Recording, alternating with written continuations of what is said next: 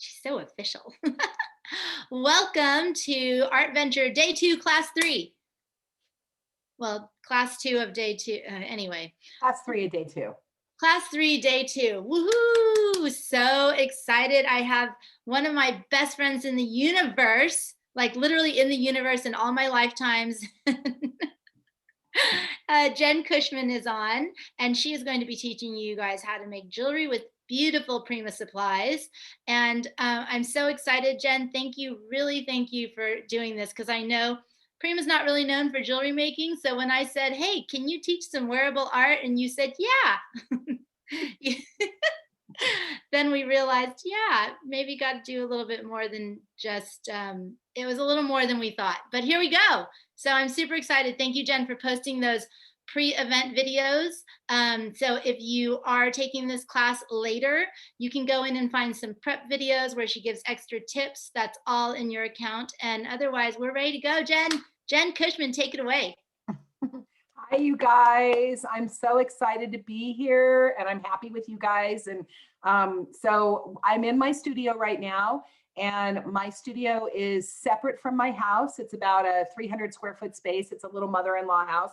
It used to be our garage way back when, and we redid it. And then when my husband was working from home, he got all the space for himself. And as soon as we refinished it, I was like, that would be the most perfect studio. And then he took it, and then my son took it. So it basically took me 11 years to get this space as my studio. But now that it's my studio, I'm never giving it up. Like, it is mine and everything else. So I'll see if I can give you a little tour. I actually kind of did not get a chance to clean up for you all here. So that it is what it is. But and then somebody said I was talking about the fact that I'm going to be going on and getting rid of a lot of my extra stuff and a lot of my things for assemblage and my things that I've collected. Up until this point, I really did a lot of found object work. So that was kind of what I did. I did a lot of found object with assemblage. Yes, I used craft supplies, and yes, I did those things as well. But I really loved the energy of found objects and, you know, being able to pick things up and figure out ways to put holes in them or ways to take them apart or ways to do it. So that's really what I was doing a lot of. I was telling a story in the beginning, but I actually started scrapbooking when my son was born. He was born in 1999. And I started scrapbooking back then. And then I quickly got kicked out of the scrapbooking club because I didn't use things the way I was supposed to. So I kind of started scrapbooking by myself. But I always scrapbook with collage. And then luckily in 2002, the chunky book thing got really, really popular, where you started adding all that stuff where it was like one photo, but a whole bunch of stuff on top of it, which is kind of what Prima ended up going into, you know what I mean, with all of that stuff that was happening with Prima and put all the stuff in. So I started teaching chunky books and how to make books and all of that in 2002. I started learning how to make jewelry in 2006. I was always an abundant woman. That's what I called myself. So definitely on the curvy side, and a lot of jewelry just didn't fit me. It wasn't sized to me. So I learned how to make jewelry that was unique and interesting and mixed media and sized to me. We live in the mountains, so it wasn't really easy to just get down and get to the bead store anymore when we moved up here. I live in a very small town. And that's when I learned wire working, and I learned, you know, resin casting, and I learned all this other stuff. And I am like the queen of make it work. Like, I really, really am. So I will give you suggestions today for other things that you can use. But, you know, I really believe use what's in your studio, you know, use what's in your craft room, use what you can to repurpose. And I love all of the Prima stuff. I think it's beautiful. I love Prima as a company. I think that the Finnabair mechanicals are absolutely wonderful, which is what I wanted to use for today. So I want to encourage you. I'm going to teach you the techniques for today. I'm going to teach you what to do, but I really would love to encourage you to look around your house and add a grandma's button to this, or add, somebody said, an Indian head nickel earrings of my mom's. Maybe you can incorporate into the necklace, of course. So broken bits of jewelry, you can incorporate in them. You can incorporate your mom's pieces. That's the thing I love about this particular junk style necklace, is that it is really a way that you can make it your own. It's a wearable piece of your own history. And so I love it. So you can add anything. It's kind of like the bohemian eclectic style. So, you know, and I'm going to teach you a little bit about design. I'm going to teach you about other things, but that's kind of what we're doing today. And I know there's a lot of you, I actually would love to see like a raise of hands or something, or put it in here. I would love to know how many of you on here have not made jewelry before. Like how many people are first time jewelry makers? It would be really kind of fun to know that. I will teach the basics. I promise you, I will teach you the basic. First timer. Yeah, do it in the chats, you guys, and let me know, because it's going to help me a lot. Okay, that's what I thought. I had a feeling by the thing that I posted on Facebook that there's a lot of first timers. Okay, good. I'm excited. Welcome to the world of jewelry. If I can bring you to the dark side of jewelry, I will be so happy. And here's the thing. I have done ceramics. I have done painting. I love clay. I've done polymer clay. I've done scrapbooking. I've done collage. I've done, you know, chunky books. You know, it's like there isn't a craft alive, mosaics, all that kind of stuff. So I have done all of that. But I'm telling you, macrame is one of the few things I haven't done. Glass blower, I haven't done that. Spirit, that's amazing. Glass blowing. Good, we've got some not first timers. Okay, so I have done pretty much every art and every craft you can play with. That's why my studio has so much stuff in it. It's because I've done all that. But the thing is, when you wear jewelry, when you can learn to make jewelry, you can learn to it becomes very personal, and you get to start wearing your art. And that's the really exciting thing about it. Oh, good. Kumihimo braiding. That's awesome. So that's really fun. I've learned that. I wasn't very good at it. I was not very good at Kumihimo. True. Honestly. Good. Those of you who do Kumihimo, you guys need to talk amongst yourselves, because that's an interesting art form. So, okay. The other thing I wanted to tell you, and I think I told with in there, we were just kind of chatting, but I am also a Reiki master, and I'm an empath. And so when COVID, and I'm certified in angel cards. Oops, sorry, you guys, that was my door. I'm certified to read angel cards. So I'm in that with that. So when COVID happened in March and I had to cancel my retreats to France, well, just postpone them until it's safe to do so. I'll be back in France as soon as we can. When all of that happened, I basically kind of did a COVID pivot right away, and I started a new business that I could do from home and do from Zoom and all of that. And it's called Soul Stir Magic. So if you want to check me out, it's soulstirmagic.com. And that's the name of my company. And it's really, and somebody said, what is the name of your business? Why did you do that? It's really not meant to be soul stir magic together. It's really soul period, stir period, magic period is what it is. So anyway, so that's kind of the new business I'm doing. And then I have Soul Stir Magic on Facebook, and I do Magic Mondays at 11:11. So if anybody wants to hang out with me every Monday at 11:11, that's when I do that. So, okay, is that it, Elena? Do we go into the class right away? Is that what I want to do? We can, but I would like to show them this so that they know if you are missing your jump rings. They come in this tiny little bag. It's tiny. It might have got stuck to one of your packages. It could be like behind your package like this, you know what I mean? Like it's probably there. I learned a lesson. For the next one, I'm going to take it and I'm going to tape it. The next time there's something small, because people were missing Frank's crowns, but then they were finding it like on the floor. I'm going to tape it onto a piece of packaging, like with a big blue painter's tape or something, so that they don't get misplaced. But it's a tiny bag. Jen packaged all these for you. I was going to say, I know you have jump rings because I actually patinaed them and then packaged them. My daughter and her best friend helped me package. We did, I don't know, 7,000 jump rings or something, for real. These are hand patinaed, hand packed by Jen and Bella. So check, it might be like stuck to something, you know, like it could be like, because it's just, you know, it could easily be stuck to something. Not right now because I'm trying to show you, but okay, I hope you can find your jump rings. Okay, that's it. Yeah. Thanks, Jen. Yeah. Oriana said 11:11 Pacific Standard. Nope, it's 11:11 Arizona, which is Mountain Standard Time. And we don't do, Arizona and Hawaii doesn't do daylight savings. So it's Mountain Standard. Okay.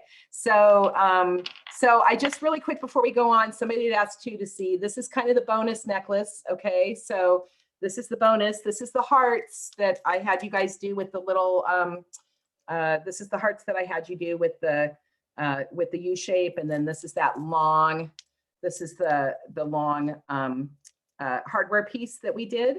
And it's not attached to anything. So you can see front and back of that piece. So this is kind of the bonus piece. This is just extra.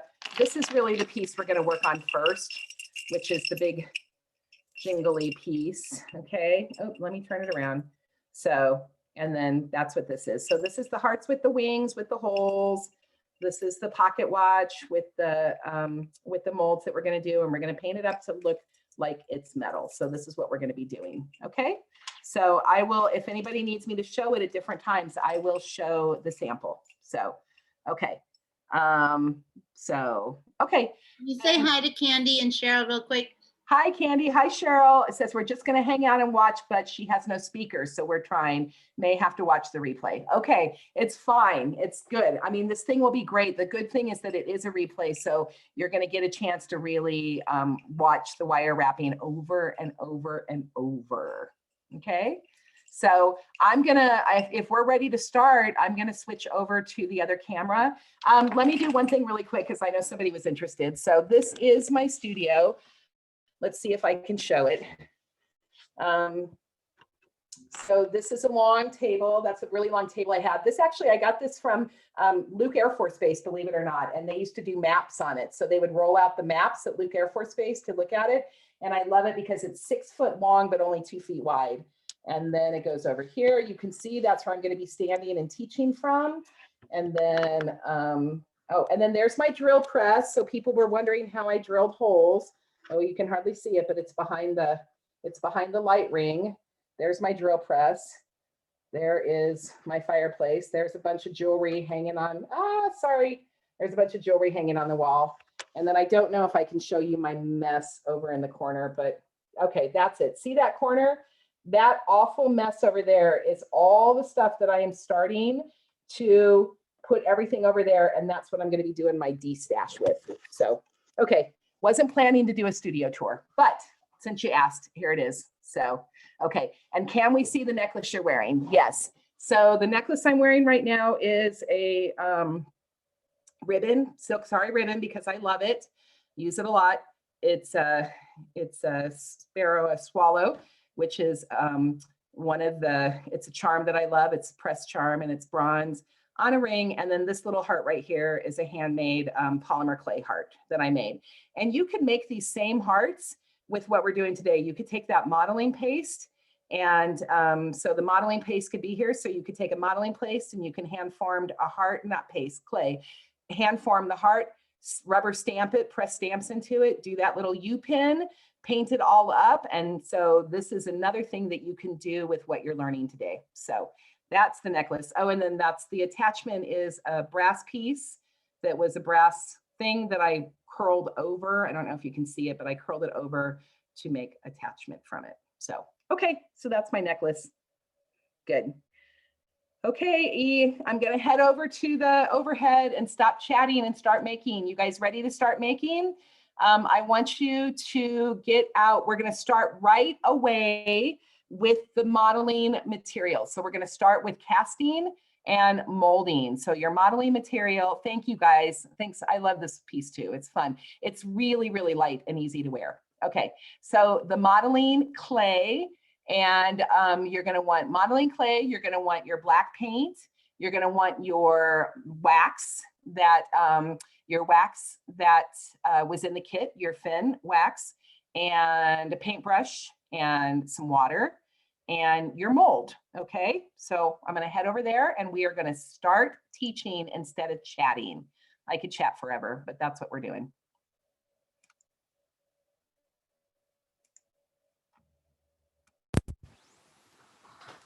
Okay.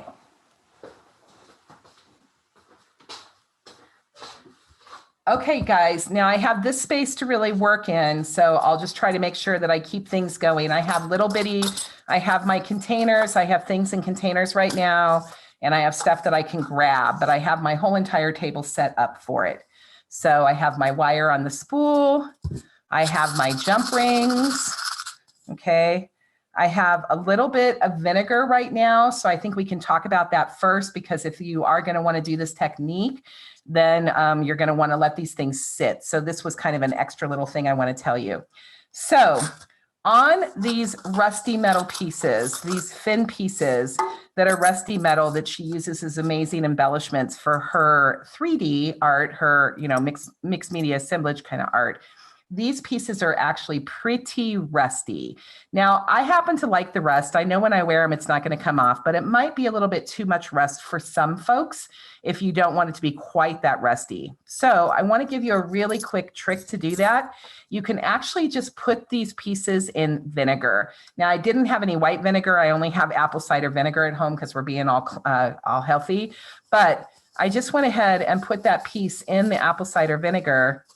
And then I was able to bring it out and then take a towel and then go ahead, and then you can see that it took off. I don't know if you can see with the light, but it actually took off quite a bit of the, hang on, let me try to get the light better. Okay.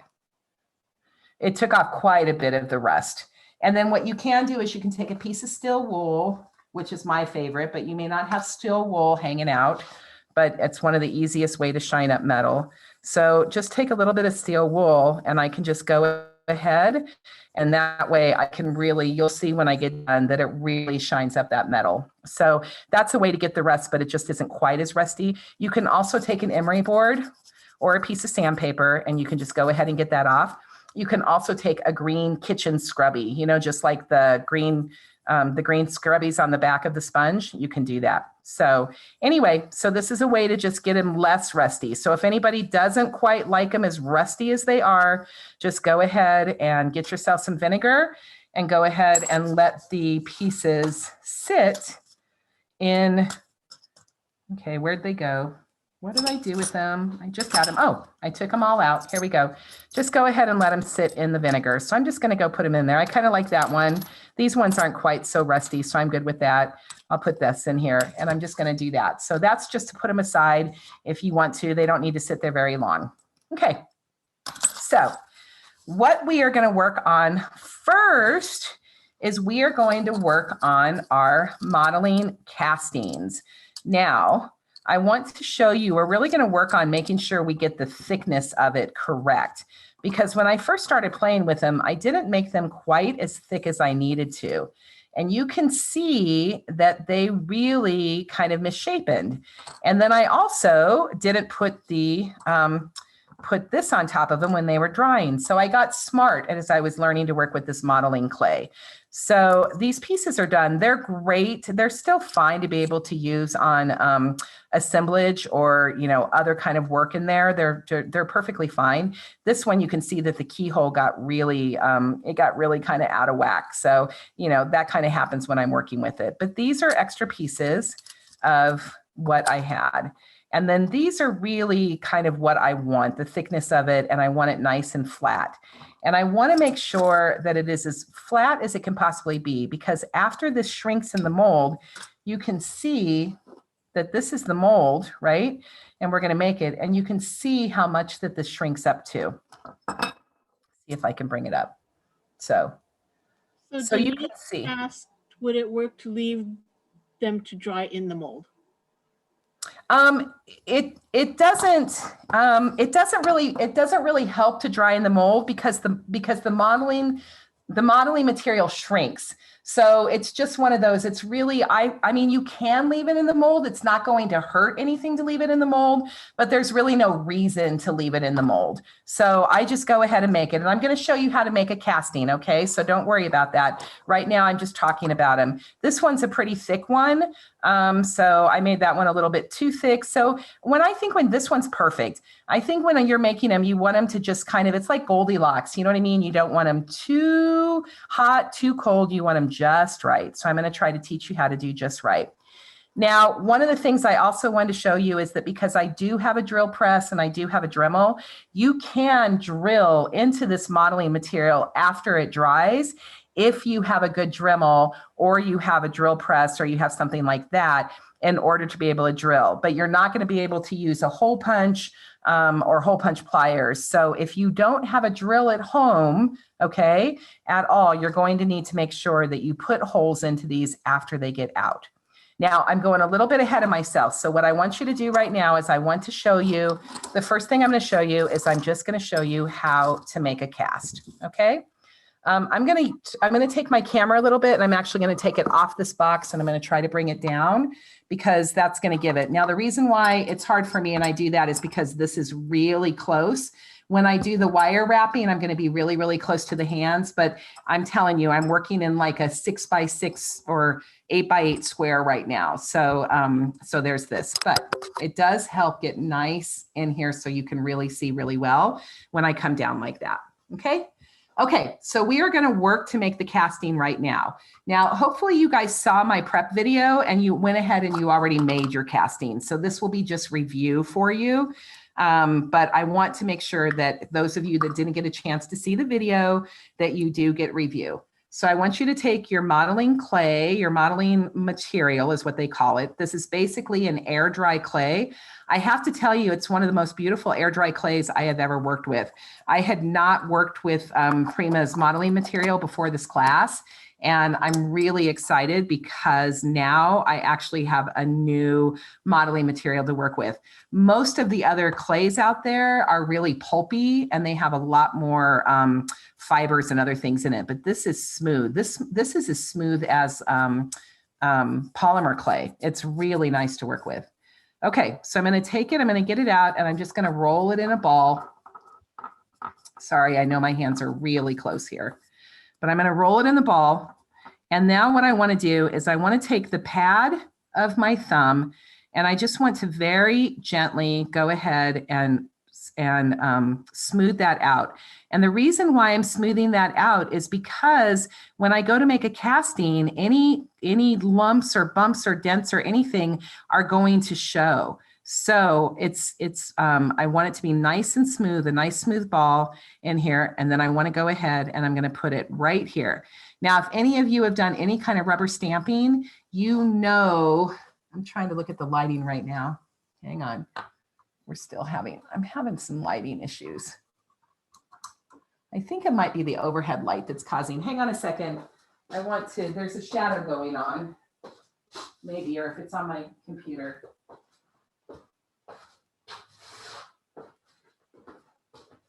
Okay, you guys. Hitomi, let me know if the lighting's okay. And I don't know if I turned the overhead light off and I don't know if it's causing shadows or if it's better to have the overhead light on. So maybe you guys can let me know. I want to make sure that this is the best possible experience for you. So that's why I'm really trying to make sure that the camera is working and it's good quality. Okay. Okay, we can see you, Jen. It's I think it's pretty clear. Okay. I'm going to tell you, these supplies that you're mentioning, like a Dremel and a punch, I think you mentioned a punch. You mentioned a drill press. Yeah, but no, there was something else you mentioned, a punch. Oh, the hole punch. Mm-hmm. So can you show those when you're mentioning them? Because there are so many beginners and I think they're. I will. And I will show those when I get to the metal. Okay. Because I am going to punch the metal. So I'm going to move on to that. And I am talking about it right now. Thank you for doing that. As you guys ask questions, I'm not trying to be a rude teacher by any means. It's just I have a system of the way I'm going to be teaching this class to you. So if I tell you that I'm going to mention it, I promise I will mention it in the next section. And if for any reason I forget, you make sure that you ask questions, okay? But in order to kind of keep going through, it's easier for me to do them in the steps. So right now I want to do the casting, and then we're going to get on to the metal work afterwards. Okay? Okay. So for the casting, does it make a difference with the light overhead on or off, Elena, at all? You know what? It's a little blurry trying to focus on your hands and the mold. Okay. You maybe go up a little bit. I think. Okay.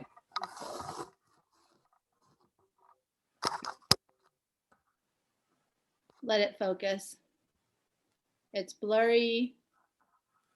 I pressed the autofocus. I think when you're pressing it, it's shaking the thing, and so it's Okay.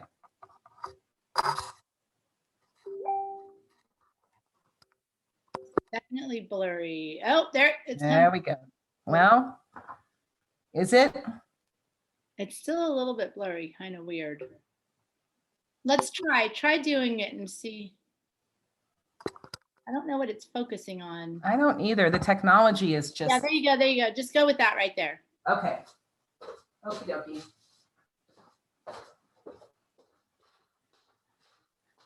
I like the way Alyssa had that table that just moved up and down and the camera stayed. It was like, whoo, that was brilliant. So I don't have that. Okay. So I want to go back to this right now and nice and smooth. And then we have this hardware right here. So what I want to do is I just want to push it down. So if any of you do rubber stamping, you know that when you do rubber stamping, you want to press down firmly. You do not want to rock your stamp. Casting is very similar. You want to press down firmly because you are trying to get all of that wonderful detail that is in your mold. And I can tell you, I make molds from found objects, but these molds that Prima does has the most beautiful, I mean, just it gets the relief so well. So now what I'm going to do is I'm going to take it in, and then I'm just going to take my finger and I'm going to take that modeling material and I'm just going to pull it to the side. Okay. And I'm just trying to completely fill the cavity of that mold. And you don't want it to go over because then you're going to have to cut all that off. So you just want it to go there. And then I want to take it because I love the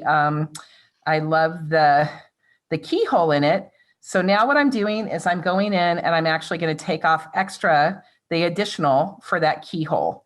And then I'm going to just smooth it out and get that back nice and smooth. And I'll just take my hand, and you have plenty of time with this modeling material to work with it. It doesn't dry up right away. I mean, as you guys know, it takes overnight to dry. So you really can take it and then just really work it in and get nice and smooth in the back. You can take a flat credit card, an old credit card. Jen, it is blurry for some reason. Okay, ever since I moved it, it's not adjusting. And I'm pressing the autofocus. Nope. Oh, it flipped around now. It flipped. It's trying to focus, but there, it's Yay. perfect. It did it. Thank you for telling me. Keep me on track like that, please, Elena. Yes. Okay. Will do. Good. Keep me on track. Okay, I'm going to put that down. Now you can use an old credit card to scrape it if you want. I'm looking to see where my old credit card went. I also have these little, I have to pull them out right now. I love these things. Hang on. These are Bondo spreaders, you guys. You get these at the hardware store, and it's what the drywall guys use, and they use it to put the plaster on their walls. These things are so amazing for being able to spread gel medium on and other things. So these little, I mean, you can use a credit card too, but I'm telling you, these little Bondo spreaders are fantastic. So anyway, so that's the little Bondo spreader. So now what I can do is I can even take it, and if I want to just smooth it out, I can even just take this and really smooth that out. And then that allows it to be really nice and flat on the top. And then I can get the extras out of it if I want. But then I got to go back and pull the hole and just mess with it for a little bit. So that is how you make a cast. Okay. So you just make a casting right there. And then, yeah, and then the question Hitomi said, can you let it dry in the mold? And you could let it dry in the mold. It's going to shrink as it dries. And one of the problems with that, though, one of the other things is that it still will shrink. And so it's still going to move around. So, but try it, give it a shot and see. So what I do is I take the bottom of it with my hand, and I take the flexibility of it and I start moving it away. And then very gently, very, very gently, I pull my casting out. And then if I have any extra things on the side where they're coming where I did that spreader, or anything is not quite looking exactly like the hardware, I'll just very gently take the pad of my finger, and I'll just go ahead and get rid of it right there. I'll even go in the side, and then in the keyhole already, if I have a little piece that's kind of sticking up, I can just go ahead and just flatten it out right there. Okay. And then what I did later, one of the things I found out later as I was working with this is the way to get it to dry nice and flat is I would make 3 or 4 of those. This is what I did in that video. So I'd make 3 or 4 of these and go ahead and put them down. And then what I do is I put this on top of it. And then the weight of the mold will actually help keep it nice and flat as it's drying so it doesn't wiggle around there. And then it didn't completely dry overnight with the weight of the mold on it because it didn't have full air all the way around it. So I just let it dry overnight like that. And then I just took it out the next day and then just let it continue to cure by itself when it was, with full air on it, just sitting there. And then I found that that allowed it to be much straighter and dry much flatter. So I did these ones with that. Okay. So I'll show that one more time, and I'll show that now with this one, with this nice long one. So just one more time, I'm going to show the casting. And the cool thing about this is I taught a lot on how to do molds, how to make your own molds from found objects. So one of the things for years and years and years, I would go to the Paris flea markets, and I have a huge collection of antique hardware, huge collection. That's going to be part of some of the stuff I'm going to destash. And then I would use molding putty and I would make my own molds. So the fact that Prima actually came out with this, and it's a perfect mold every single time, and it's multiple molds, is pretty incredible. It's like I look at these right now and I'm like, what am I going to do with all my old hardware molds? I don't even need to do that anymore. Then, I'm sorry. So Carrie Ann, she's in Norway, and she said mine is still not dry 40 hours after casting. Temperature and humidity, I think you can put it into an oven really low, too, if you're in a really humid area. Right, Jen? I believe so. You got to be very careful about the temperature on that because the clay, I believe the clay will crack if it is definitely cured at too high of a heat. Yeah. So I think as long as you can, so I have a little space heater that I have in my garage, but it's one of those air, it's not like the heat dishes. And I would put it on there when I was doing it because I was casting some pieces when we were snowing outside, and I was having the same issue. The only thing I can tell you is it's got to be related to how cold it is there and what it is going on in terms of the humidity inside of your house for doing that. Because my modeling material, I live in Arizona and I live up north, so I still live where I get snow, but I have not had any problems. My modeling material has dried every single time. So the days that it was snowy, it definitely took longer to dry. So maybe stick it in front of your heater or in front of the fireplace. Yeah. I don't know what would happen if you took I haven't tried it, but it would definitely be worth it to try a heat gun and see if you have like a craft, a heat gun for embossing, and give that a try and see if that will help speed it up. You can't really take a heat gun to resin, but I'm sure I've taken to help speed up things with air dry clay before I've done that. But really air dry clay is just meant to just dry on its own with air. So I'm sorry, that's a bummer that's happening to you. Okay, so I just want to show you. So the other thing is when you get ready to make your casting, if you have a long shape, take your clay material and start making it basically the shape of your mold. So if you have a round mold, then start with a round piece of clay. If you have a long rectangular mold, make your little piece of clay a little bit longer when you're doing that and nice and pad. And then I like to make sure that my clay is nice and thick because that gives me plenty to work with as I'm pushing it in, okay? So now I'm going to push that in. I have a lot of extra clay here, so I'm going to end up pulling a lot of extra clay off of this, but I'm going to go ahead and make my casting. And now I'm going to go ahead and then just kind of pull off the extra clay because I used way too much. But that's the cool thing about this. And then here's the other really fun stuff about this air dry clay. Let's say that I'm doing this right now and I'm like, ugh, I did way, way, way too much clay. I could just take this whole thing out, just start all over again, okay? It's not like resin. When you pour resin in, it's really, you can't get the resin out.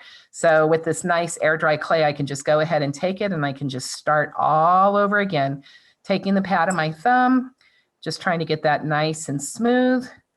I'm gonna place it in there. And then just going to gently fill the cavity. You don't have to take the middle piece out if you don't want to. I mean, you don't have to make the keyhole show. You could always go back in and just paint it with a black and not worry about it. But I just like I like the realism that it gives to it. It just makes it look like, oh, you know, particularly when you're trying to paint it up and make it look real, when you actually have that negative space of the keyhole, I think it just adds so much to the quality of your art by having that. Okay, so now I'm just going to go in and I'm just going to smooth that all out. Okay.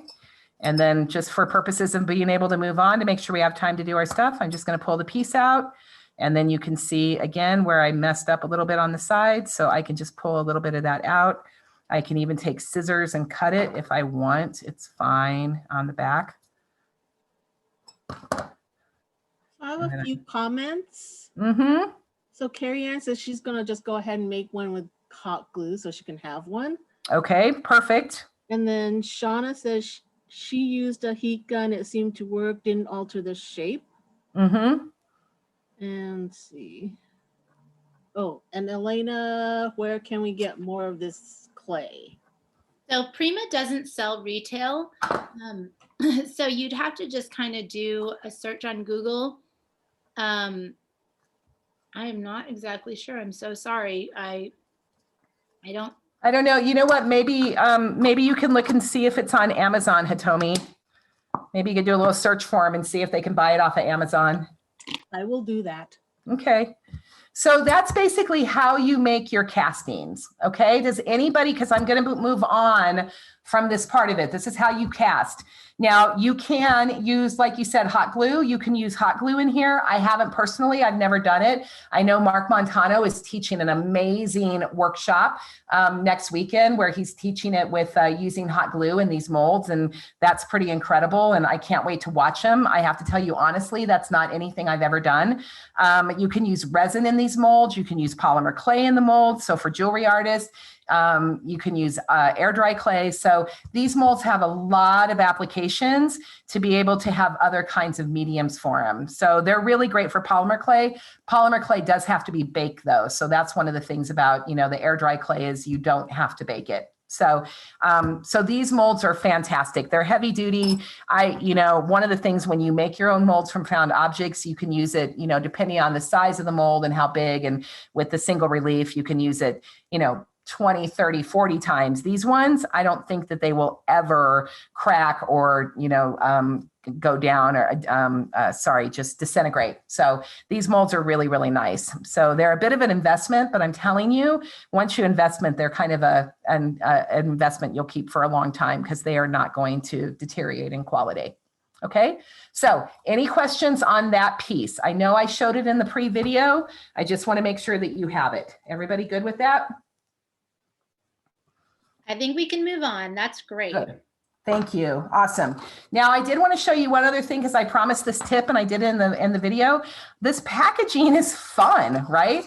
So this is the packaging that the hearts and the wings came in, at least my hearts and wings.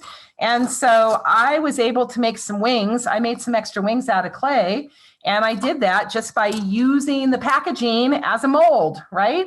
So I just went ahead and took the packaging and took some of this magic clay, magic modeling clay.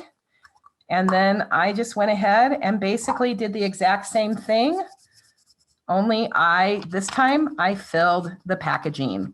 And then I was able to make some castings. So I was able to make some wing castings. So this was super, super, super fun. And I really was kind of excited about this. And I'm sure I did not come up with this, and I'm sure that I did not invent this, but you know what? When you do something really brilliant and you feel like it, you're like, dang, I'm good. I just invented that technique. And I know darn well I didn't. It's just shoving some clay into here, but I sure thought, what a great way to reuse it. So I went ahead and did that. And then same thing, just pull them out and look at that. You get a really cool, you get some really cool wings. So don't throw the packaging away unless you want to, but I wanted to show that as an extra little tip. Okay. Cool. Okay, so now we are going to move on, and we are going to move on to taking these castings and making them look like something.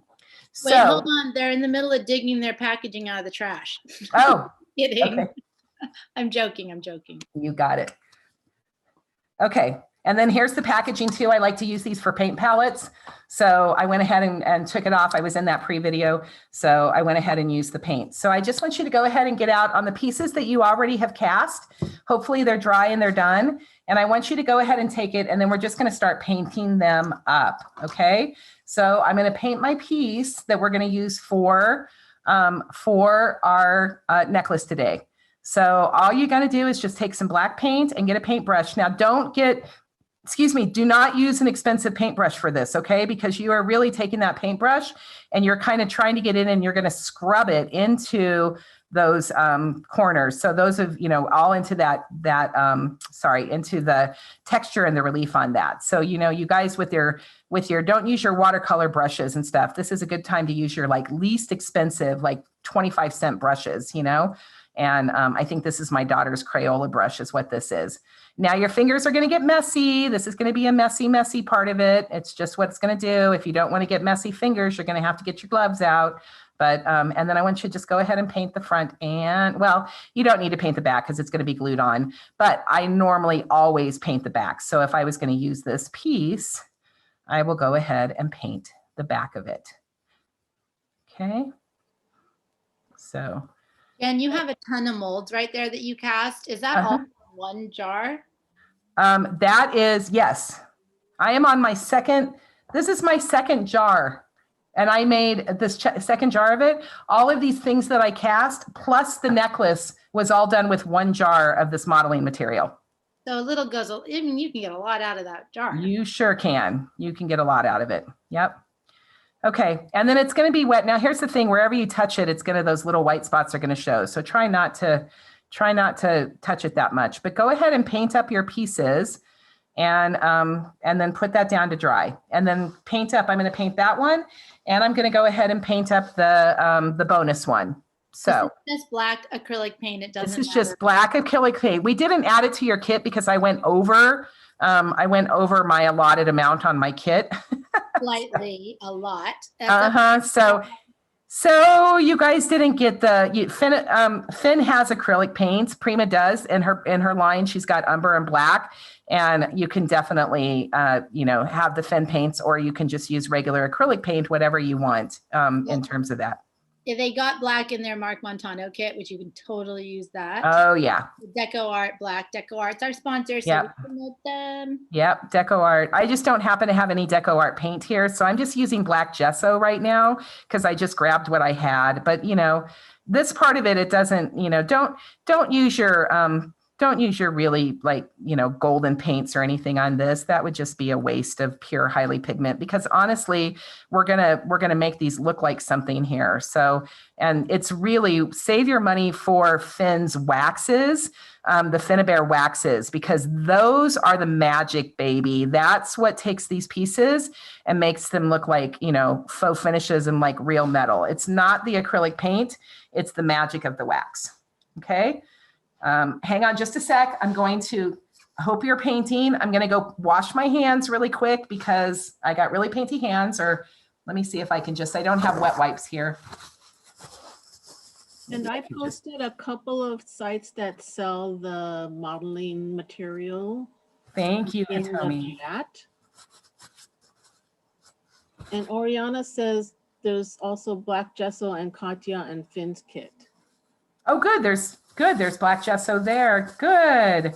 I didn't know what's in the other teachers' kits, but that's awesome that you guys have that. So, okay, now you just want to go ahead and let that dry. You could speed this up with a heat gun right now if you want to. Hang on, I'll be right back because I need a little water dish right now, and I didn't get one. Luckily, I have a sink in my studio. No problem. I actually have a sink and a bathroom in my studio. I'm so excited. It's the little things. I know. Not having to walk in the house. Okey-dokey. Okay. Got my water now, so we're good there. Okay, so we need to let these dry just a little bit longer. This is where I was starting. I was just playing with, I did get Finn's, I did get her liquid acrylic of the burnt sienna. And I just kind of started playing and I was like, I didn't know if the burnt sienna would do the back. So I'm just going to go ahead and I'll show you what it looks like to do a different color instead of black.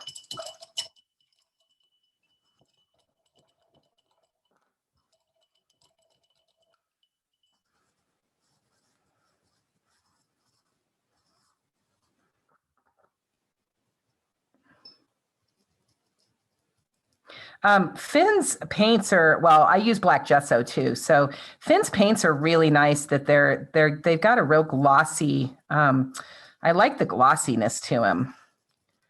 So they're almost like a transparent, you know, or liquid acrylics is what they're like. So, and I really. Ours is called liquid acrylics, isn't it? Is it liquid acrylics? It is.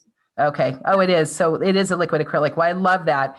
So it's really nice. And I have to say the quality and the look of this is just as good as golden, or at least what it appears to me that with the liquid acrylics, that this is a really, really great quality and lots less expensive. So I'm not a golden educator.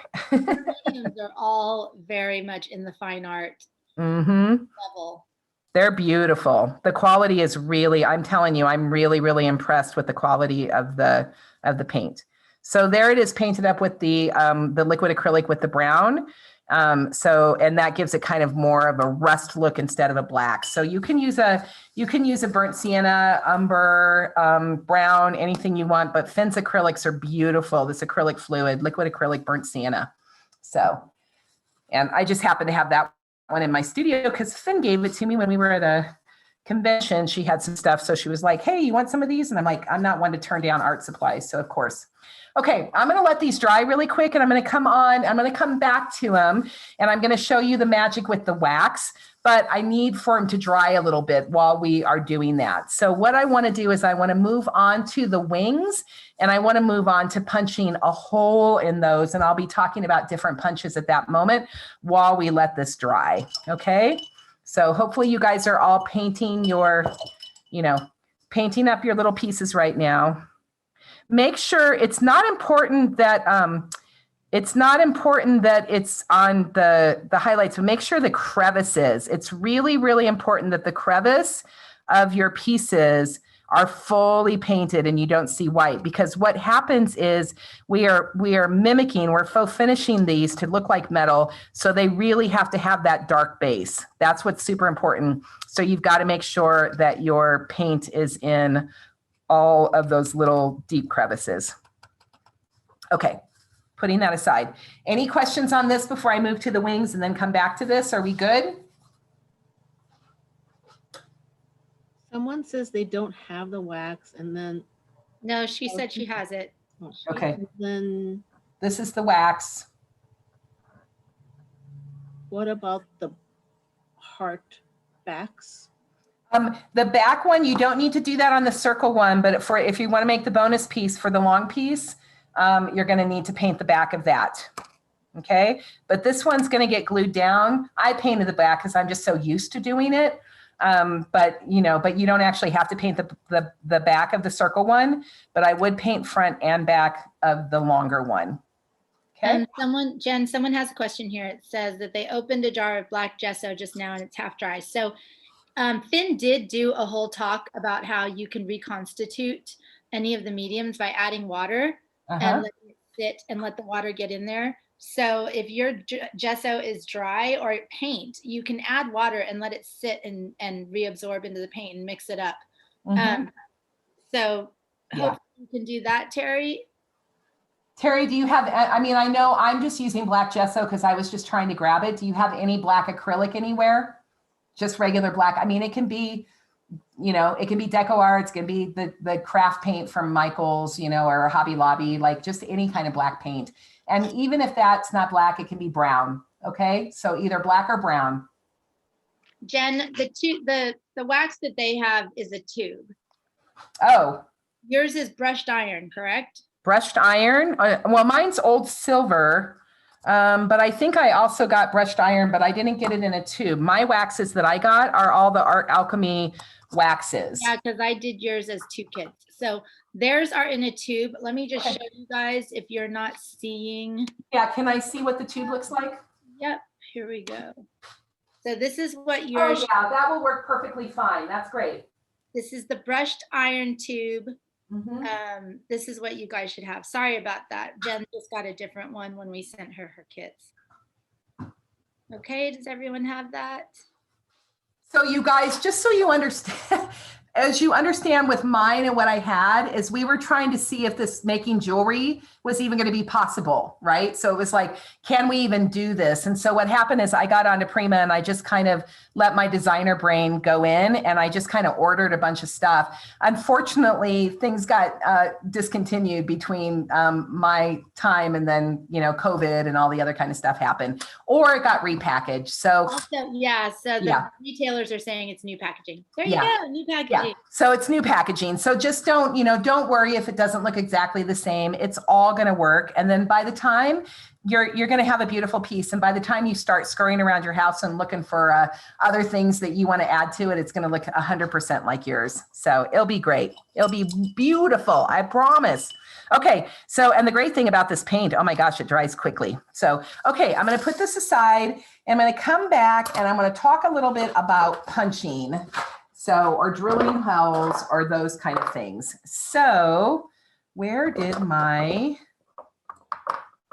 hang on a second.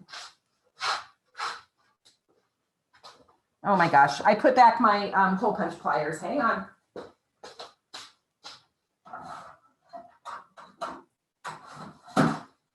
I was being so efficient. I cleaned up for the Beat-A-Lon challenge to teach today, and then I put half of my stuff back that I needed. So, okay, this is a metal punch. There's a couple of manufacturers that make them. The one that I like and I use is just from Impress Art because I do a lot of metal stamping because I love the personalization of the metal stamping. So it has a 1/16 and a 3/32, which for jewelry, these are about the size of the holes that you want. The other thing I like about the screw down punch, it is pretty heavy duty because this punch that I have will actually punch these holes. Now it takes some strength as opposed to this, hang on, move it over again.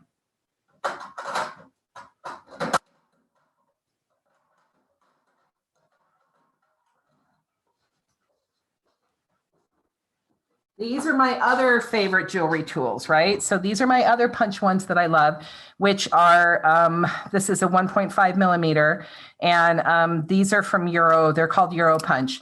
And I really like these two, and they punch holes. But the thing is, these punch much thinner metal. So these are really meant for, just charms or like thin charms or copper or other things. So these ones, this metal of these wings is too heavy for this. This punch plier is not, no matter how much I squeeze, it is not going to work on this metal. So those don't work. So I did find that my screw punch works. And the way that happens is you've got to put it in. So you take your metal charm, the wing, and you put it in. And then you find a spot and try to find a spot in between the wings because you have less metal here. You don't want to do it on top of one of those. And then I go ahead and then I will screw it down. Now it takes a little bit of strength, but not much, but it punches the hole pretty easily. Now I know a lot of you guys, these are specialty tools, and a lot of you, if you've never made jewelry before, you're not going to have these tools, but you can see that it punched out the metal pretty well, and it put a pretty great hole in there and a pretty small hole. So I really love that one, and it makes a clean hole. The other thing that's nice is it doesn't have any burrs on the back. So, and that's important because when you are doing your wire wrapping or when you are punching holes in metal, if this stuff is scratchy, if it's burrs on it, if it's uncomfortable, it will hurt when you're wearing against the skin. So when we start talking about wire wrapping, I'm going to be very careful. We're going to talk about pokies because in my jewelry, I don't want anything to be pokey. I can't sell it that way. I can't wear it that way. So there is that for doing it. this is the, if you have no other option, if you don't have a Dremel, I'll show you a Dremel really quick so you can see what I have.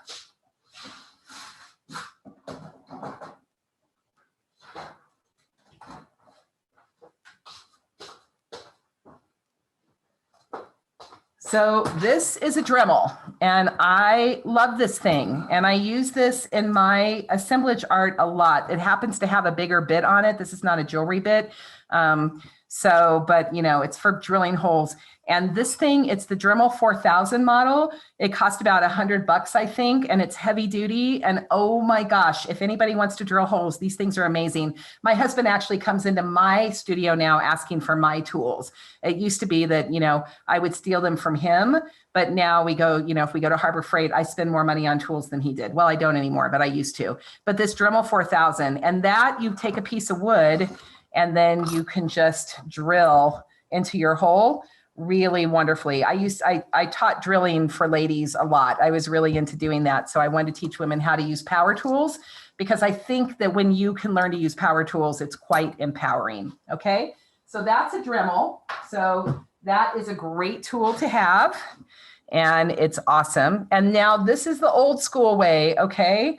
And I don't recommend this, but if there is no other way for you to get a hole in your wing, take a nail, a very sharp nail head, put it down the middle, take a block and a piece of wood, and then take a hammer. Hang on, I have to move it a little bit away from the overhead camera.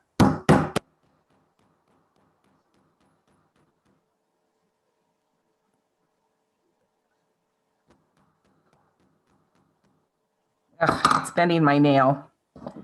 It was working earlier. I had a much stronger nail. Hang on, I may have to find the nail that I got before. So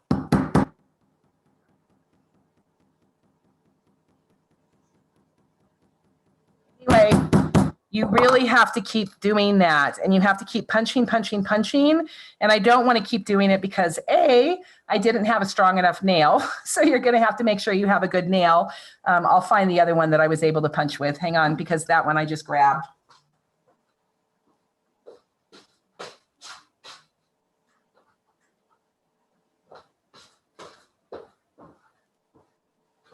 This was the one I used earlier to try it to make sure it would work. There we go. Much better. The nail is important. Okay. And you can see that it's punching a hole in there. So that's fine. We're using 22 gauge wire, and that's actually a very thin wire, which is really nice. And you don't need much of a nail to be able to get your wire through. You can see, well, I'd have to keep going, but it actually fits. The nail will punch through there and it'll fit. Now, the problem with that is when you punch the nail, your wing is going to get a little bit bent. And then also you're going to have a pokey spot on the back, and you don't want the pokey spot. So you've got to take a file. So this is a jewelry file. This is a round one. Terry asked, does the Dremel leave burrs on the backside? No, it doesn't. That's why the Dremel's wonderful. Nope. So a Dremel does a nice clean drill. A drill press does a nice clean drill. The punch pliers normally, both of these, this one, but if you're only going to get one tool, really, if you're going to get one tool for this, I really recommend getting this screw down punch. So this one is really nice. The only thing that's a little bit more difficult about the screw down punch is that it's because it has the top and bottom, it's not always the easiest to see where the hole is. So sometimes you have to just kind of finagle a little bit, where this one's just a nice, easy, boom, you know what I mean, punch on there. But this thing is heavy duty, and the hole, you can see the big difference between the hole. I don't know if you can see it. Let me see if I can autofocus it. Hang on.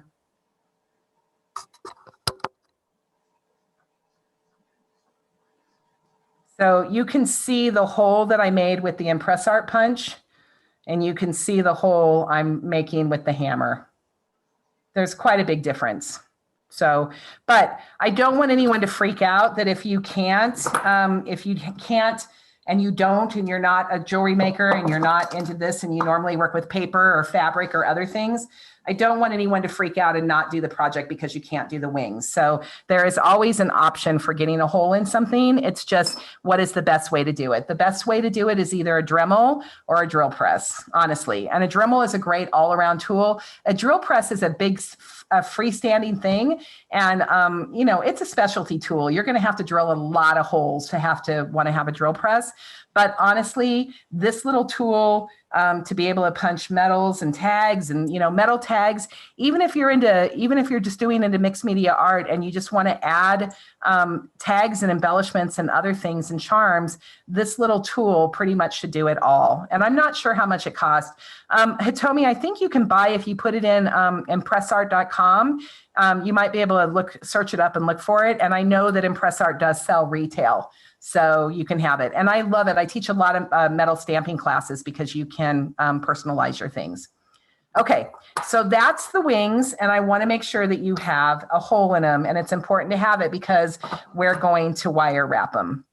So one of the things I wanted you to do in your prep work is I wanted you to have your wings where you already drew a hole, and then I wanted you to go ahead and glue the heart on top of it. If you didn't glue the heart on top of it right now, don't worry about it. You can always glue it later. We'll attach it first, and then you can come back and glue the heart on it if you didn't do this already. But this is what I was hoping to have it done, was to go ahead and have your wings with the hole in it and the heart put on top of it. Okay. So, and of course, the way I did that, obviously I have this pair of wings right now, and I have that there. And then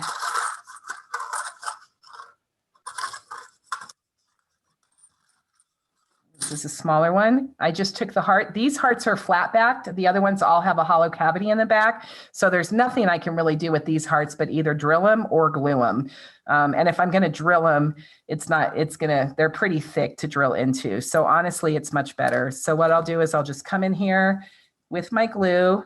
The glue needs to be a heavy duty glue. So like an E6000 or a bead glue, hypo cement. This is a glass and metal and more glue from Beacon. And I actually really like this stuff. It's really flexible, but you just want to go ahead and glue that little heart right onto the top of it and then put that aside to dry. Okay. I have a couple of questions. Good. Carrie says, I have a resin drill, but how do you keep the object from moving? A resin drill? What kind of drill? Resin drill? Not sure. I don't know what a resin drill is. Is it a hand drill?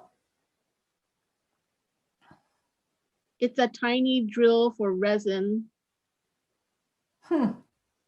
I've never heard of a resin drill, and I've done everything resin, so that's kind of interesting. It probably isn't. If it's for resin is a pretty soft material, so honestly, it's going to go in there, and it's really not going to. Most likely, it doesn't have enough torque in there to be able to drill into metal. So that's the nice thing about the Dremel. The Dremel is electric, and it has a whole bunch of torque in there, so it will drill it. The best thing you to do, but to drill anything, and you want to, if you can't hold it down with your hands while you're drilling, you can take a small clamp and you can clamp your piece down. And then they have clamps, you can buy them. They're little tiny clamps, and then you can just clamp your piece down. I have a clamp. I'll show you what I have. This is specialty stuff, so you don't really need to have these things.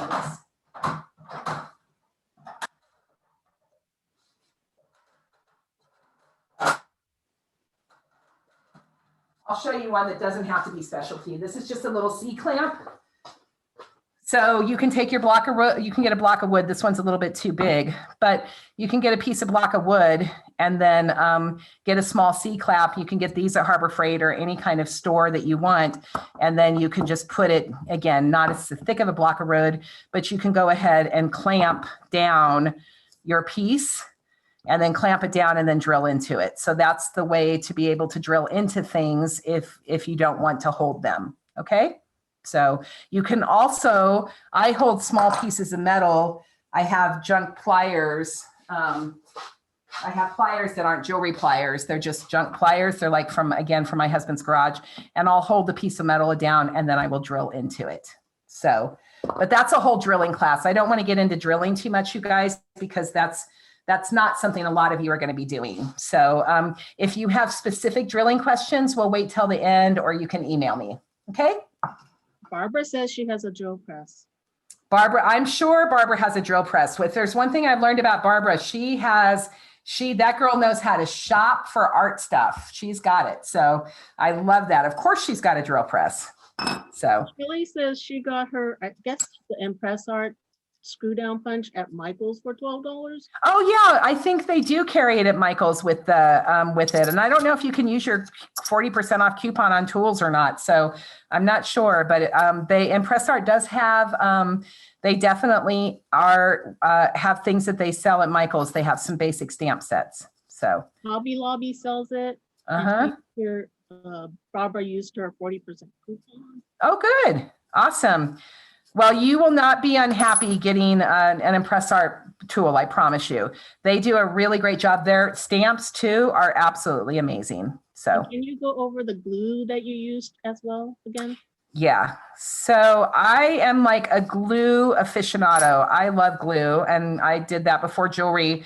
I glued a lot of things for collage and other stuff that I was working with. So I used E6000 for a long time. The problem with E6000 is it's really stinky. And I just, I got to a point where I was using liver of sulfur for patina, and I just got to a part where it's like I just didn't want the chemicals anymore. So the thing I like about this glass, metal, and more glue, this is it's from Beacon. You can buy this. I'm sure you can buy this at Michael's or Hobby Lobby. But it bonds glass, metal, plastic, mosaics, jewelry, mesh, and more. So I really like this, and it's water and weatherproof. But really what I love is it's a fast grab, it's a strong hold. And so I prefer this particular glue over E6000, but you can easily get E6000 and glue it. But in terms of, you have to have some kind of glue that will bond metal, and craft glue, like an Elmer's glue and those kind of things, it's just not strong enough hold to be able to bond metal. So it's important to get a metal glue. You can use, what's that fast drying glue? Oh, come on, someone help me. My brain's not working. That stuff that's like real stinky, but it glues like almost instantaneously. You can use that as well. But are we talking about super glue? Super glue, thank you. You can use super glue if you have it around the house. I'm just trying to get away from fumes. I'm trying to go so much more natural with all of my stuff. What I'm putting into my body, what I'm having what I'm cleaning with in the air. So glues can be one of those things that can be toxic. So I try to stay away from as much toxicity as I can. So that's the glue. I have a few questions about the wings. Uh-huh. How many wings do we drill? You really only need 2. If you want to make to make the main thing, I used 2 of the larger ones, and I wasn't worried about them matching. So I just used 2 different ones. Okay. So it's just important to have 2 of them. But then they're so cute. Remember what I told you is that, you don't have to make this junk necklace. You can just make very simple, small jewelry. So these little ones are so incredibly cute. So it's like, they're so adorable that you can just take these little ones right here, put some jump rings in them, and put them on a simple chain. And I mean, people will go crazy for them. You could put these in your Etsy shop like crazy, just selling these ones with the chain on it. So I went ahead and made them all up. I even made these little baby ones because I just think they're so cute. And I love hearts with wings. I have hearts. I have a huge heart fetish. For me, hearts, heart obviously means love and kindness and all those kind of things, which is really, really important. And then wings are always freedom. And freedom is like one of my core desired values. So that's why hearts and wings are kind of my thing. It's the first thing Elena and I bonded over was the hearts and the wings. So, okay. And then the other thing, with the modeling material, hang on, there's one other thing I want to go back to. Let's go, because I'm going to go back to painting, but I want to go back to the modeling material really quick. I want to show you how to make the attachments for this with the, I'm going to go over that again on how to make the attachment for this so you didn't have to drill this hard. I was actually trying to cut down on all of the drilling for you because at first I drilled everything and then I thought to myself, ooh, this is probably going to be a problem. So I wanted to come up with an alternate way to be able to do these attachments. And this is the way I've done. I use this for quite a few other things that I was doing. I used to take little watch pieces and then I would take the watches and bed them into clay and then make this kind of attachment. I still do that. So I just want to show you how to make that attachment really quick. You want to take one of the hearts, whatever hearts you're going to use. It takes 2 of them for the bonus necklace. So you want to take the back where it actually has the hollow area of it. And then you want to go back to your modeling material and you just want to pinch off a little bit. It does not take much at all, just a little bitty ball of this, about that much. And then what you want to do is you just want to start filling the cavity of that heart with the modeling material. And then understanding that it's going to shrink up, so make sure you go all the way to the edge with it. Okay, so you'll fill that cavity. And then what I want you to do is I want you to take your wire. So I have different wire than you do because Beadalon sent it straight. Beadalon's a sponsor. They did our jump rings and our wire. Love Beadalon. I just did the Beadalon Designer Challenge. I had to do a part 2 because we got snowed in and I didn't get my kit. I'm going to ask you guys to follow me on social media and go vote for my piece as soon as it's up because I'm a week behind and it's kind of a popularity contest. But anyway, but I'm using different wire, but it's fine. It's just like the Beadalon wire. So now what I want to do is I want to take a piece and I'm just going to cut it. I'm going to cut a couple inches. It's just not much at all. And then I'm going to go ahead and take it and I'll take that piece and then I'm going to take it. I'm going to cut it in half. And now I'm going to take my round nose pliers. These are the round nose ones. I'm going to use my Weber's because I like them better. So these are the pliers. And then I'm going to stick that right in the center and about halfway. If you put it here, it's going to be a little loop. If you put it down here, it's going to be a big loop. So depending on what size of the U you want, but about halfway is about perfect. So I'm going to put it right in the middle there. And then I'm going to take the ends and I'm just going to fold it over, as you can see. Hopefully you can see that, right? I'm folding it just over the mandrel of the pliers. So I'm going to take that out and then I'm going to take my wire snips and I'm just going to snip that up so it looks like that. Looks like a tiny little U. And then I'm going to take that and I'm just going to put that in and shove that right into the clay and leave enough of it so you can see. If you turn it around, you should be able to see your loop there. And then just put it in the clay. And then that way we're going to be able to make an attachment for these hearts without having to drill a hole. So I'm going to make the second one. Same thing, going to put it in here, fold it over, make that little U-link. And then that one's pretty good. I don't need to cut it down. And then I'm just going to put that in and I'm going to shove that into there right now. And then here's another little tip. You don't have to do this to work on the back, but a lot of times necklaces, when you wear them, they'll flip. And so sometimes they'll actually flip on you. So I like the back to be as pretty as the front. So one of the fun things about this, and this is also taking advantage of that wax that we're getting and we're doing, where you guys just have it repackaged, same stuff, just repackaged. So I'm going to take a rubber stamp. And then I'm just going to take it and then I'm just going to actually go onto the back of that. And I'm going to put a little bit of texture onto the back of my clay. And you can't really show it. It doesn't show so much right now, but I'll show you later what happens when you have the texture in the back, when you paint it up and then you put the wax on there. The wax picks up all the texture and then the back is just as pretty as the front. So it's just an extra little tip. You don't have to do it. It's just something I like to do. So I want you to make sure that you're going ahead and you're filling you're doing this with your hearts as well. Now, hopefully you did this ahead of time because we're not going to be able to attach these to the necklace today if it's not dry. So if you didn't do this ahead of time, then you're going to have to wait for this to be dried. Now this will pop out. This one's glued in already. So this will shrink up and this will pop out, as you can see. Hang on.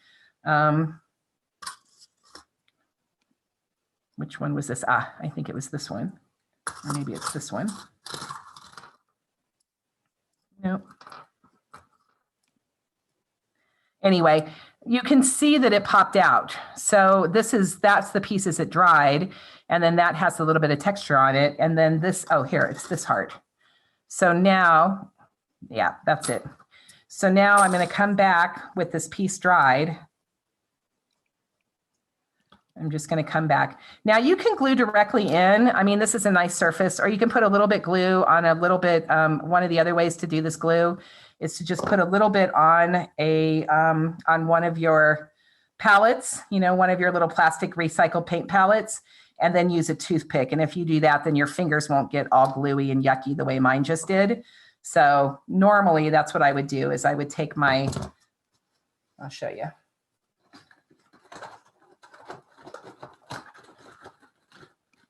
I will take one of my recycled packaging here, and I will put some glue on there. So that way I have it. And then I can go back with a toothpick and obviously set that glue in with the toothpick, so I'm not getting it all over my fingers, and I can have much more precision of where I'm putting it. So that's a good tip for being able to do jewelry. Jewelry, you just work small. That's just the way it is. Just work a lot smaller. Okay. Any questions on that part, on the U part or on the joint part of being able to do that? Any questions? Nope. Someone asked something about 5-minute epoxy. Jeannie asked something, how about 5-minute epoxy? Of course you can use 5-minute epoxy. The only thing about the epoxy glue and those kind of resins, those quick resins and that kind of stuff, is that the quicker that they are meant to dry, the more chemical they have in there of the hardener. So it's really in resin. It's not the resin itself that has any toxicity to it. The resin has less toxicity into it than acrylic paint, actually. But the hardener is the one that has more of the toxic material in it. So those quick dry epoxies, they're stinky, and they've got a lot more of the, and I don't want to say toxic because I don't want it to make it sound like they're terrible products, because they're not. Just be careful of them in a well-vented place if you're going to use your 5-minute epoxy.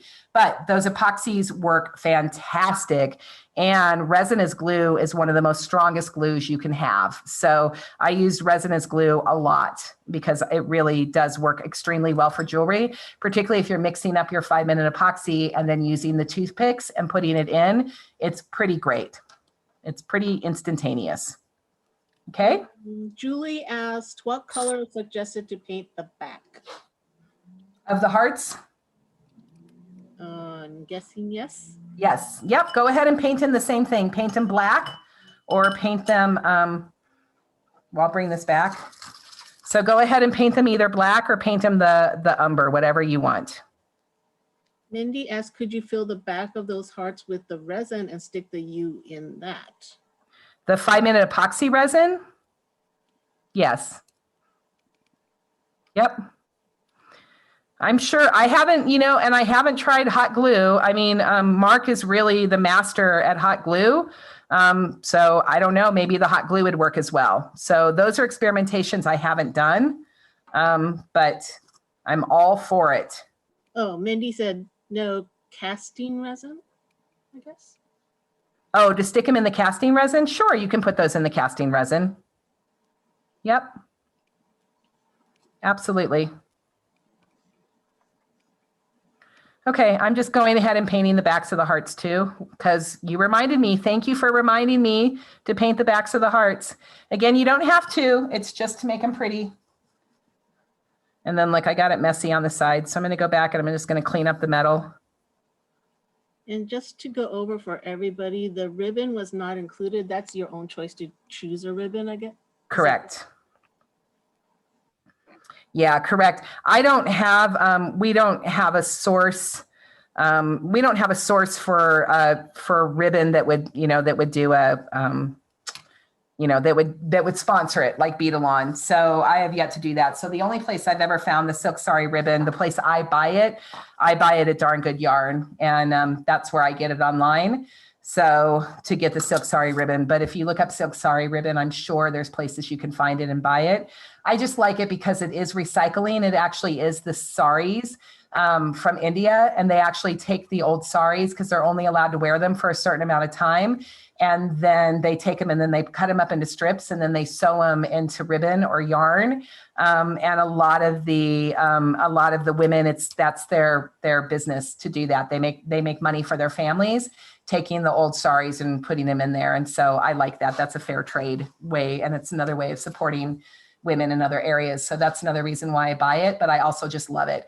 But you can use any ribbon. Today I even pulled out a May Arts one. So I pulled out a vintage one, not vintage. This is not vintage at all, but just a lace. So I have that. And then I also pulled out, the ribbon comes in other colors, but we'll get to that. We'll get to the end. Okay. So I'm going to come back and we're just going to come back and we are going to put the magic on these right now. Is there another question? Uganda says, which heart goes with that? I seem to have a lot of hearts from the package. Which heart goes with the necklace?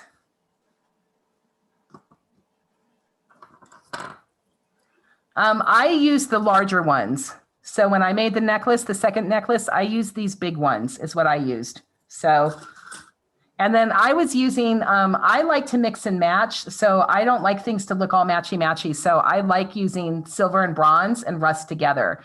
So that's why you can see that the wings, some wings are wings with silver and other wings are the bronze wing with the silver. So, but it's your preference. Really, it's up to you, whatever you want. But I use the larger hearts, but use the larger hearts if you're going to wear the larger hearts. If you're not going to, if that's too big for you or too chunky, then use the medium size. So it really is whatever makes you happy, what you prefer. Jewelry is such a personal thing and really, being able to wear it. Yeah. Okay. Jen, Candy, Candy had to leave. She says, see you later. Okay. Bye, Candy. Okay. So I'm going to come back and we're going to take these castings and we're going to make them look beautiful now. And it's so simple. It's almost like, I almost feel bad how easy this is. Okay. So, but it's like truly the ta-da. So you take your metallic wax, it's the same stuff, just repackaged. And then what you want to do is you just take your finger or take a toothpick or not a toothpick, a Q-tip. And then you just start putting it on. And then that just takes it. And what it does is it hits the highlights. And it hits the highlight only of the castings. And it gives it that metallic sheen. And it just takes them. And it is truly the ta-da. It's the beautiful thing that makes these things look like real metal. That's what does it. It's this little bit of wax just done on the highlights that is the secret sauce of all goodness, right? So, and you can see it just completely transforms it. So I'm going to do that again with this one. I'm going to take my finger, just the littlest bit on the finger. If you don't like getting your fingers messy, again, you can use, you can be wearing gloves, or you can just be using, or you can use a Q-tip or even a paintbrush. But you just want a little bit, but I also want to do the sides because I want it to look like real metal. So I'm going to go ahead and do the sides.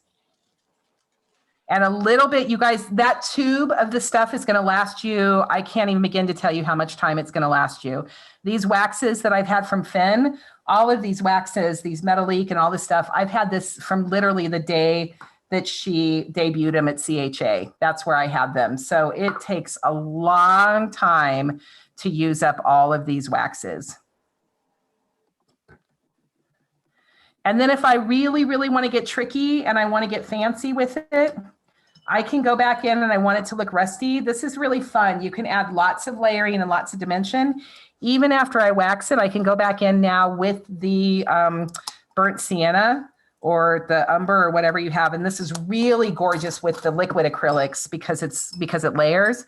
So now I can just go back in, and then I can even just add, you know, I can add some rust. So I can make that nice and shiny, but then I can even pool those colors even more, and I can just give it that real dirty look. I've actually done this where I've made castings before with resin, and then I go out and I bury them in the dirt.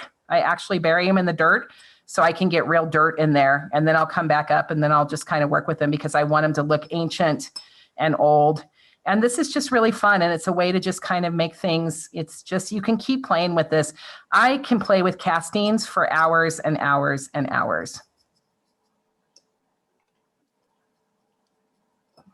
So you do not have to do that for this project. I'm just throwing in extra techniques because I teach this way.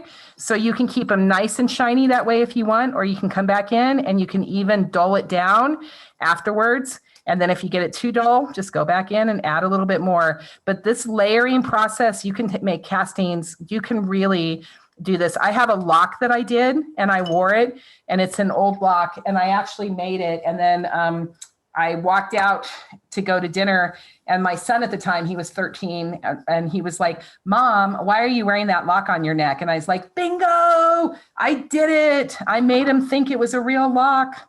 So, but you can just make this stuff amazing. Now, this one doesn't even have any texture on it. This is just my fingers and just kind of the modeling, just my own fingers with just the modeling clay, but it still is just gorgeous.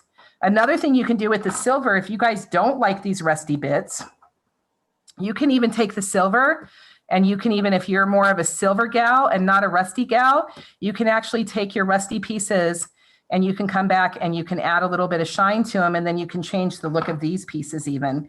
So here's another one. So I can come back, or if you want to give it that little bit of a look where it is metal, and you can completely change it. So, and then it can have more of a silver shine to it. Now I'm liking that one because this is Art is the Answer. So it has that. And so it wasn't, Art is an Answer wasn't showing as well with the rust in it. And now what I can do is I can actually come back in, and I can actually even take in the black, and I can take my black paint, and I can really get the black paint really in those words of the metal.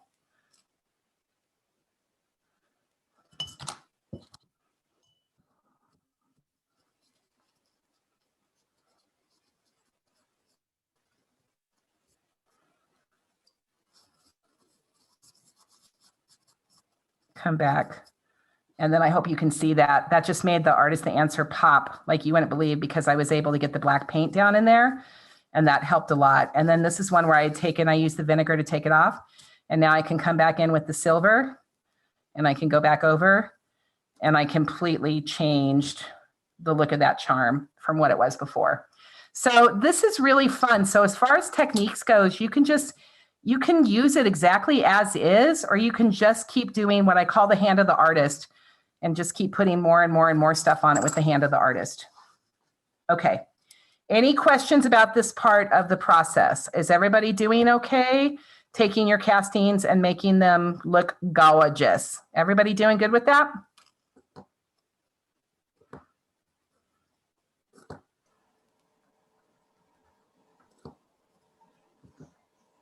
All set, all good. Woo, all set, all good. I'm going to come back really quick, and I'm going to come back to the face camera really quick and take a drink of water. And then we're going to move on to the designing. So we're going to move on to the wire wrapping next. So that's what I'm doing, but I am going to take a quick little second. And then of course I like to do fronts and backs. Again, it's like because if it flips around on me, I want to flip it back, but I still want to have it look pretty and shiny if it does that. So I'm just going to do the backs on it things. I'm looking to see if I had one. Oh, I don't have one that I thought I had one where I did the texture on the back of the heart, but I guess I didn't with the little stamp, the rubber stamp on it. So, but trust me, it looks so much fun when you do that. Let's see if I can do that with just, this is the one I did, but it's, oh yeah, here. It's still wet, but at least you can see. So imagine that black, and then imagine that painted up, and then you can see where I did the rubber stamping on it. It created the texture in there, and so the back, there's like, you know, it looks different between that by having that stamp and texture. So if it turns around, it just actually has a little bit of an extra of design on it. So I love that. If it has extra design, that always makes me happy. Oh, this one did it. Hang on. I did do one with the design on it. Here we go. And I even painted it black. There we go. I'm so proud of myself when I actually remember things. Yay. Thanks for the clapping of hands, Hitomi. Okay. See that one? So you can see how different it was. Like just adding that little bit of a stamp on there just made it so cute. And you can make your own. You don't even have to have these metal charms. You can make your own pieces. The necklace that I'm wearing today is essentially that technique. So, okay. Yolanda says, I'm loving this. I think I'm going to need a bigger craft room. Oh, I know. I don't know. There was a joke that was done. Let's see if I can do it. This was a joke a friend of mine did. And I was like, okay, so if you could do the house that you want to do, draw out your rooms. And she was like, okay, so here's the house. Here's the kitchen. Here's the living room. Here's the bedroom. And then this right here is the craft room. So this would be me. This would be like, if I could have my entire house, it would be the craft room. So, okay, I'm going to come back just a minute so I can see your guys' faces, or you can see my face. And I'm going to go off of the document camera. Oh, and somebody asked what type of paint on the molds. You're muted. Oh, well, that's not good. Okay, so the paint on the molds is just any acrylic paint, okay? Any acrylic paint you want. The acrylic paint is not the really important part on the molds, on the castings. What's really important is the wax. It's the wax that makes it look great. Now, I do want to tell you one thing. The wax does make a difference. And there is only 2 products that I know of that I have found that the wax does not rub off with jewelry. So, excuse me, so Rub and Buff, those waxes that are used for you know, the other things that you buy in Michael's, if you put them and you do this process on them, when you wear your piece of jewelry, the shine will come off of them.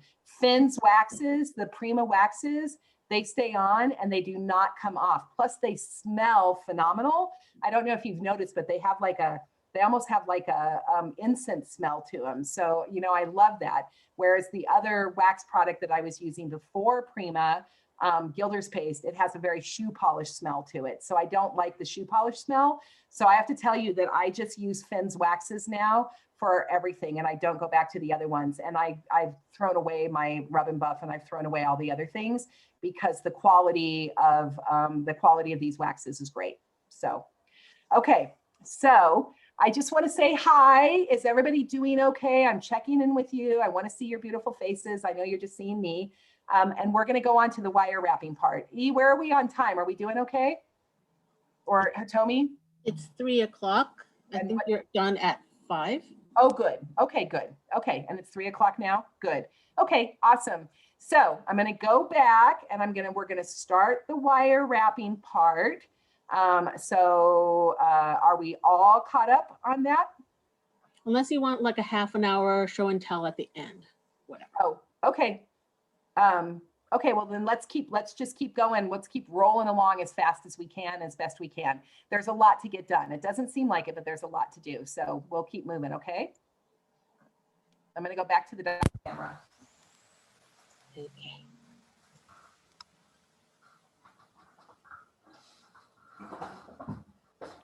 Okie dokie.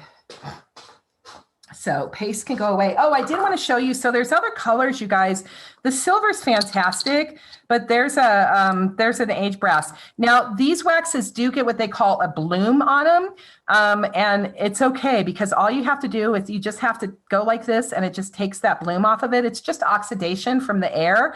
And it's because they have real metal in them. So they oxidize, which is kind of cool. So, you know, the other craft products. So here's the antique brass one. Here, I'll go back and refix the top of that because I had taken it off a lot of the stuff. So here's an antique brass one. And then that's what this looks like. So that's just a gorgeous, I did the silver because of the silver wings. So I just thought that we needed to add the silver in there, but I use this antique brass quite a bit. And you can mix up, you can layer the colors, which is also fun.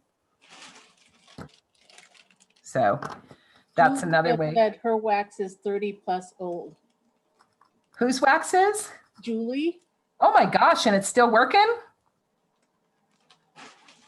That must be like shoe polish wax. That's awesome. Here's a vintage gold. Look at this color, you guys. Oh my gosh, this is stunning.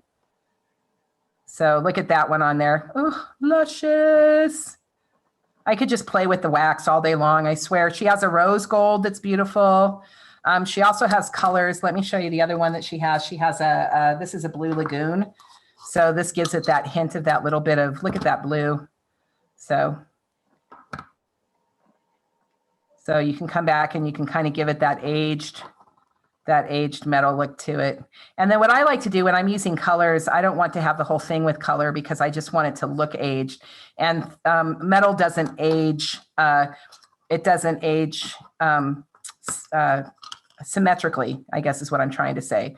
It just ages in spots. If you look at metal, that's kind of what it does. So I don't do the whole entire thing when I'm doing it. I just do parts of it. And I'm just adding hints of this color. So this blue is going to last me forever, probably 40 years, the same as you. It'll be 40 years and I'll be opening them up and being like, look it, I bought this in 1983. So, okay. Okie dokie. So I'm going to put all the molds away because I don't need all these extra pieces. These were just to show you. So give me just a second to kind of clean up in between and make sure that I have everything to show you. Jen? Yes. Did someone say Jen? Yes. Can you slow your hand movement down a little bit? Yes, but I'm taking things away from the desk. Okay, perfect. So I will slow it down, but right now I'm not going to slowly wipe stuff away from the desk. No, I need you to move in slow motion. Like slower as I'm going? Yeah. Okay. No, that's great. These pieces are beautiful, Jen. Okay. Let me go back. I'll try to slow it down. Oh, I just painted it, so it's wet, but I'm just using the pads of my finger. My fingers get inky. I am an inky, dirty girl.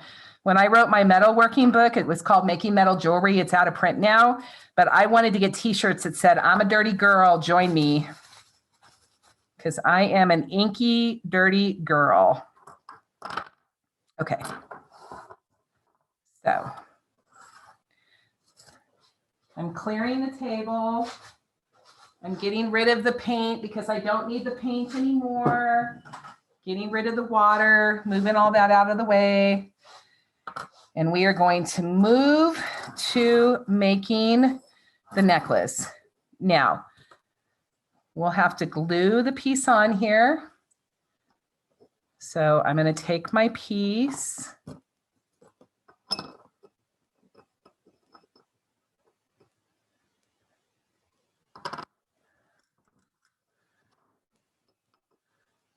Just trying to see which one's a little bit flatter.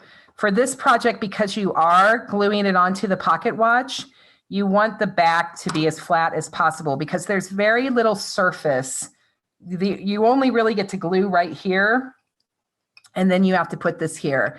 Now, you could fill this with modeling clay, and I would, really suggest that you do that. So I would suggest that you take this and you fill it with modeling clay, and then you put it on here, and then that gives more of a surface for the back of this to be able to adhere to it.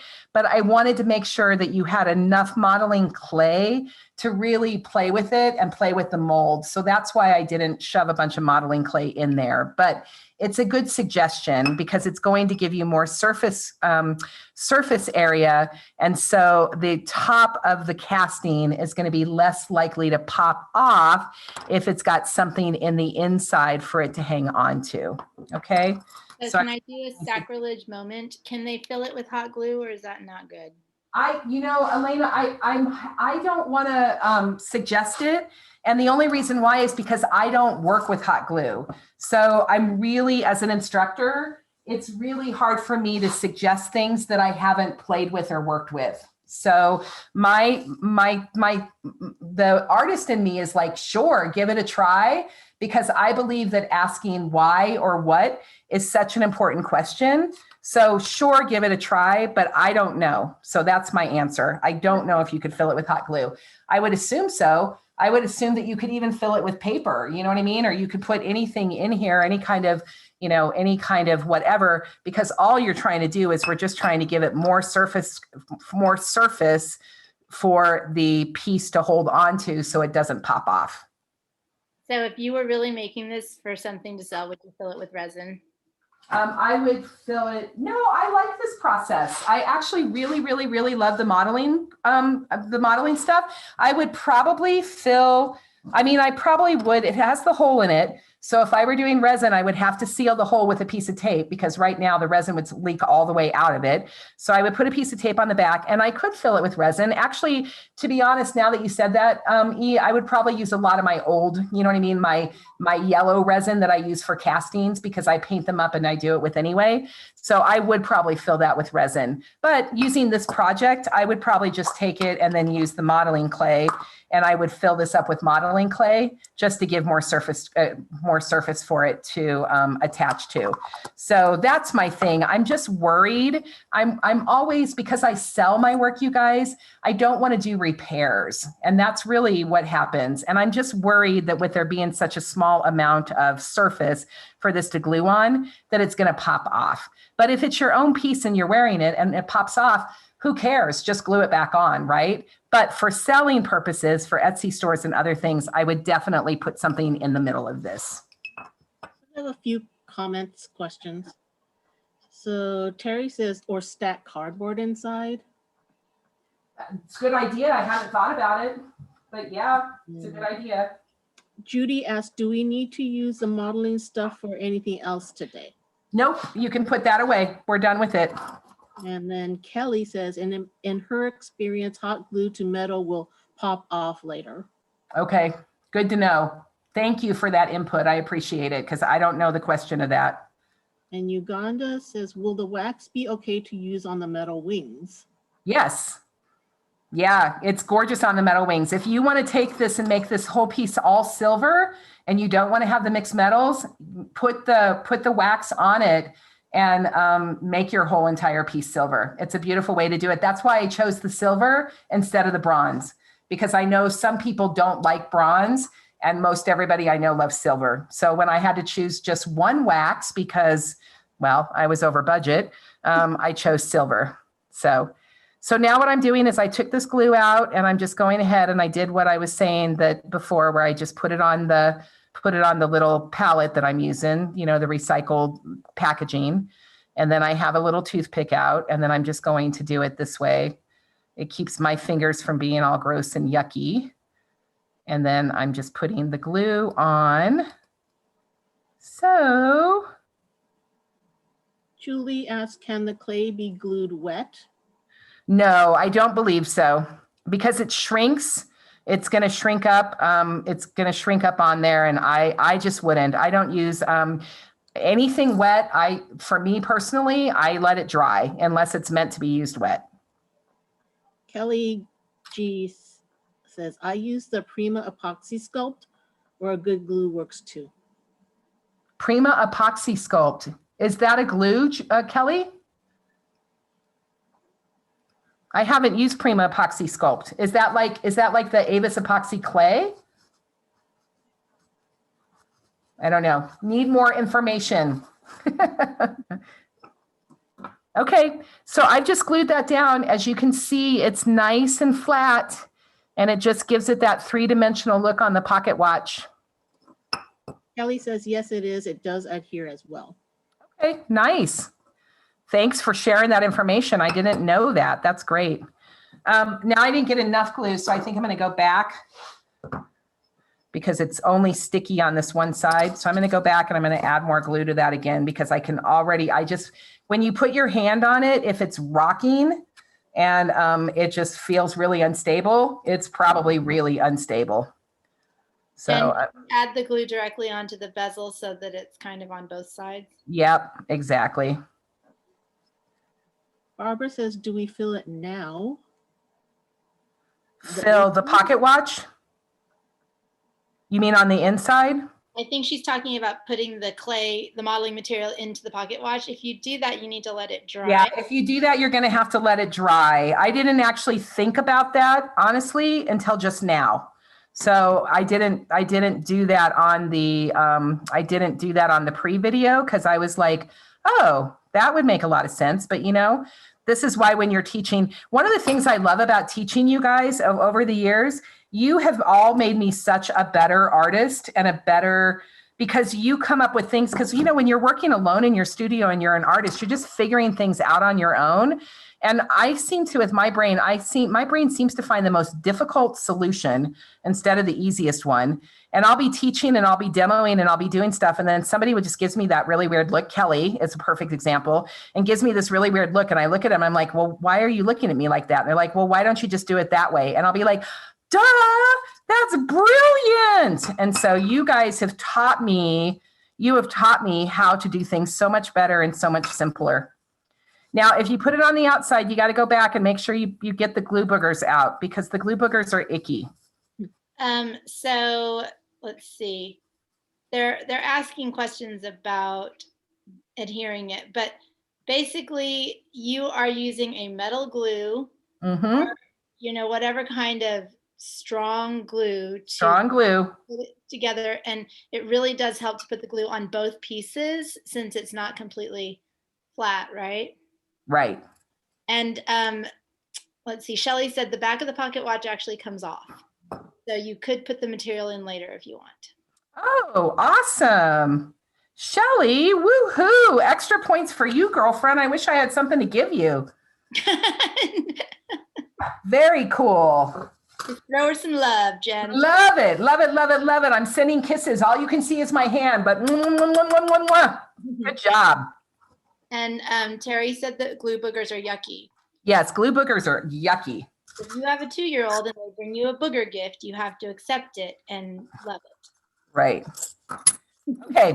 So that's what you need to do there. So now what we're going to do, you guys, we're going to go on to wire wrapping. Okay. I want to teach wire wrapping.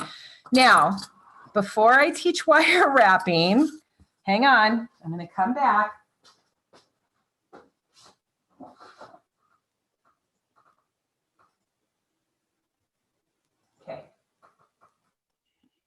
So before I teach wire wrapping, I'm going to do something I do in Soul Stir Magic on my Magic Mondays. We are going to take a little breathe break. That's what I really want to do. So we are going to have a little breathing break.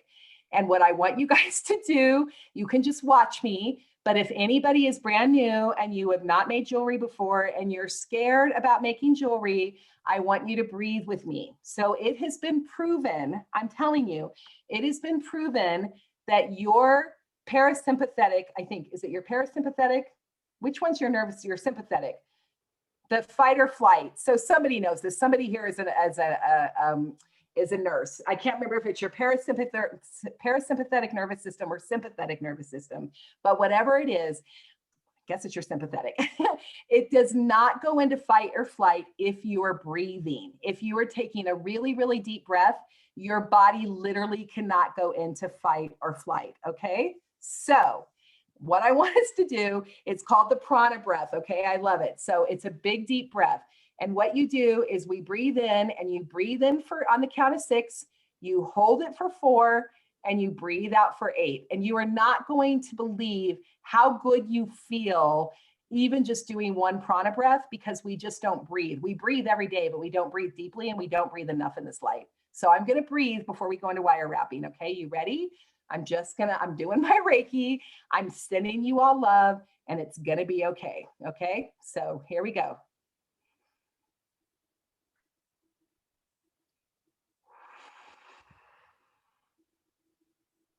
Good.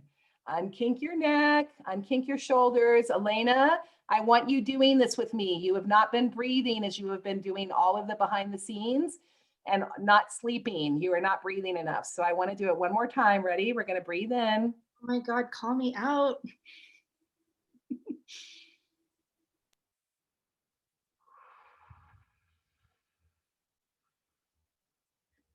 Oh, doesn't that feel so much better?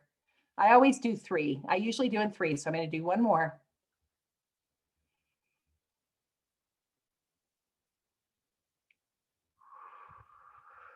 Okay, I'm so proud of you.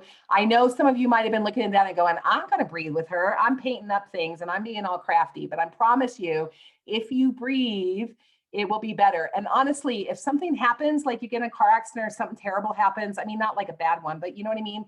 If you can breathe before making a decision, you will make better decisions, okay? Breathing actually brings oxygen to our brain, and having to do these Zoom classes and the fact that you're having to watch and participate and do, and you know, we're not amongst each other, breathing is going to help bring our oxygen back into our brain. And it's really, really important. And then hydration, okay?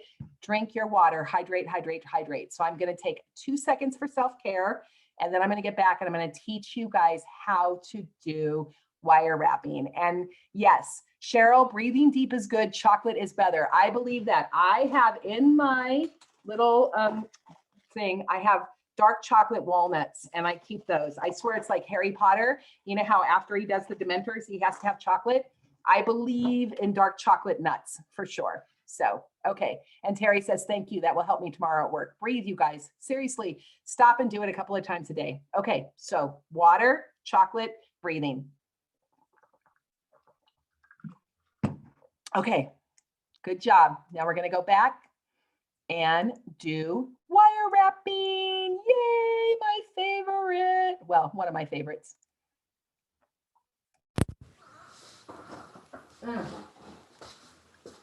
Cheryl, thank you for saying chocolate. That's wonderful. Okay, so I'm going to put this piece aside to dry for a little bit. I'm going to put this piece aside to dry for a little bit. And I'm going to bring out all of my little charms, okay? So this is the time that you want to get into those wonderful Finn mechanicals that we have. And you are going to get a lot of practice wire wrapping right now. You know how they say practice is perfect? Practice is perfect. You are going to get very perfect at this, I promise you. And then we have our 2 hearts here, but we're going to do the hearts last because I want you to get used to wire wrapping. So I'm going to put the hearts aside. Even these little hearts, I'm going to put these ones aside, and I'm going to come back to that. So now what I want you to do is I want you to have your wire snips, okay? So this is your wire snips because you're going to need to cut the wire off the roll. I want you to have your round nose pliers. I have 2 different sizes. This littler one is more what you find with beading pliers. These are more jewelry pliers. And then these ones are some Weber's brand. I happen to love my Weber's. These are the classics.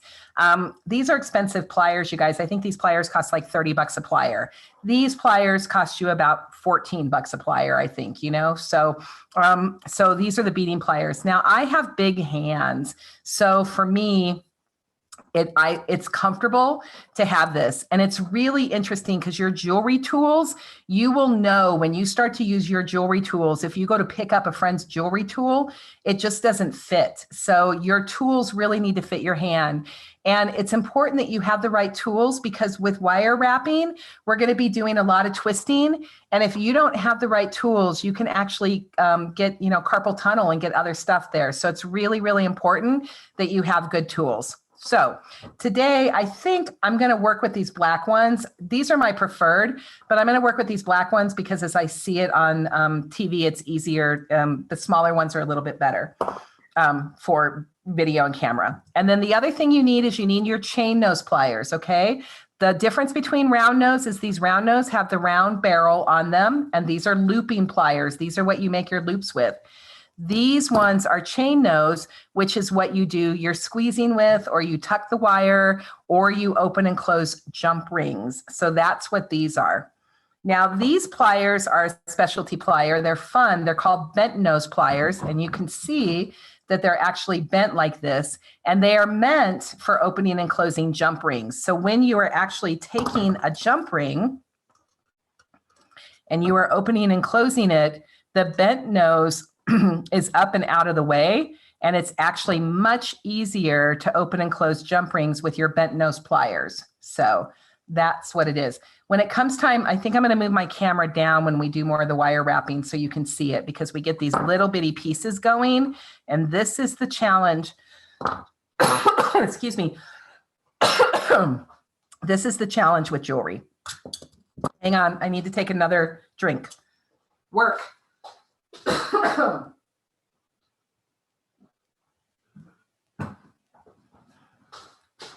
Okay.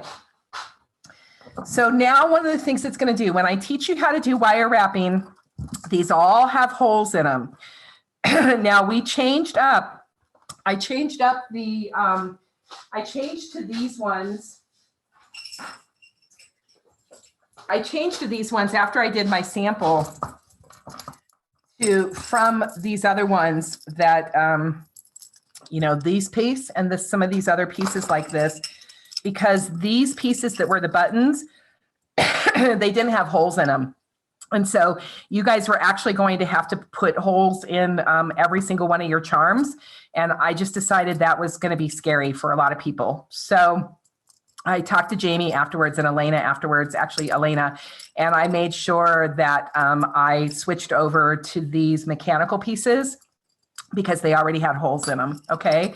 So you can get these detailed looks on things, these pretty pieces and these other ones that I have. They are the Art Mechanicals from Finn, and she has them, or you can use buttons or other things. But if you get these, you're going to have to be really good about making sure you can get a drill. So you're going to have your Impress Art metal punch, or another punch, or a drill press, or a Dremel or something. So, but for ease and convenience of learning today, we are going to be working with these, the set of mechanicals, because every single one of them already have a hole and already has attachment. So here's one, Create Magic. I want to go back. Hang on, you guys. I just realized that I want to go back. And again, I want the words to really stand out. So I'm going to go back and add a little bit more. I'm going to add a little bit more of the paste there in order to stand out. And then I think I'm going to add a little bit more paste to most of these. I wasn't planning to do that, but I kind of want the, even though I did put them in and take some of the rest off, I'm still going to, I'm just really love the way the wax brings out all of the detail. So I'm just going to go through. You don't have to do this. I'm just designing on the fly right now, just doing what I'm doing because I just love the way that looks. So I'm just going ahead and adding it to my charms.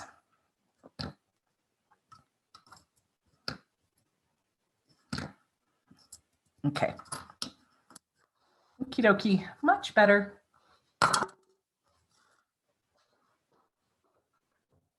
The light is shifting in my studio, so I'm going to move a little bit more light over so we get some more in. Okay.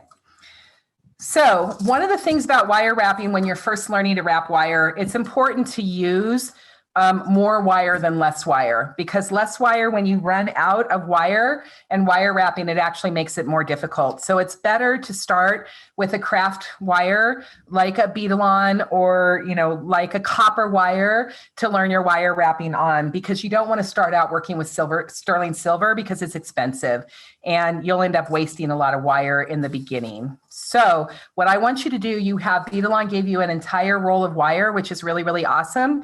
So I want you to go ahead and work with larger pieces right now, and then we will cut off the extra. So I'm going to move this out of the way because it seems to me like all of these are distracting, and I'm going to go down. I'm going to find just one. Elena, I'm going to try right now to move the camera down because I'm going to be doing such tiny little work. So I'm going to take it off the box and move it down and readjust. Let me know if it's not working, okay? So, but I want to get closer. It's working. Is it working? Before something was wrong with your focus. It was just okay. stuck. Okay. It's perfect. But I want you to be able to really see what I'm doing. Okay, so now what I want you to do is I want you to cut off a nice piece of wire. So that means I want you to cut off at least, at least 6 inches, okay? You don't have to measure it. We're not gonna be that perfect, but I want you to cut it off. Now, this is fun. So this one, well, let's start one with you don't have a design decision. Some of these we have different design decisions, okay? Let's start with one without it. Well, hang on. I'm saying design decisions, but what that means is there's different holes, but let's start here. So I'm going to choose this one because there's a hole in the middle right now. So I'm going to work with the hole. And design wise, I can work with it to where I can have the wire go over top of this, where it's got that nice little line going on there in the middle of that detail, or I can turn it sideways and I can let that detail show. So I like the more detail on the side. So I'm going to make sure I turn it. And I'm going to put the wire in this way, and you can go front or back. It doesn't matter. Okay. And then what I want you to do is I want you to stick the wire in, and I want you to give yourself a good maybe 2 inches, not halfway. Okay. So if you've got this long piece of wire, if you've got this 6-inch piece of wire, I would like you to take probably 1/3 of it right now. And I want you to put that in with your hands. And then what I want you to do is I want you to put that piece up with your fingers. The wire should be nice and soft. It's 22 gauge. And then go ahead and put it up with your fingers. So it's basically like a J, okay? It's basically like a little hook that you have right now.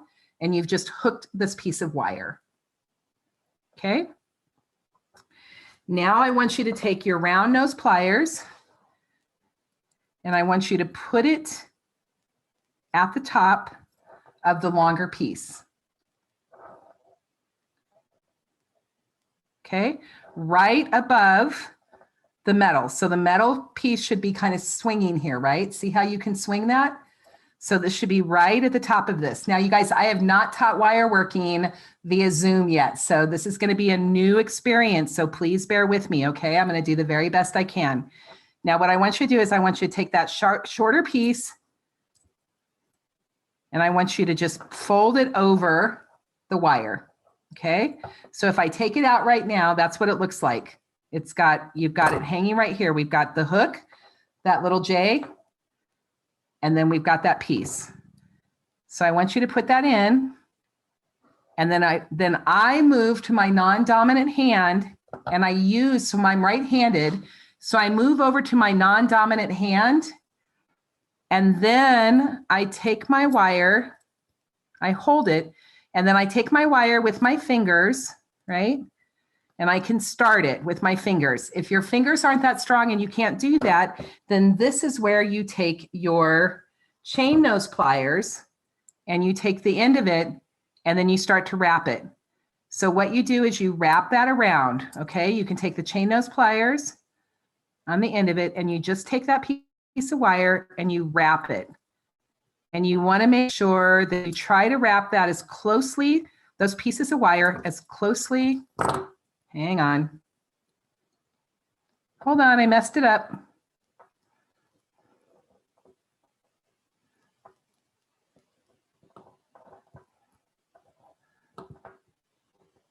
Okay, hang on.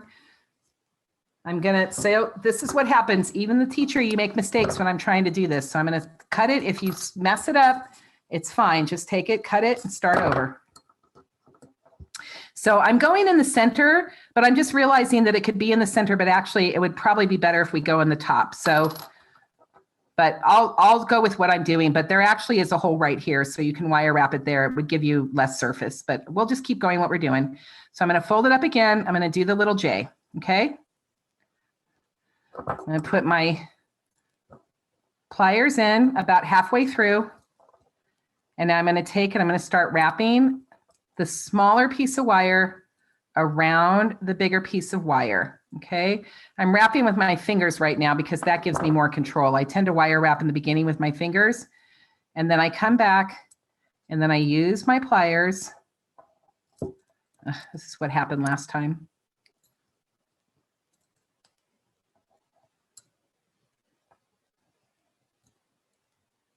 Okay, I use my pliers and I come around, and then hopefully you can see it. I've made a little loop, right? I've made the wire wrap. And then you don't want it pokey. So you can't have, if you run your finger over the end of that wire and it's pokey and it's hurting, you want to take your chain nose pliers and you want to take the end of that wire and you really want to smush it down. And you want to smush it down enough to where it's not pokey. So when you run your finger over, it really shouldn't be pokey. Okay, it's really called crimping it. And then if it's really not like perfectly done, all three of them there, you can take your wire and you can take your pliers and you can just kind of manipulate it and push it down, and then you can kind of straighten it up a little bit. So if your wire wrap's not so great. Now that's called a beater wrap. A beater wrap means that you wire wrap it and then you wire it to where there's 3 little pieces right on top of it. I'm going to show you the messy wrap because that's what I did in my book, The Making Metal Jewelry, is I love the messy wrap and it doesn't have to be so perfect. But I usually start my charms with the beater wrap and then I use this piece to come back and I do the messy wrap. Okay. And so, Jen, Lenine would like to know, which wire are you holding with the round nose, short or long? I'm putting the round nose pliers between the 2 pieces. So I'm folding it up like I folded it up like a J, and then I put it between both of those little pieces. Hang on. When you come too close, it gets blurry.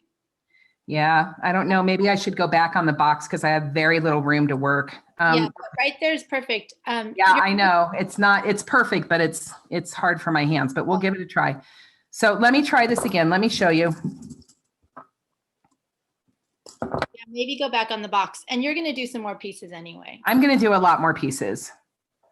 So let me grab another one. Okay, here's another piece. Instead of using the hole in the middle, I'm going to use one of the holes at the top. Okay, I'm going to put that through. I'm going to fold it up like a J, right? Like a hook. I'm going to take my round nose pliers, the looping pliers, and I'm going to put it in between the metal on top. I'm going to put it on top of the metal charm, right? So the pliers are resting right on the top of that metal charm. And I'm putting it to where one of the mandrels, right, is right between those 2 pieces. You do not want to have it go around both of them. So can you see that? One of the pieces right there. It's just in there. Then what I want to do is I transfer it to my non-dominant hand. Okay. And then I take the small piece of wire, and I wrap that around the larger piece, forming a loop. And I'm going very slow so you can see it.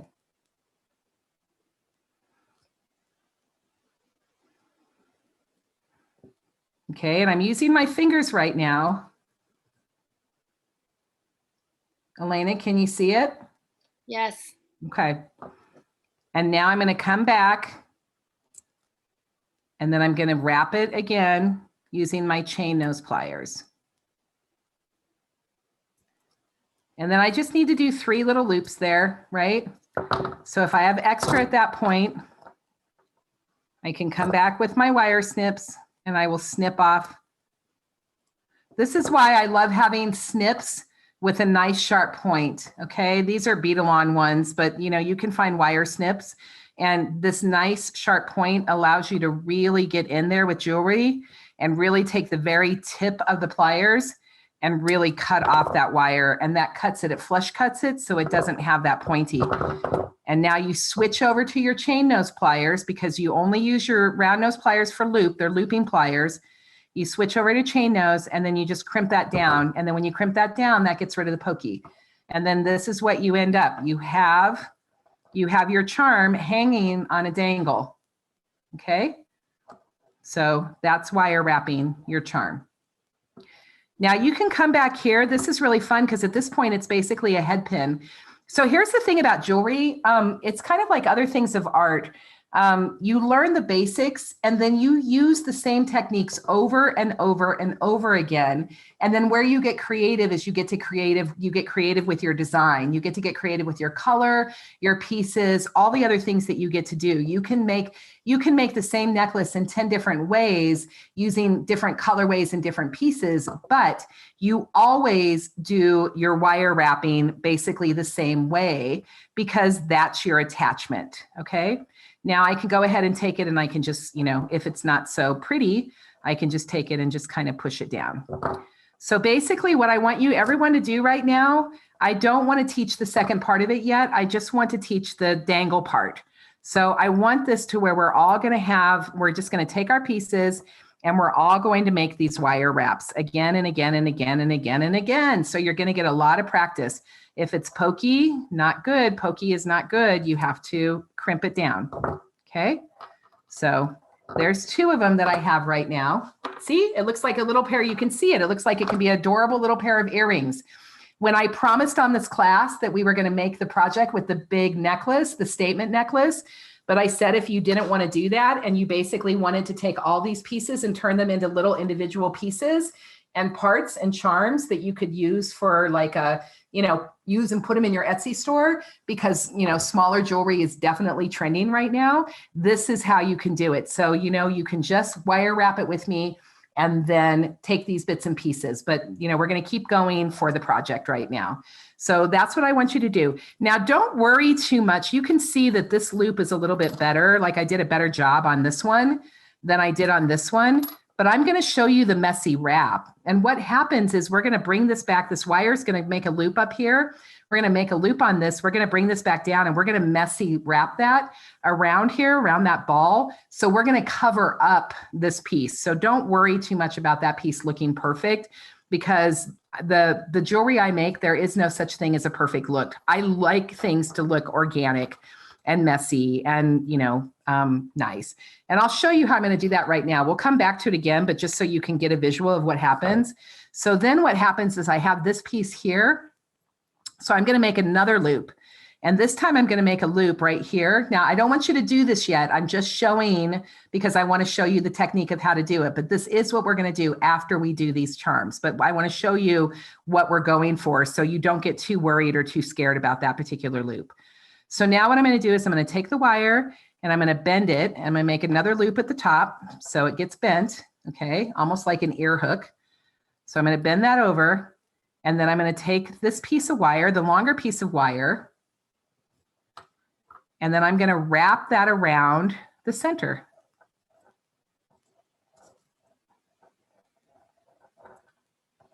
So I'm basically going to wrap that wire on top of the other wire that we just did.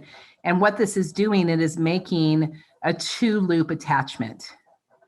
And this is where I make a messy loop, and I'll show you when we get to it. So basically, and then I can take my loop and I can spread it out a little bit.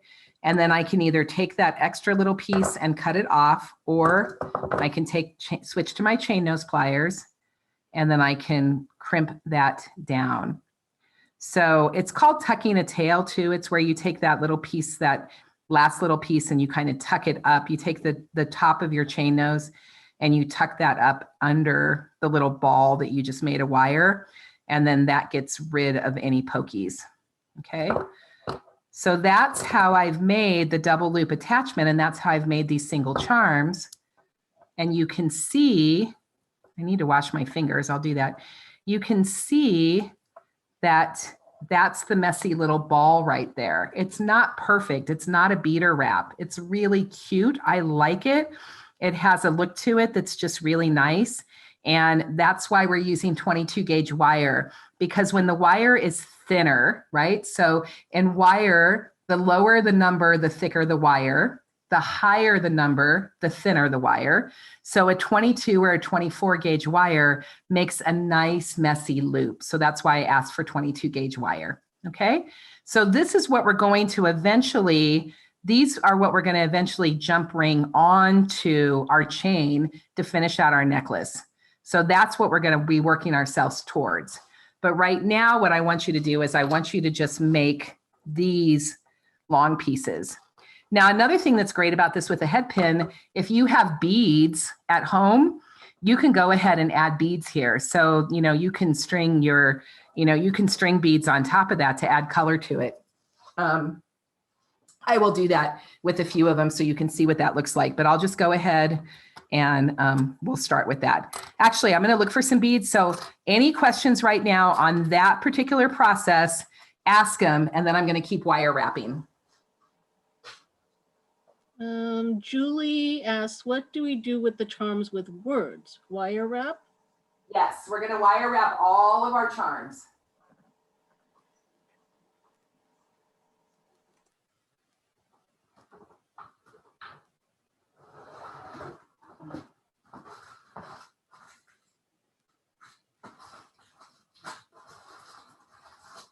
Boy, that you guys are quiet. Everybody doing okay?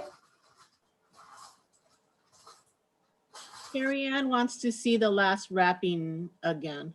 Okay, will do. So, okay, so I want them to know this is wire wrapping. It's definitely a jewelry making technique. Absolutely. And it's really cool to learn how to do this, but don't panic. It's actually something that does take a little muscle memory to do. I feel like some people really struggle with wire wrapping. So Jen's going to do a whole bunch of these. Mm-hmm. I am. And let me show you, here's the thing. And right now, anybody who's having trouble or anybody who feels scared because this feels like it's too much, here's what I want to show you, okay? You can skip this part completely, but my thing is when I teach techniques and then I come up with a pretty project. But honestly, I'm teaching techniques because anybody can just do the project, but I want you to be a better artist. And it's really, really important to me for you to be a better artist if you're going to spend money on classes. So that's just my thing as I teach these techniques. So I could have made this project so easy, and we really could have had perfect success without teaching the wire wrapping by just using the jump rings. So what I want to show you is if anybody wants to just not do this and you want to skip ahead and you want to go take like 20 minutes to go have a sandwich or, you know, go pet your dog or hug your child because this is just not something you want to do, you can do this project with just jump rings, the jump rings I gave you. And here's how you do it, okay? And then I will do much more wire wrapping, but I'm glad Elena said that to me. I'm glad she's on because that way she can, you know, if anybody's freaking out or if anybody is just like, forget it, I'm done, I want to show you what you can do. So you can take the jump rings, hang on, let me move this out of the way because the camera has a problem. So you can take the jump ring right now, and the way you open jump rings is you find the top of the split, right? The split in the ring, and then you take your chain nose pliers, and then what you want to do is you always want to open your jump rings side by side. You never want to open your jump rings like this, okay? You want to open them side by side. So you can open up a jump ring. These all have holes on them. You can stick it through a hole, right? You can close it on the jump ring and you're done, okay? You do not have to wire wrap a thing. I promise you. If the wire wrapping is too much for you and you don't want to do it, we provided big enough jump rings that you can just go ahead and pretty much stick them through the holes and be done with it and move on, okay? So just say, so bye, Mindy. Okay, Jen, you had a piece that you put down at the beginning because of design decisions. What did you mean by that? Jen's designing this necklace, and so she's talking about the way that she wants it to look, Angela. You know how you, right, Jen? Am I answering that? Yeah, so what is the question? Jen put a piece down at the start because of design decisions. What did you mean by that? Oh, so I will get into designing on that one because that's the way we put all of the pieces together. So once we make the components, then I'm going to talk about how we would go about designing the pieces and putting it together. So when I talked about the design decision, it's about the way I lay my pieces out and where I'm going to do it. So the design decision is, do I want the heart to be here?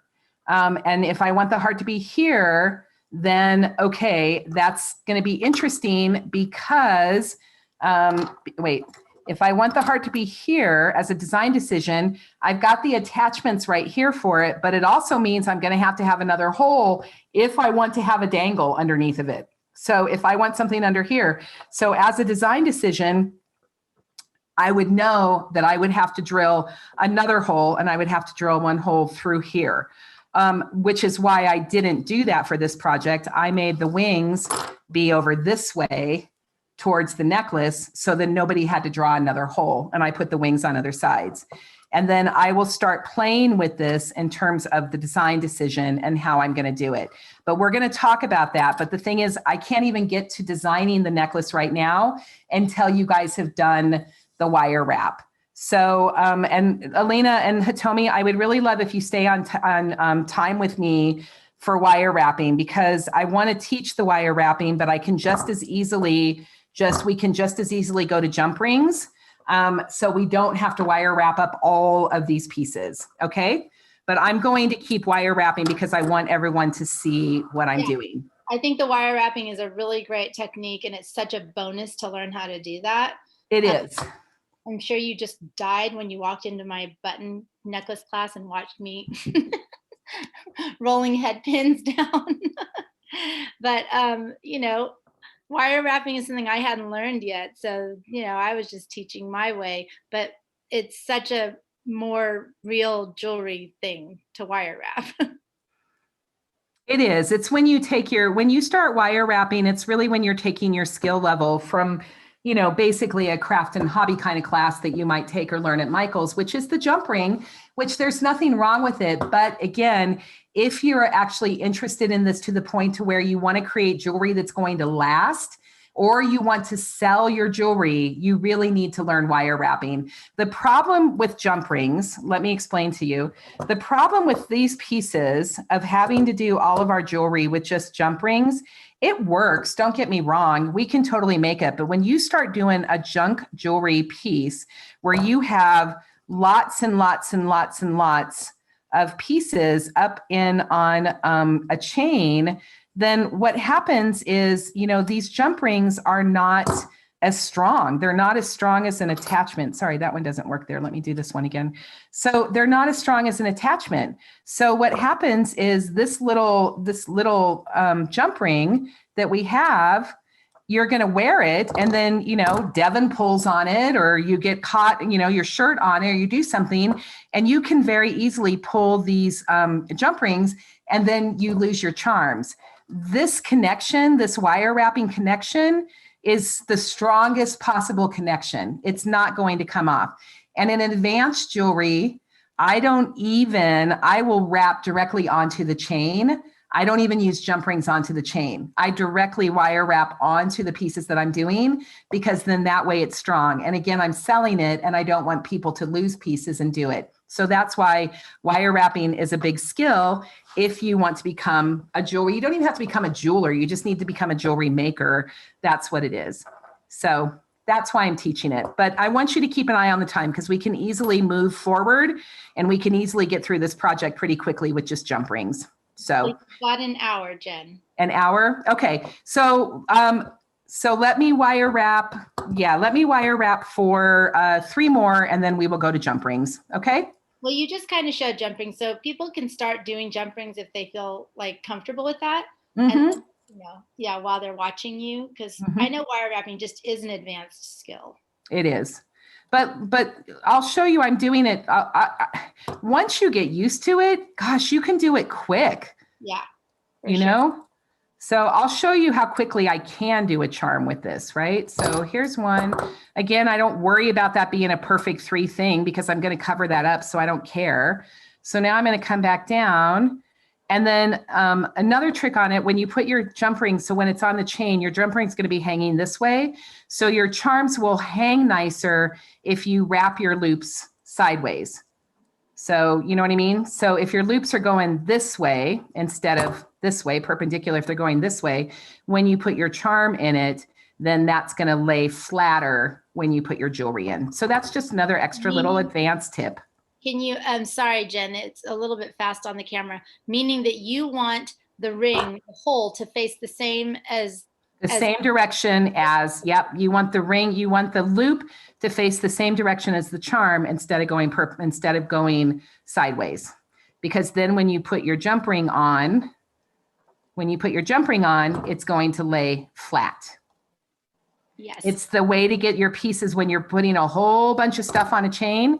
This is how you get everything to lay flat, is by having your loop going this way and your rings going this way. Okay.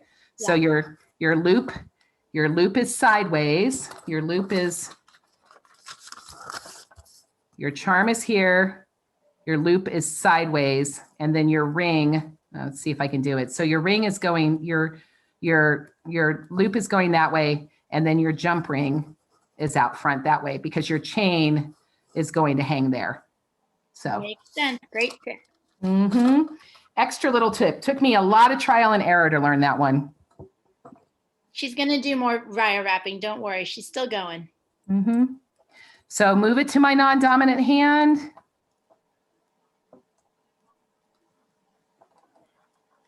Wrap it around. Get to the end. I got to definitely grab my chain nose pliers because my fingers are not strong enough to do all the wire. Get down the end of it, check it so it's not pokey, and then take the chain nose and then crimp it down. And then you've got that nice little messy wrap ball on top of it. And if it's too messy, you can straighten it up by putting your chain nose in here and just kind of just futzing with it. That's the great thing about wire. It's nice and malleable. So that's creating that charm. So that's that wire wrapping. So I have created an attachment. Okay, that's what I've done. And it swings. And I like that. I like the movement. That makes me happy. So anyway, okay, I'll do another one. This is just that's just the jump ring. Do this one in real slow-mo. Okay, real slow-mo.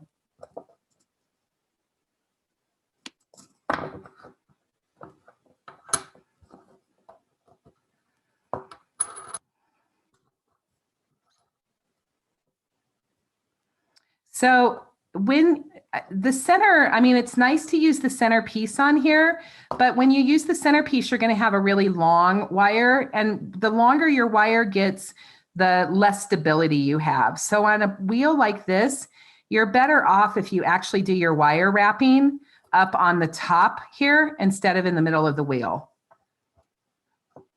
So I'm going to fold it up. Take my piece of wire, fold it up like a J. Stick my round nose pliers in at the top. So between the two pieces of wire, between the small piece of wire and the large piece of wire, I put my round nose pliers in there, and it's right at the top of the piece of metal. Move to my non-dominant hand. So for me, moving it to my left hand, and then that's just stabilizing it. Now, take the smaller piece of wire and wrap it over the longer. You can wrap it under or over. It doesn't matter how you wrap it, just so long as you wrap the smaller piece of wire around the bigger.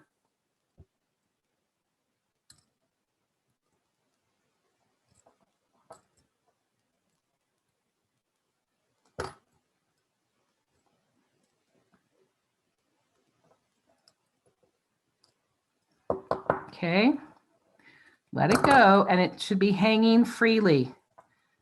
So it's attached, but it's hanging freely. Okay. Now, to do the messy loop and the other one to go down, you take that, you go back to your round nose pliers, you put them about halfway through, turn it sideways, turn it this way, so you're making your loop going sideways, right, instead of perpendicular, so it hangs better. So now you're going to take it. Now you take your round nose pliers and you roll the wire. You roll it. As you can see, it's like my hand. I'm rolling it. I'm rolling with my hand. So then that way I've got my loop going and it's crossing. At this particular moment, it looks almost like a little breast cancer ribbon or something. Okay. So I've made that loop.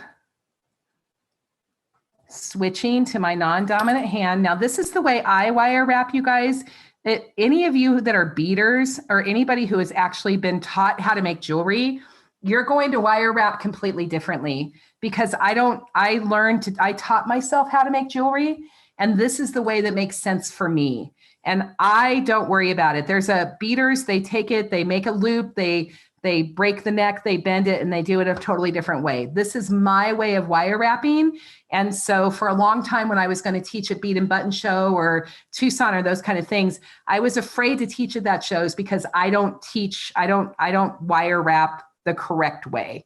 I wire wrap the way I want to wire wrap, but apparently it's pretty good because I managed to write a book on it. So now what I do, and then I just take that big piece of wire and I just wrap it. And so then I just do this messy wrap. And the difference between a messy wrap and a hot mess wrap is that you just need a lot of extra wire to make it look good messy instead of bad messy.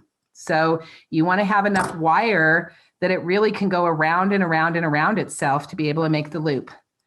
And then you can come back and push it down. If it looks ugly, you can straighten it up. You can take your round nose pliers and you can just kind of slightly bend it and tweak it. And then it's nice. And then that little extra tail right there, you can either cut it off or you can just keep wrapping it until it ends.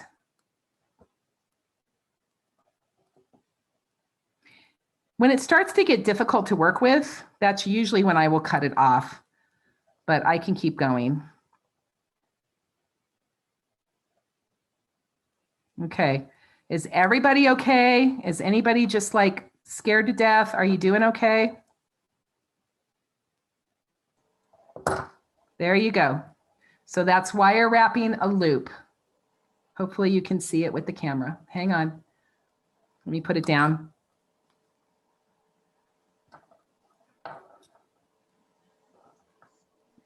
So Terry said, okay. Okay. Barbara said, so you're holding the short piece first? I'm putting the chain nose plier, I'm putting the piece of wire through the charm. I'm bending it up into a little J. And then I am putting the short piece, I am wrapping the short piece around the long piece is what I am doing. But so, does it matter with your pliers whether you hold the short piece or the long piece? I guess that's what they're asking.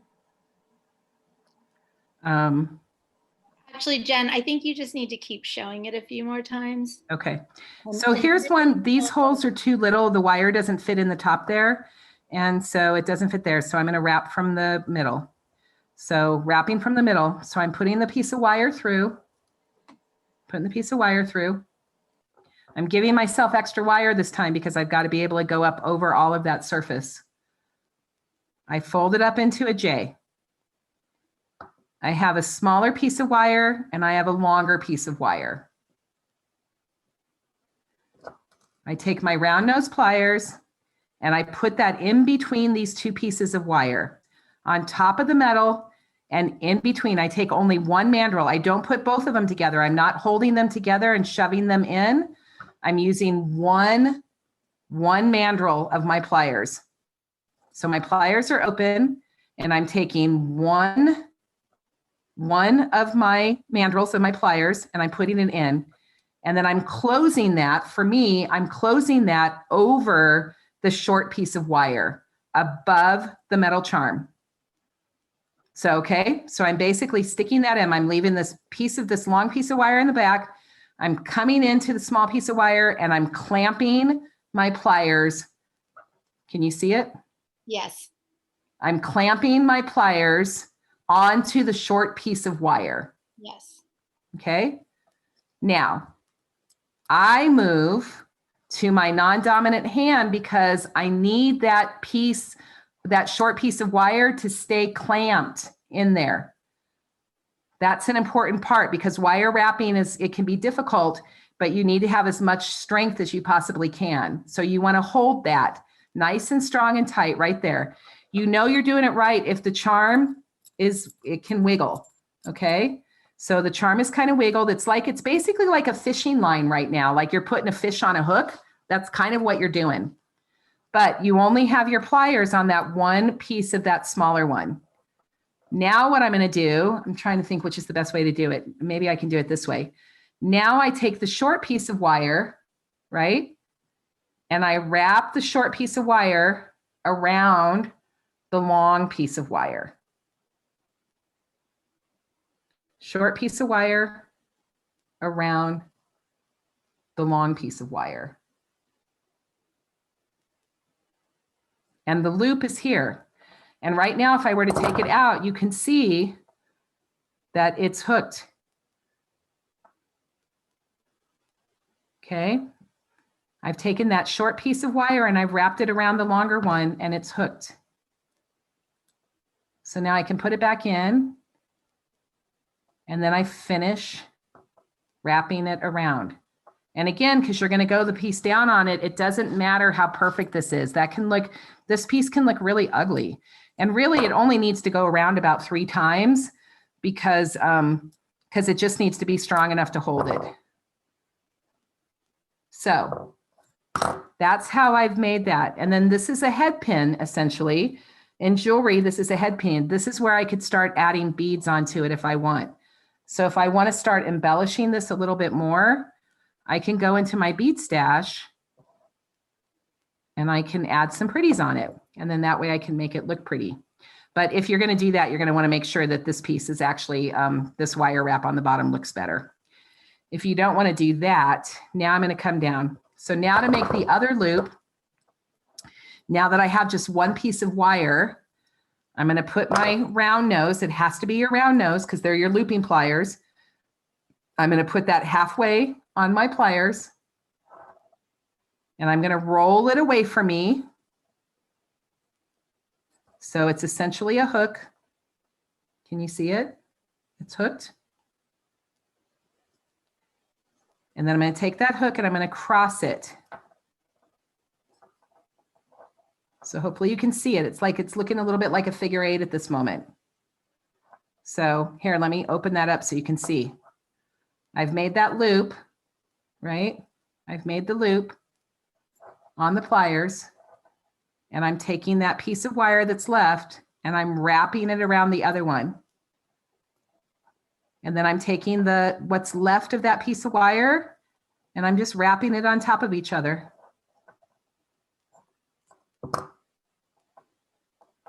And then I come back with my chain nose pliers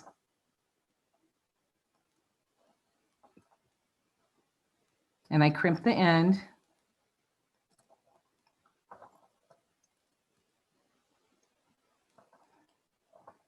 That was a really messy loop. So sometimes they look really yucky. So it doesn't look so good on that messy loop when I last little bit. So if it's starting to look yucky, I'll just come back and I'll cut off that last little piece of wire and then I can crimp that little piece down. So now it's a better looking messy loop. This is where in the live classes, I get to pass around my wire. So everybody gets to look at it really, really closely and you can see it. So right now with the camera, that's definitely a challenge with what we have going on. But that's, that's wire wrapping. People have asked again about the loop, and the way you're holding it right now is perfect. The loop, you need to be able to see through the loop when you're holding the charm flat in front of you like that. Whatever direction you want the charm to hang, you want that loop. What is that? Perpendicular, right? I guess perpendicular goes up and down. So I guess it's like horizontal. You really want it sideways. And you guys, that's just that was an extra thing I taught you. So don't worry so much about that. That's really kind of more, it's a tip that I'm giving you because if you have me as your teacher, I feel like it's my duty to give you everything I know to do that, but don't worry about it right now. Worry about making the loops. Don't worry about the direction that they're going. Okay. But for in the future, if you're going to be doing a junk thing, you really want your loop basically going the same way as your charm instead of going, this is perpendicular, I think, where it goes this way. And then this is horizontal. But you can also, this wire is really nice and thin, so you can use your hands. You can move it with your hands. So Okay, I'm going to do one more and then we're going to move on to jump rings. Okay, so this is like, you can go back and teach this, but I'm going to go back and we're going to do the rest of them with jump rings. Now there's actually, I'm going to do this one because there's some of them, these ones, the create magic and art is the answer. You can't, there's only one hole in the center. So there is no jump ring that you're going to be able to get big enough to go through this. So really, honestly, the only ones you really, really need to wire wrap to complete the project is, if you want to use them, is the ones with the words on it. So I'm going to do that one again. And then I'm going to jump ring the rest of them so we can move on to designing the necklace. So art is the answer. Only one hole. It's in the middle. I want it to be able to be seen. So I'm going to have to do it this way. I guess I could go this way if I want to, and you can have artist the answer that way. So that's a little different, but we can do it. So I'll do that. So I'm putting it in, I'm putting it through. I'm folding up the piece of wire. So it's basically a little hook. Okay. Now, this is proper jewelry making where you will put the tool in here. And the reason why you're doing that is you're trying to make the loop. But the reality is you can make the loop with your finger. I mean, the wire's thin enough. Maybe I'll just do it with my finger so you can see the difference. Okay, so you don't have to see the plier. So you can see right now that I'm just taking the short piece of wire, I'm crossing the big piece of wire, and then I'm just folding it around. And I'm really just wrapping that short piece of wire around the long piece of wire. And then I'm coming back with the chain nose pliers and I'm just finishing off that wrap. Was that easier, Elena, to show it without the pliers so you could really see what was happening? Sorry, I was answering questions. Oh, okay. Hitomi, did you see that? She might be answering questions too or taking a break. Okay.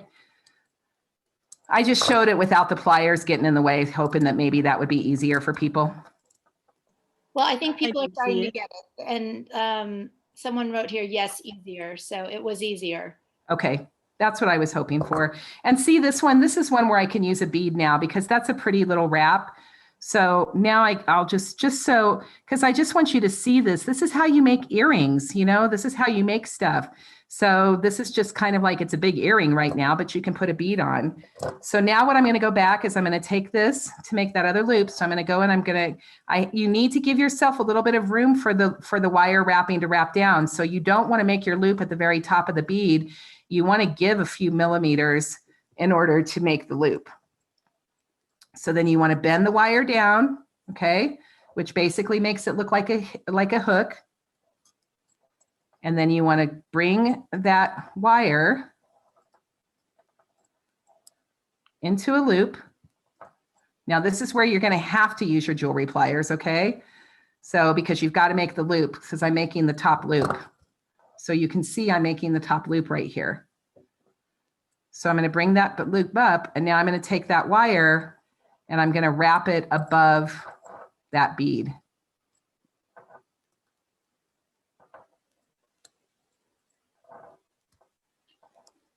And this one's, I don't want a messy bead. I'm just going to make it, I'm going to just make it an easier. You really need the wire for stability. You need it to wrap around at least 3 times. That's what makes it stable. Now look, this is one where I did it where I said, okay, you're going to lay and it's going to lay funky, but I already have the wire on down, but the wire is easy. Sorry, you guys, I just have a thing about pokey jewelry. I really have a hard time with it. So I always have to run my finger over it. And if it snags or catches, then I have to go back and put it in there. But you can see this is one where it's basically perpendicular. So I did it that way. So now what I can do is I can just take my chain nose pliers and I can just turn the loop. So it's that way. So don't worry so much about the way you're doing your loop. Just make sure that when you get done, if you're going to use your wire wrap charms, when we design the necklace, just make sure that your loops are facing horizontal with the way your charms are. Okay, I'm going to do one more of that top loop and then we're going to move over to the jump rings. So Okay, they're asking about the word charms. So what happened is you are seeing it look a little bit different. They're in your mechanical 7. She dipped those in vinegar to take the rust off and polished them with a wool. Steel wool, but you can use a kitchen scrubby, or you can use a nail file. And then I added some of the silver on them just to kind of make them look a little bit different. So I will come on camera real quick to show you the package that these are in. This is the package. These are the charms she's working with. She took the rust off because she thought that some people might not like all the rust. Yeah. Rusty loves the rusty crusties. Yeah, I love the rusty too. That's this. So this is the same, this charm right here that I just redid it to is the exact same one as this, where it says art is the answer. But my thing is like, oh my gosh, it has this cool stamped word. So if it has that cool stamped word, why not make the words show, you know?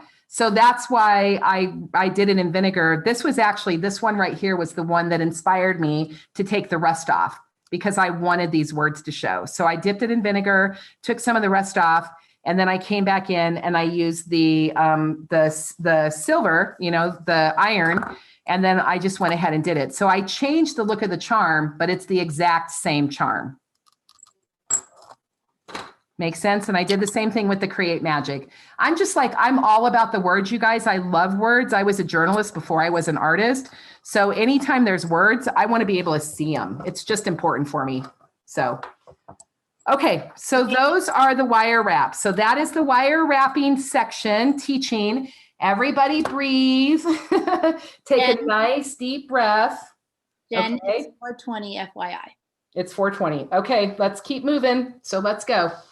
So, so now we're going to move over onto what I want you to do right now is, if you want to keep learning the wire wrap, then just watch the rest of this. Okay. And go back and wire wrap your charms. If you don't want to do that and you want to move on to complete the necklace, then we're just going to go in and we are just going to go ahead and we're going to take these jump rings and we are going to jump ring the rest of our charms together. Now, these are called art mechanical pieces and they're metals, but when you turn them into jewelry, they're charms. They change, okay? The nature of them changes to charms because now they are for jewelry. So to open up jump rings, I'm gonna take the jump ring and I'm gonna open it up from the side. So you just open it up like that. You take your mechanical piece, you find a hole, you stick it in the jump ring, and you close it up.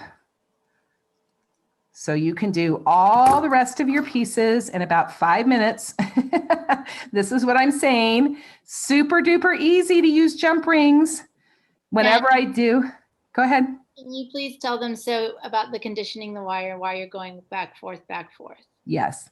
So when I am doing the jump rings, remember what I was telling you, the jump rings are not the most secure of attachment and they can get pulled. So what happens is I'm putting the jump rings together and then I'm making sure that they meet, that the two pieces meet right back up so that the split is met together. Hopefully you can see this. Hang on. So the split is still together and you want it to be where there's not really you don't want to see any air between them. You really want a nice tight fit if you can. And so what happens, one of the things that you can do is you can work hard in these, which makes it, you work hard in the metal, which means that every time you take a piece of metal and you bend it or move it, you're work hardening it. And that actually conditions it so it's stronger. So if I take my let me go back to my bent nose. If I take this piece and I take where the split is and I go 1 and then back 1, 2, 3, where I cross it and then put it back together, I'm actually work hardening that jump ring, that split ring, and I'm work hardening it so it means it is less likely to snag and it's less likely for the charm to come off because it's being work hardened on there. So that's an extra little tip that I usually teach in my jewelry classes. Jen, what is the name of your book again? Sorry, I know it's long and Making Metal Jewelry. Oh, it's like, just do that one. Making Metal Jewelry, how to stamp. You guys, I didn't get to pick the name of my book. The name of my book was supposed to be Metalicious. Wait, I can't even remember my name of my book.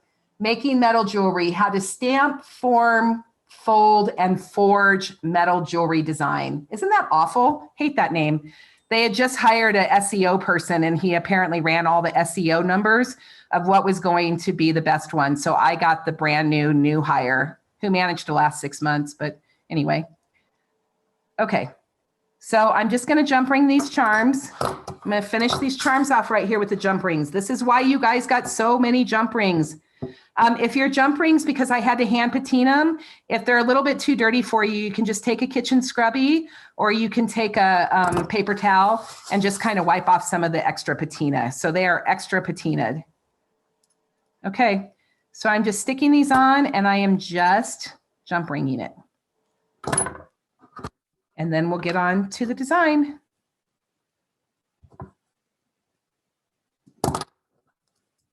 Oh, that one's got to be wire wrapped.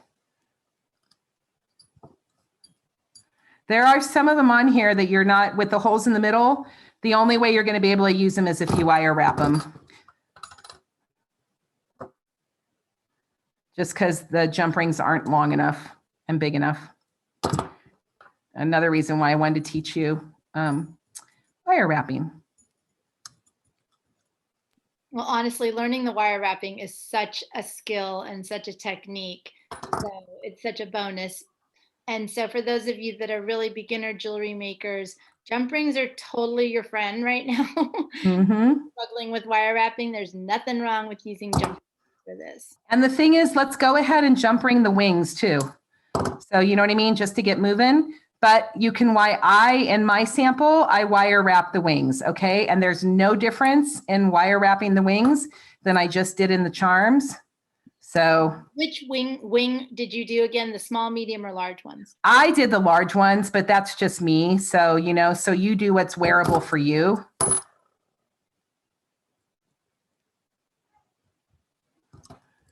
Okay, and here's the thing about jump ringing the wings, because I just did it, so it's a mistake.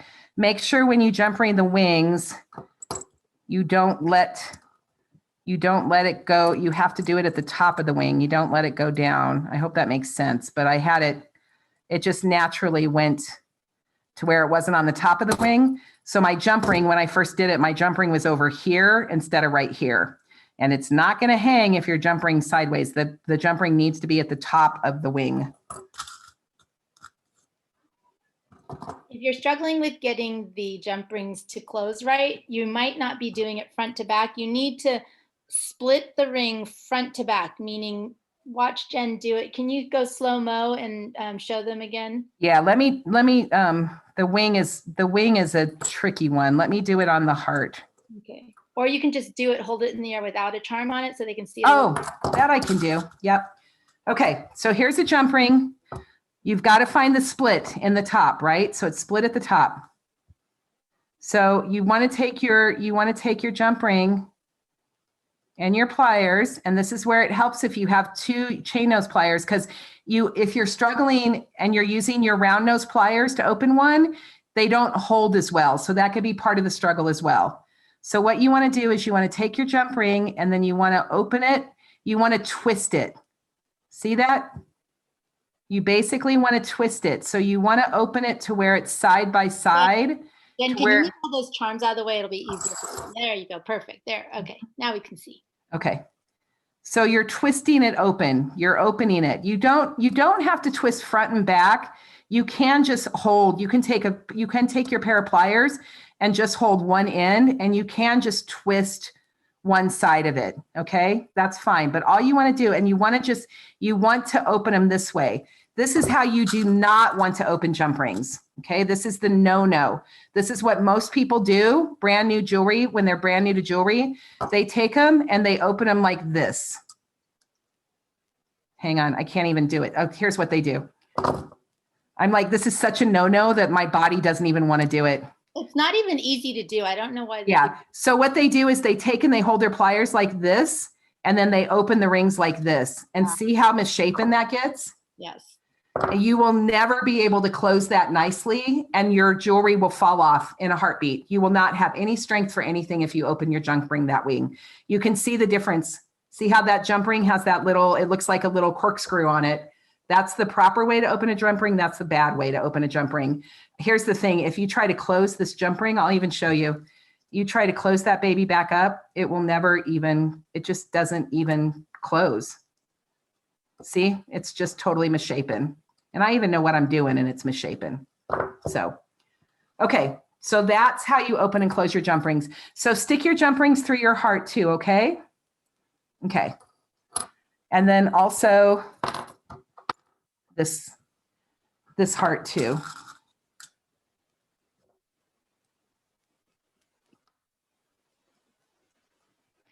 You have no idea, you guys. I teach 6-hour classes normally. So it's like, yeah, I'll teach a 3-hour class, a 3.5-hour class, but I'm like, I have so much information to give you. Well, that's the thing, Jen. You know, we're doing a very beginner class, and these ladies are, you know, learning a lot from you, which is such a treat. And I think everybody knows they might want to go back and watch. Carrie said she's signing off for the evening to feed her mom. Jen, thank you. And I hope the video will be up tomorrow so I can finish my awesome necklace. Give us at least 24 hours. It takes a bit. We got to download it, upload it, get it from Zoom, but we are trying for a 24-hour turnaround. Okay. Thanks, you guys. Good night, Terry. Thank you. Thank you, Terry, for hanging with me. I'm so proud of all of you that did this with me, and thank you for doing it. I am really, really, really beyond grateful, because I know this isn't normal. You know what I mean? This isn't what we normally do. Okay. So now what I want to do is I want to talk a little bit about design. So I want to take the chain that you're given, and I want you to have enough chain to where, let me find the sample again. I want you to have enough chain so your necklace hangs in the front of you. So, you know, so this one is, I did a smaller piece of chain. So it's probably only, you know, this one I probably only did about 6 inches of chain. This one I did longer. I did more chain, but I doubled it up, but it's still the same thing. So you actually don't need that much chain, because most of this is really going to be ribbon is what we're having in terms of that. Hang on, I've got this backwards. Okay, but you can see, so basically what I want you to do right now is, after you've got the jump rings on it, we're going to switch over, and I want you to just take your chain, and I want you to double it up because it's thin. So it's fine. So I want you to take your chain, and I want you to double it up, and I want you to have anywhere probably about 4 to 5 inches of chain doubled over is what I want you to do. And then go ahead. You can either open it with jump rings, or with your pliers, if it's got a split ring in it. I'll tell you one thing. I don't know if you guys realize this, but when you go look at jewelry when you go look at jewelry at craft places, other stuff, and you actually know how to make jewelry now and how attachment works, you're going to understand why some stuff is $5 and some stuff is $50. So, you know, once you learn this, it's kind of interesting how you look at jewelry in a totally different way. So, and then I'm going to go ahead, I'm going to cut this piece because I want 2 equal pieces. So I'm taking my nips, and I'm taking 2 pieces of chain right now, and I'm going to jump ring them together. So I'm going to take another jump ring, and I'm going to open up my jump rings, and I'm going to take the ends of both pieces, and I'm going to attach that. Close my jump rings. And you can see it's a good closure. I don't know if you can see this, but there is a good closure of a jump ring. Can you guys, I don't know if you can see, but there's no space between there. If you were to hold this jump ring to the light right now, you wouldn't really see a space between there. If you have a lot of space in your jump ring when you close them, your charms and your chain is going to slip right out. So it's really important to get a nice closure there, and it's to work with your jump rings to where they're actually closed. Nice. So now I want you to go back, and I want you to take your chain on each end, and then I want you to go ahead and close it up. Now, you guys, there is no way that we're going to be able to do a show and tell like these other classes because there's just a lot to do. But hopefully, maybe, I don't know, maybe Elena can, like, we can host a little party or something with us and you guys can show your pieces later or something because, you know, because we're going to just get this done. Okay. So now we're going to talk about design. We've got our chain in the middle of it. And then what's going to happen here is where these two pieces are, that's where we're going to put our ribbon. Okay. So our ribbon's going to go through there and that will be the very last thing we do is the ribbon. So now what I want to do is I want to talk about design. In this particular piece, it's important that you're heavy. The center piece is the heaviest piece. So that's going to go in the center. And then it's important that you start taking your other pieces, your heavier pieces, and you're going to design them. Now you can't lay them out because they're going to be layered against each other. So that's what's happening. So you want to take your bigger charms and you want to start putting them there. And then you want to go up from there and you want to start making your smaller charms. So this is what I do. I just kind of start laying out the way I want it to look. And I start going with the heavier, bigger things in the center. So when I have a nice V going on, so it looks great on my neck. And then, oh yeah, I'm sorry. So actually I thought the ribbon was going to be there, but the wings are going to go there. So your wings are going to go right here. So basically there's a wing. Here's a wing. Here's the pieces. Okay, so that's how I design. I design things by moving them around and figuring out how I want them to lay and what I want them to look like. And that is how I'm going to put this piece together. And then this is where, sorry, on these wings, on each one of these, this is where the ribbon is going to go in on either part of the wing. So I still need to add jump rings to that one. So Jen, we could let people come on. I can split the screen. And if anyone did, like, I'm going to call out Kelly. Okay. Probably got hers done. But if anyone does finish and you want to raise your hand, I see Denise and Jean have their hand raised. Please let me know if you have something you needed or if you are ready to come on camera. Otherwise, you can lower your hand. But whoever's raising their hand, I'm going to think that you want to come on camera. Because while Jen's putting her necklace together, we can still have you guys show if you want, or if you want to come on and say something to Jen or have you have a comment. Let's see, Shell asks, can you share which size of hearts those are for design? Yes. Let me try to figure out which ones they are in the pack.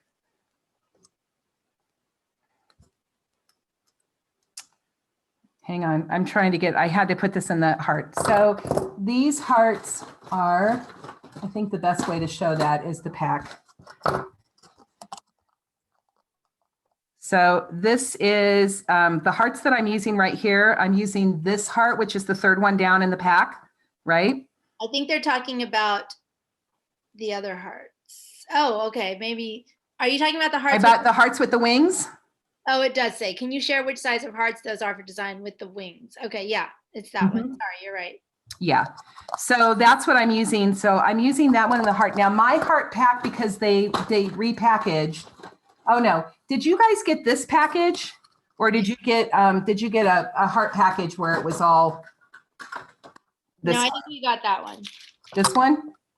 No, we got that one. Yeah. So I got the other one. So I believe the hearts I'm using from this package is I'm using the more medium to the small is what I'm using. So I'm using that, the third one down of the wings, and then I'm using this medium-sized heart that has the little dots around the edge is the one I'm using in my sample right there. And then on this one, I'm using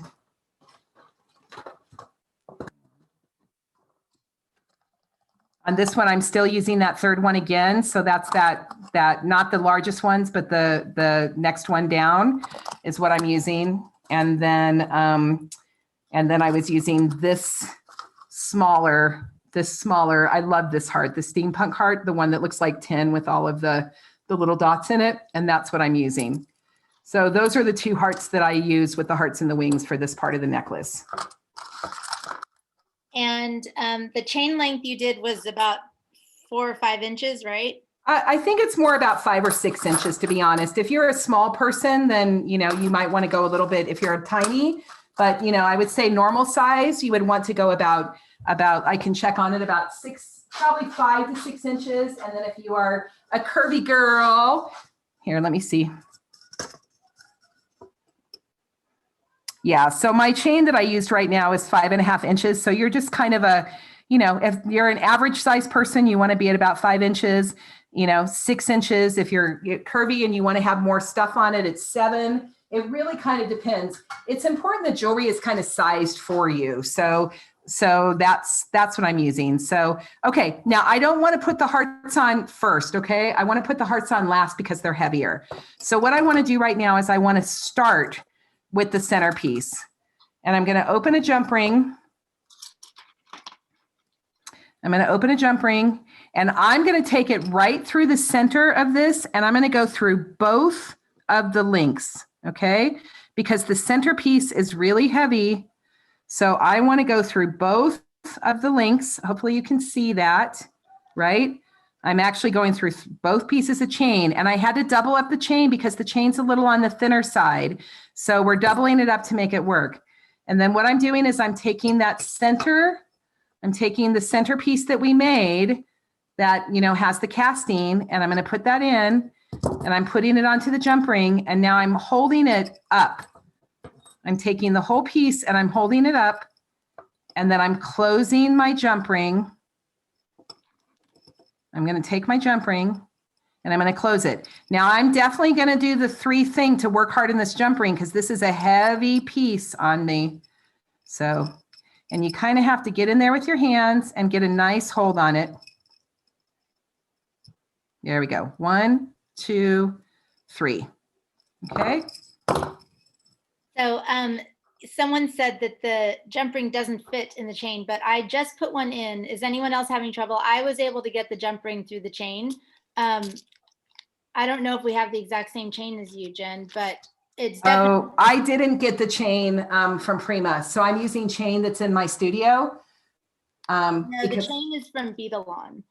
Oh, I didn't get chain or wire from Beadalon. I had to make my own, but I got jump rings from Beadalon. Yeah. So if it doesn't go through, it should. I got mine to go through, so it takes a little bit. It barely fits, but it does make it so much nicer to use both. It does.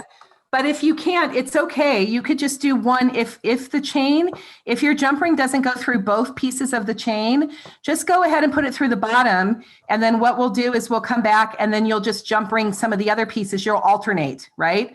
So we'll put one on the bottom and then we can go back and then you can put the next one on the top. Okay. So if your jump rings don't go all the way through, don't worry about it. We can get balance out of it by just alternating our pieces because we're doing that for the weight of it. Does that make sense? So yeah, some people are having trouble with the jump rings. You could definitely, if you feel like this chain is too thin, you could, if you have some jewelry chain or if you have a piece of jewelry that you want to repurpose, grab some chain that way. And I was able to get it through, but it did just fit. And someone said that some of the rings it fits easier through some of the holes rather than others. So you can try that too. The other thing you can do is you can get the jump ring for just one chain and then you can jump ring the one jump ring to the other jump ring in order to make it, and you only need to do that. If you do it really, it's not important. I'm not going to add for these other pieces. I'm not trying to get the jump ring through both pieces of chain. I'm only trying to do this for the center one because of weight. If that makes sense. So now what I want to do is I'm going to go back and I'm going to take my second one. I'm going to work on that. And now I'm going to go over, I'm going to count my little pieces of chain, one and from where the center is. And then I'm going to go over 1, 2, 3. And I'm going to go to the third hole. And I'm going through just one piece of chain right now. One piece of chain on the third hole. And I'm putting my jump ring through. And then I'm putting another charm on. And however you want to put the charms is up to you. It's your decision on which one to use where. I just like to make sure that I'm working with I'm going with the biggest to the smallest is what I'm trying to do in size. Okay. And that really is a design decision. If you That's a design decision. That's just me. It's just, I like the way that looks. I just like it to look, I like it to look where the bigger piece is in there and it kind of goes more like a V to do that. But you can have it look whatever you want. And you don't even have to use the big pocket watch. Here's the other thing, you guys. You can take the big pocket watch and repurpose a piece of chain and just use that on a different piece of jewelry. So, you know, and then you can just take this junk piece of yours and you can go ahead and just make the chain, just put these on the chain, or maybe you can take a broken piece of jewelry or some other focal that you have from another necklace that you love, and you don't have to do this. So, you know, that's the thing about this project. It's really meant to be, you know, to be what you want. Again, you can take this little charm that I have right here, and then you can just put it through here and you can stick it on one piece of chain, and then you can have one necklace out of this. So that can be one necklace, right? With a jump ring. And then, you know, you'll have to get if you can either use ribbon or you'll have to use a lobster hook at the end, which we don't have lobster clasp because we're not using it. But, you know, at this point of our journey together, this is really just finishing off and designing the project. So now I'm going to do the same thing. I'm going to count 1, 2, 3. I'm going to go on this other side. I'm going to put the jump ring through the chain. And then I'm going to grab another big piece because I like the bigger pieces there. That's me. And then I'm going to close up the jump ring.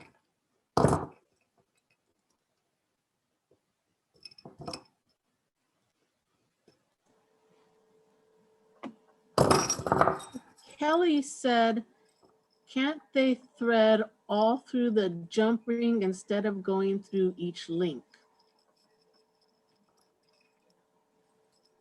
Oh, where you do it all at once instead of doing each one, where you go through it all? Yes, you can definitely do that. See, Kelly's an engineer, so she's like, she does that stuff with me in all the classes. She's one of the ones I'm talking about where she like makes it much easier. So yeah, you can absolutely do that. So turn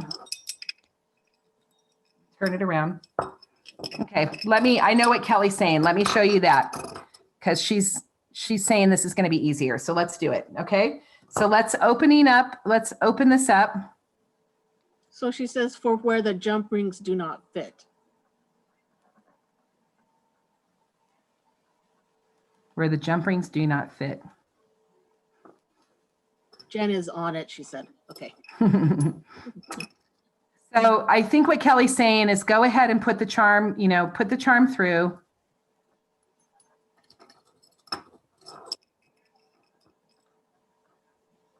And then put it, if you can thread it through, can you thread it through this way through your chain where you can put it through and then you can put one link. I think I know what Kelly's saying. You guys, you may have to spotlight Kelly. Actually, what she's saying, Jen, is to just literally thread, like leave all the jump rings closed and just put the wire right through, and then they all would just collect in the middle. So she's instead of putting them through. Yeah. And which is another way, since you're kind of getting a cluster anyway, but it's a different look. Right. I get it. So yes. So Kelly, okay. I love what Kelly's saying. I got it now. So what Kelly's saying, Kelly's like finding a way to make it super easy. So you guys don't have to make it difficult. So thank you, Kel, for that. I know exactly what you're doing now. So I couldn't remember. She's helping me out here. Yes. So here's the thing that does it. If you cluster it with what Kelly's saying and you put them all through, like here's an example.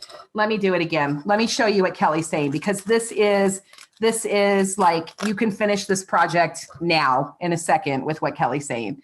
So let's say we're going to take our chain. Okay. I'm going to take my 2 pieces of chain.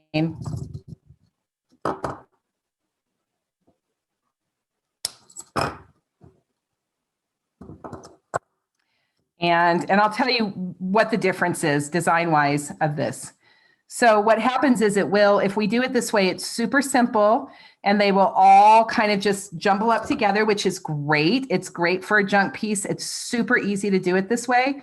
So basically what you would do, she's saying, so you put your chain, put it on with your jump ring on one side, okay? Just one side. Now, take your chain and thread it through, right? Yes. Take your chain and thread it through your jump rings. Now my chain is a little bit heavy, so yours is a little bit thinner, so it'll be easier. It'll be so much easier for you to do this. Let me show it. You can even just do one. I was going to say, let me show it with just one, because my chain must be bigger than your guys's. Okay, so let me show it with one. So basically you put your jump ring at the end, right?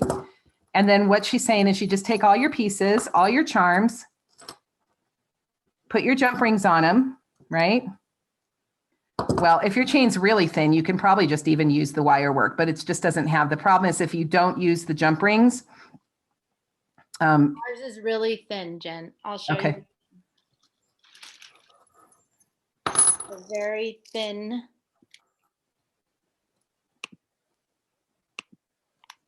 Ours is this, Jen. It is, whoops. Ours is super thin. Can you see it? Oh, yeah. Okay. So I think what Kelly's doing, you guys, it's a really good solution. Let's go Kelly's route. So because it really is, because your chain is thin like that and you can take 2 of them, just go ahead and do that. So put a jump ring on one end of it, right, to close it down. And then just take your pieces, design them, and then just start putting your smaller ones through. So put your smaller ones through first, right? Hang on, I need to open these back up so I can do this.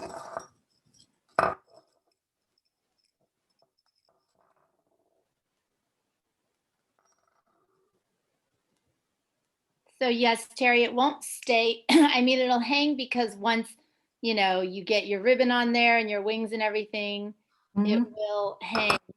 And Uganda asked, what is the huge chain I got with all the big circles? I don't know what huge chain you got. You're going to have to come on to show me. Kelly wants to come on, so I will give you, Kelly, did you raise your hand? Oh, wait, let me find you.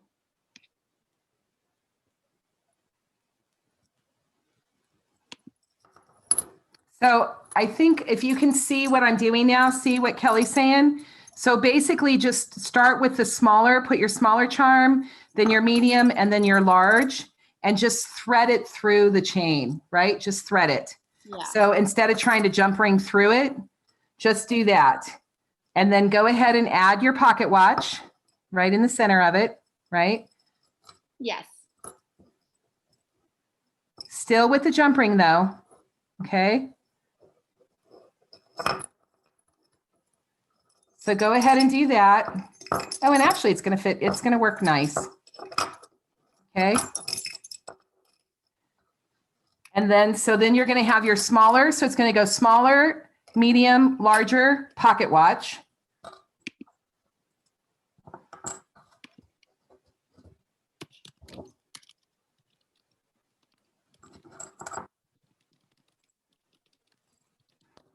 And then larger.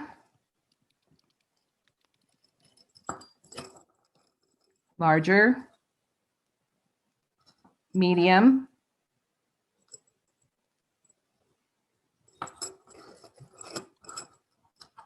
smaller,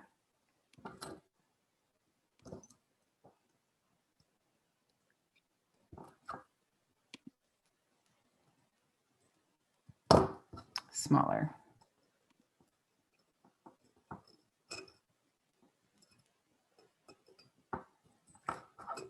Okay.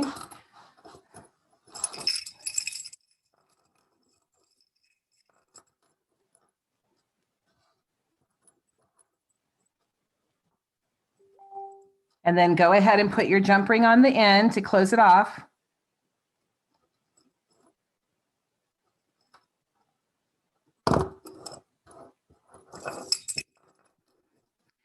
Now take your hearts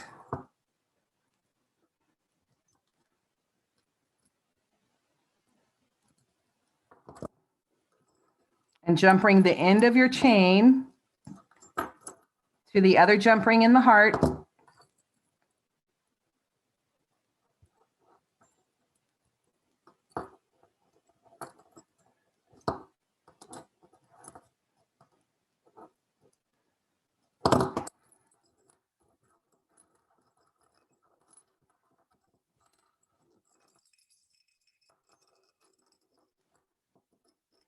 Still has that nice jingly sound.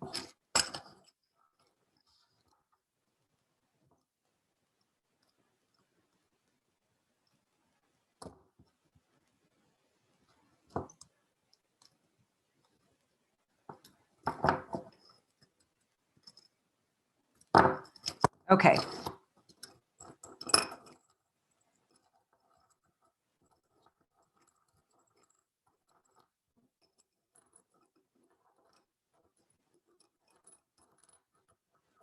Okay, can you see it?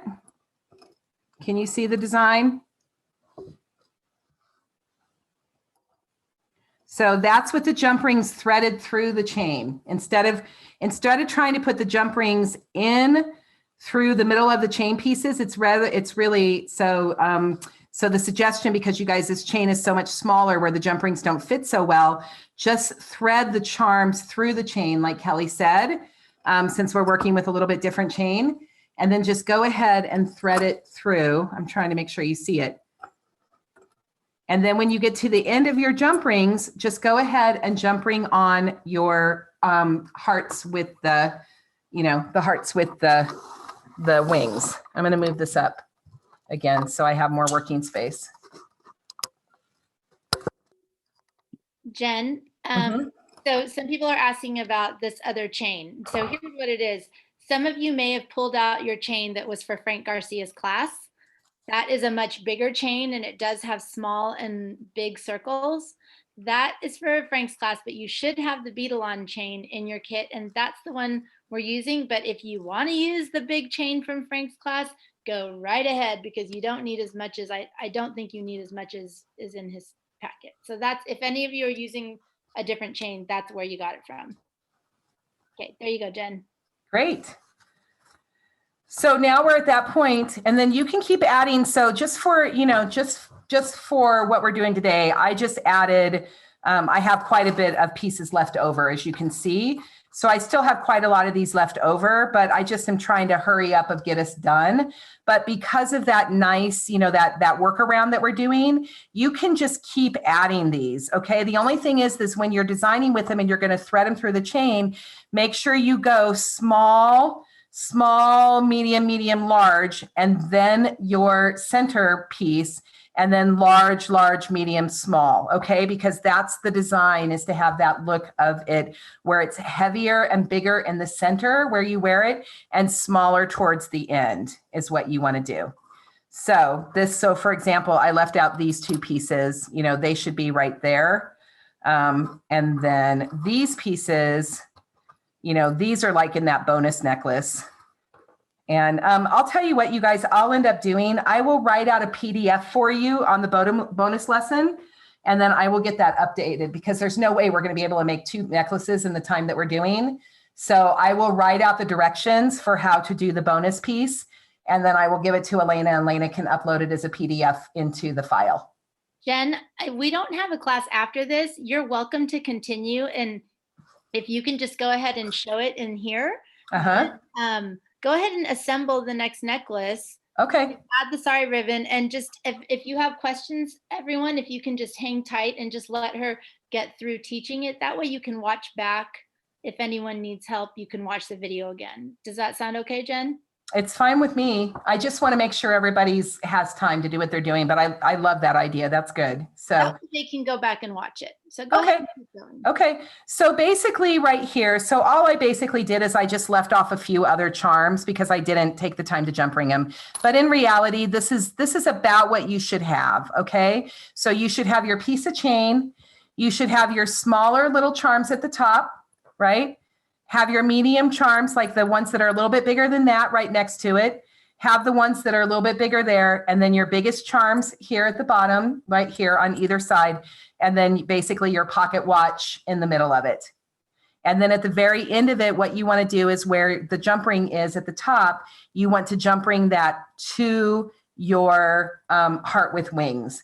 And then that's where that lays, that piece where it can lay at the top. If you want to put it higher on, it will be right at your collarbone. Or if you want to wear it lower, then it will be lower, but at the, at the top of it. And then it should hang right, right where the necklace should hang, like right above and between your breast is where that should go.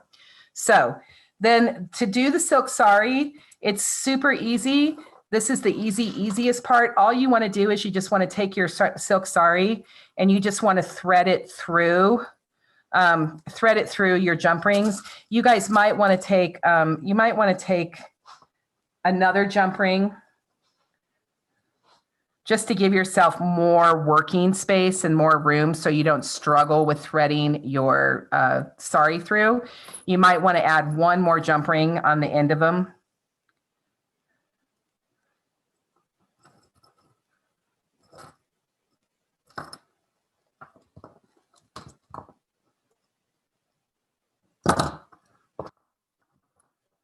I have all colors of sari here. So I'm like, do I want blue? Do I want yellow? But I'm going to use this one. So I'm going to take the sari and I'm just going to thread it through the jump ring. Easy peasy, right? That's all it is. And then all you want to do is you just want to tie a knot. Super simple. And then this is that question of, can you change out the sari? Of course. You can take this necklace and you can change out the sari if you want, and you can just tie a knot in it.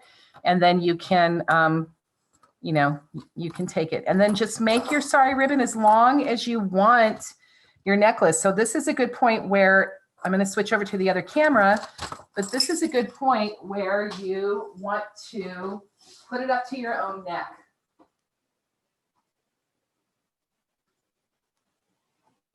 So here's my necklace. And here's my sari ribbon.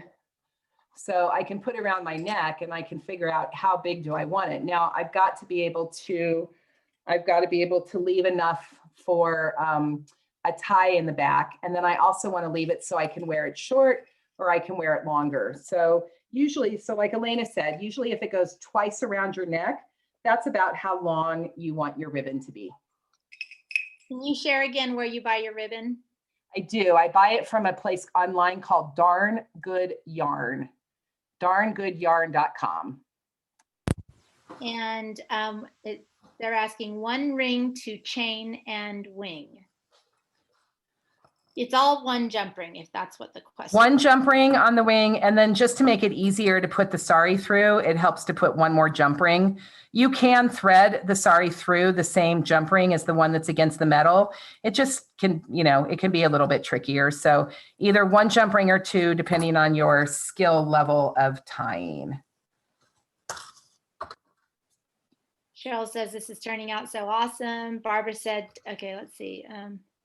Michelle said, I bought off-white sari ribbon. Can I dye that with distress spray? You can definitely. Oh, yeah. You can tea dye it. You can do distress. You can take the distress inks because they're water reaction. You can actually take them and you can make a dye out of them. You can put the ink, you can put a little bit of ink on it. So you can ink the edges and then you can just go ahead and put it in some water and then it will actually dye it that way. Oriana, did you want to come on camera? Jean, did you want to come on camera and show us your stuff? I see hands up, just checking.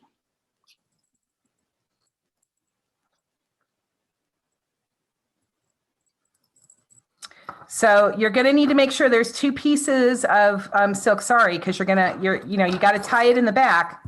So make sure you have, two pieces. And then here's your, here's basically your necklace. And trying to get it all set right on the table again.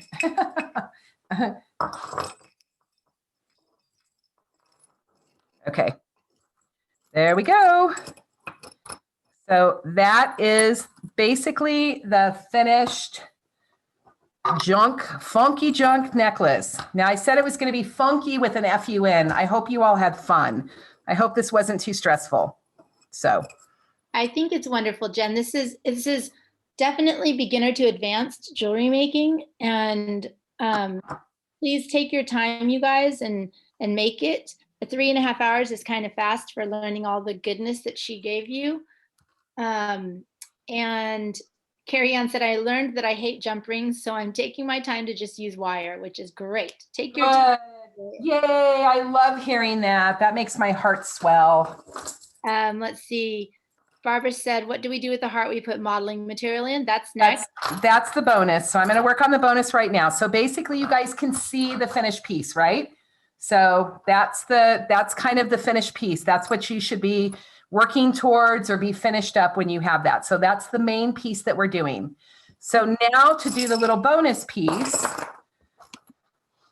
the bonus piece is going to be very similar, but now in order to get the bonus piece to hang the way it was, this is the one where I, where the jump rings went through the chain. So I'm not sure if the piece is going to hang quite the same, if we're able to do it, but we'll give it a shot. So.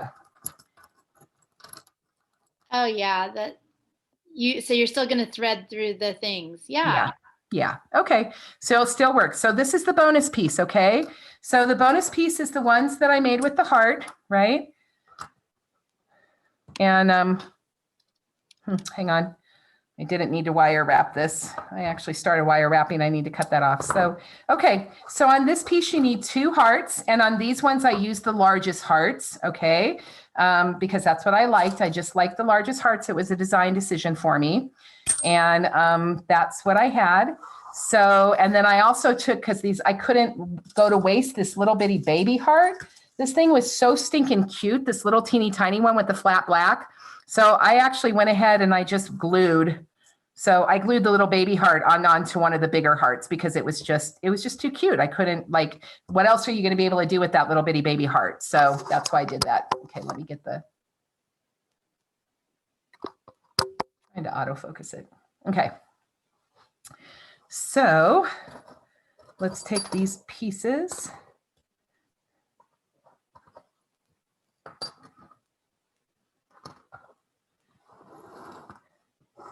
Jen, can you tell them what is the best way to drill a hole in the dried clay if they didn't put a hole in ahead of time? I used a Dremel, but you can use I used a Dremel or Drill Plus, or you can do I don't think you're going to be able to use a punch in the dry clay. I think it will crack. So I think it needs to be drilled. It actually needs to be drilled with like a Dremel or with an actual drill. I was able to drill these pieces perfectly fine. The clay is actually really nice and sturdy because I forgot to put holes in it too. And I forgot to tell you guys, I was able to drill the holes into these ones with the clay, which is pretty impressive for the clay because I was so sure that this modeling clay was going to completely and totally crack, but it didn't. But I don't believe you're going to be able to punch. I wonder, let me try. No, you can't punch it because even if we have the hole punch pliers, it's too thick. You know what I mean? It's too thick to get through there, I think. So you may have to make another one and let's see. No. I'm gonna crack that. Well, it's a good test. Let me see if it cracks. I'll be so surprised.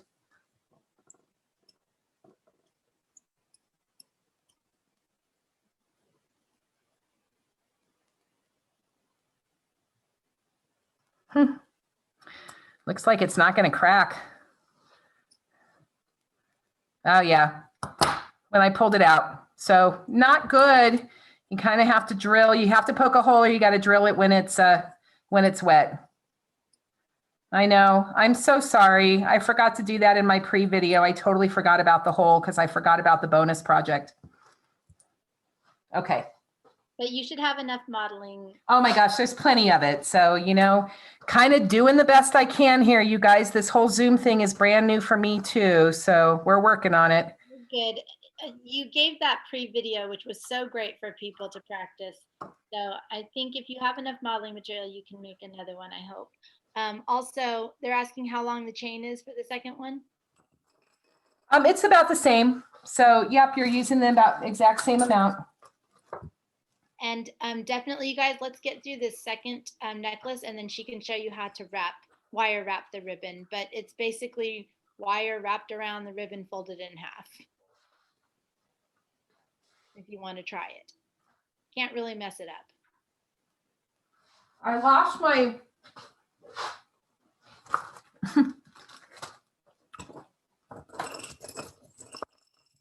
Oh my gosh. I had this thing looking good. I lost the long skinny painted piece. I mean, it's like, it's got to be somewhere in here, but I literally cannot find my long skinny. Are you guys messy crafters? Like, tell me if you are messy crafters like I am. I was being so good in moving things over to the side. So, Jen? Yeah? How does the clay hold up after it's been worn and bouncing off the metal when being worn? Like, is the clay gonna hold up against the other metal pieces? Now I believe so. I've only worn this necklace about 6 or 7 times since I made it. But what I was thinking about that was, I was thinking that what I want to do is I want to go in and I actually want to seal it with like a, like a Mod Podge or a Liquitex or some kind of sealant, and put a sealing not on the piece with the metal, but on the piece where it's just itself. I was going to go back and seal it. Then I was going to add a little bit more. Of the silver on top of it. Okay, I really literally do not know what I did with that. So we're just gonna take apart the one on your sample. No, I'm just gonna have to use one where It's not the same because this one doesn't have a hole in it. It's basically this piece, but I'm gonna have to use this one, but without the paint on it. I really don't know what happened. You would think it's like the painted pieces, my already painted and done pieces, completely and totally disappeared. Now this happens to me when I'm teaching at hotels, but usually it's on the floor. So, well, we can all commiserate with you on messy. It's right here. Yay! It was on the floor. See? Usually it's on the floor, and there it is. Usually it's on the floor. Okay. This one, however, does not have a hole. So keep working. Give me 3 seconds. You're going to hear my drill press, and I'm going to drill a hole, and I'll show you how quick it is to drill a hole. Literally.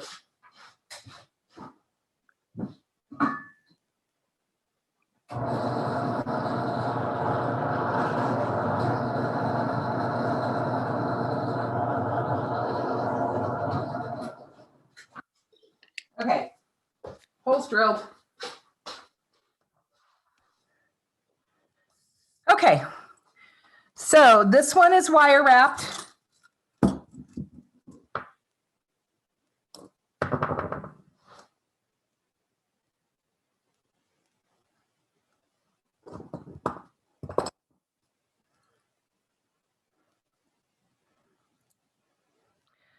It doesn't matter which way it through. I just find it easier that when I put if I put it through the back with the longer piece, for some reason, it's just easier for me. So I'm going to wire wrap the top of this.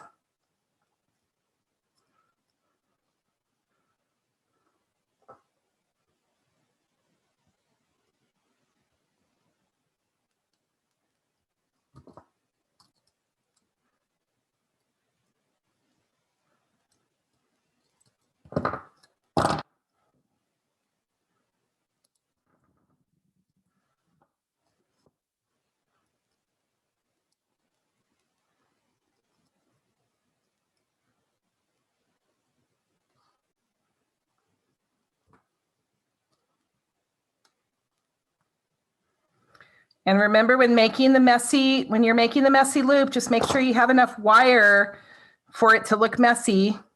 If you don't have enough wire, it looks like a hot mess, and there's not enough to make that nice little messy ball. So it's important when you're trying to do the messy wrap, that you have enough wire to get a nice little ball in there.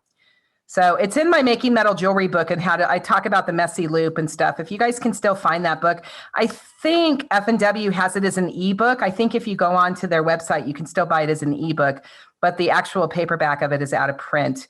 I might have some here. If anybody really, really, really, really wants my Making Metal Jewelry book and you think you're going to do this and you want to learn these techniques, let me know and I can dig them up. I think I might have 7 or so left, and that's it. But if you really are into it, let me know. Okay, so now this one on the bottom, this is one where I went ahead and wire wrapped the bottom, but I had put a hole in this one. So basically, let me see if I can find, yeah, okay. So basically what I would do here, I would remake this one is what I would actually do. I would take the little heart, this heart, and instead of putting the holes, because this is where I have the holes up here, I have the holes up here on this one, but to do this one, if you don't want to drill a heart, what I would do is I would actually take the molding putty and I would redo this one, but I would only put one loop, and I would put one loop right in the center is what I would do. And then that's the way I could get this look without having to have the drill in this, okay? But I need to drill really quick again, or I need to use a different, piece that I can jump ring on.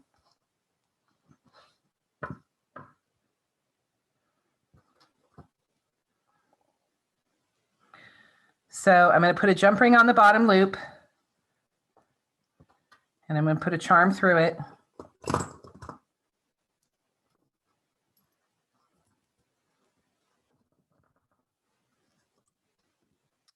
And I'm going to close the jump ring. So that basically makes the centerpiece.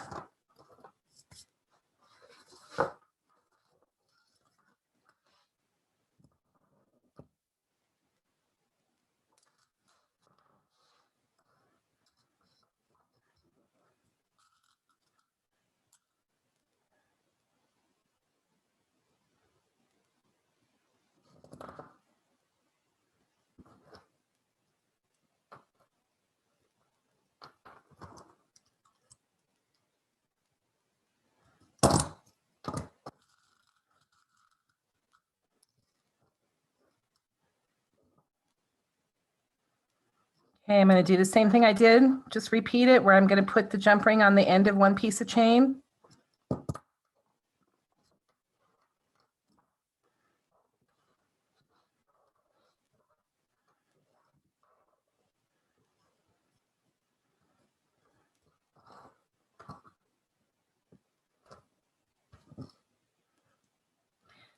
This is looking a little bit different from the bonus one that I made, but it's similar enough that you're going to get the gist of it.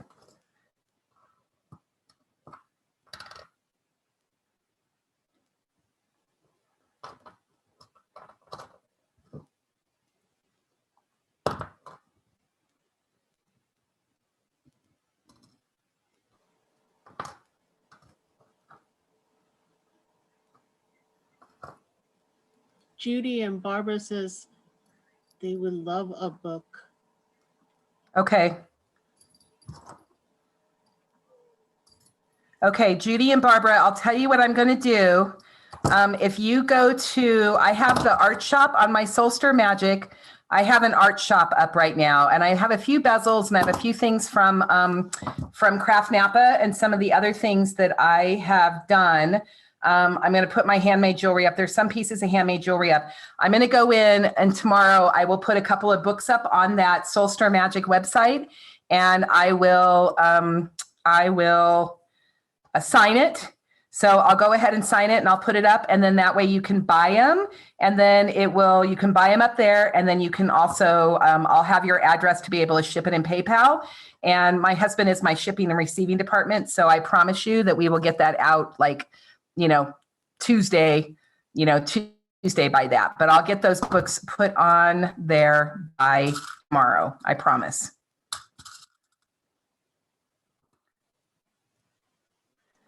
Okay, so I'm just jump ringing this and doing what I can for them, the same as what we did last time. So I'm going to do the same thing, where what I'm going to do is I'm going to put the I'm going to put the smaller ones. Ugh, you guys, I'm going fast. Don't see that. Just don't leave that much space on your jump rings. It's your jewelry's going to fall apart. Take the time that I'm not doing and take the time to really close it so that there is no space between your jump rings, because jump rings are, you know, again, they're already not the most strength wise. So make sure that if you're going to use them, make them as strong as you possibly can. Okay. So thread your 3 things through. Okay.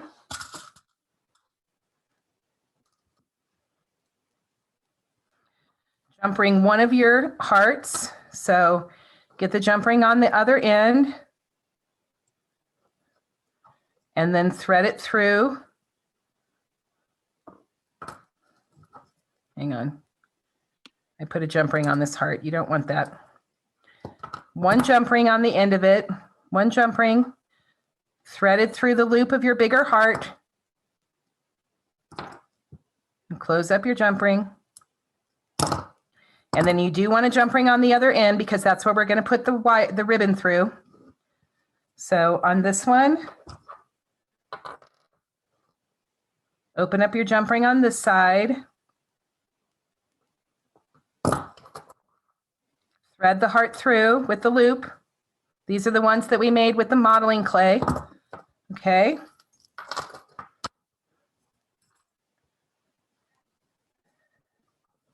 Make sure that there's another jump ring on the end so it's easy for you to thread your ribbon through.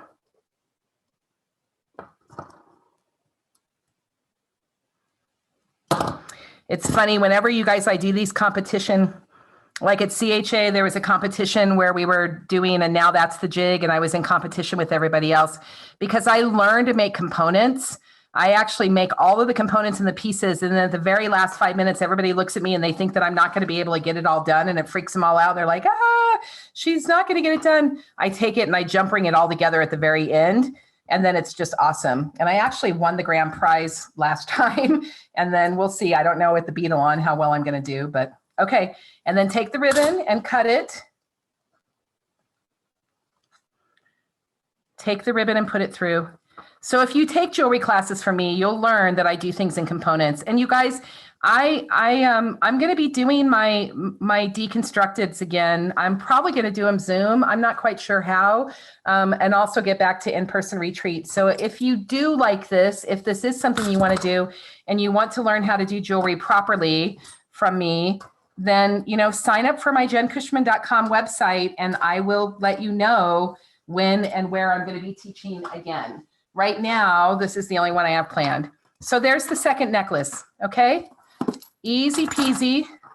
This is the second necklace, and that's the bonus necklace. Okay, Jen, they would love to see how you wire the ribbon on.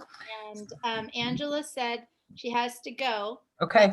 But, thank you so much for this class. I absolutely loved it. This was my favorite class so far.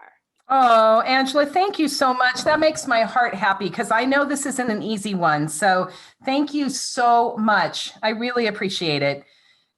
You guys, I didn't even get a chance. Normally, because I have 6 hours, I joke around and tell a whole lot of silly stories, but we were just teaching. So join my Magic Mondays because then you won't hear me, you'll get some silly stories. Okay. What you want to do to wire wrap the ends. So the reason why I do this is because I don't like the way that ribbon hangs on me. It hangs down when I'm trying to wear my necklaces and it makes me irritated. So I came up with this as a way to get that ribbon out of my neck, literally. So what I do is I tie a knot, I cut a piece of wire, right? I take that little short piece of ribbon and I put it up against the long piece of ribbon.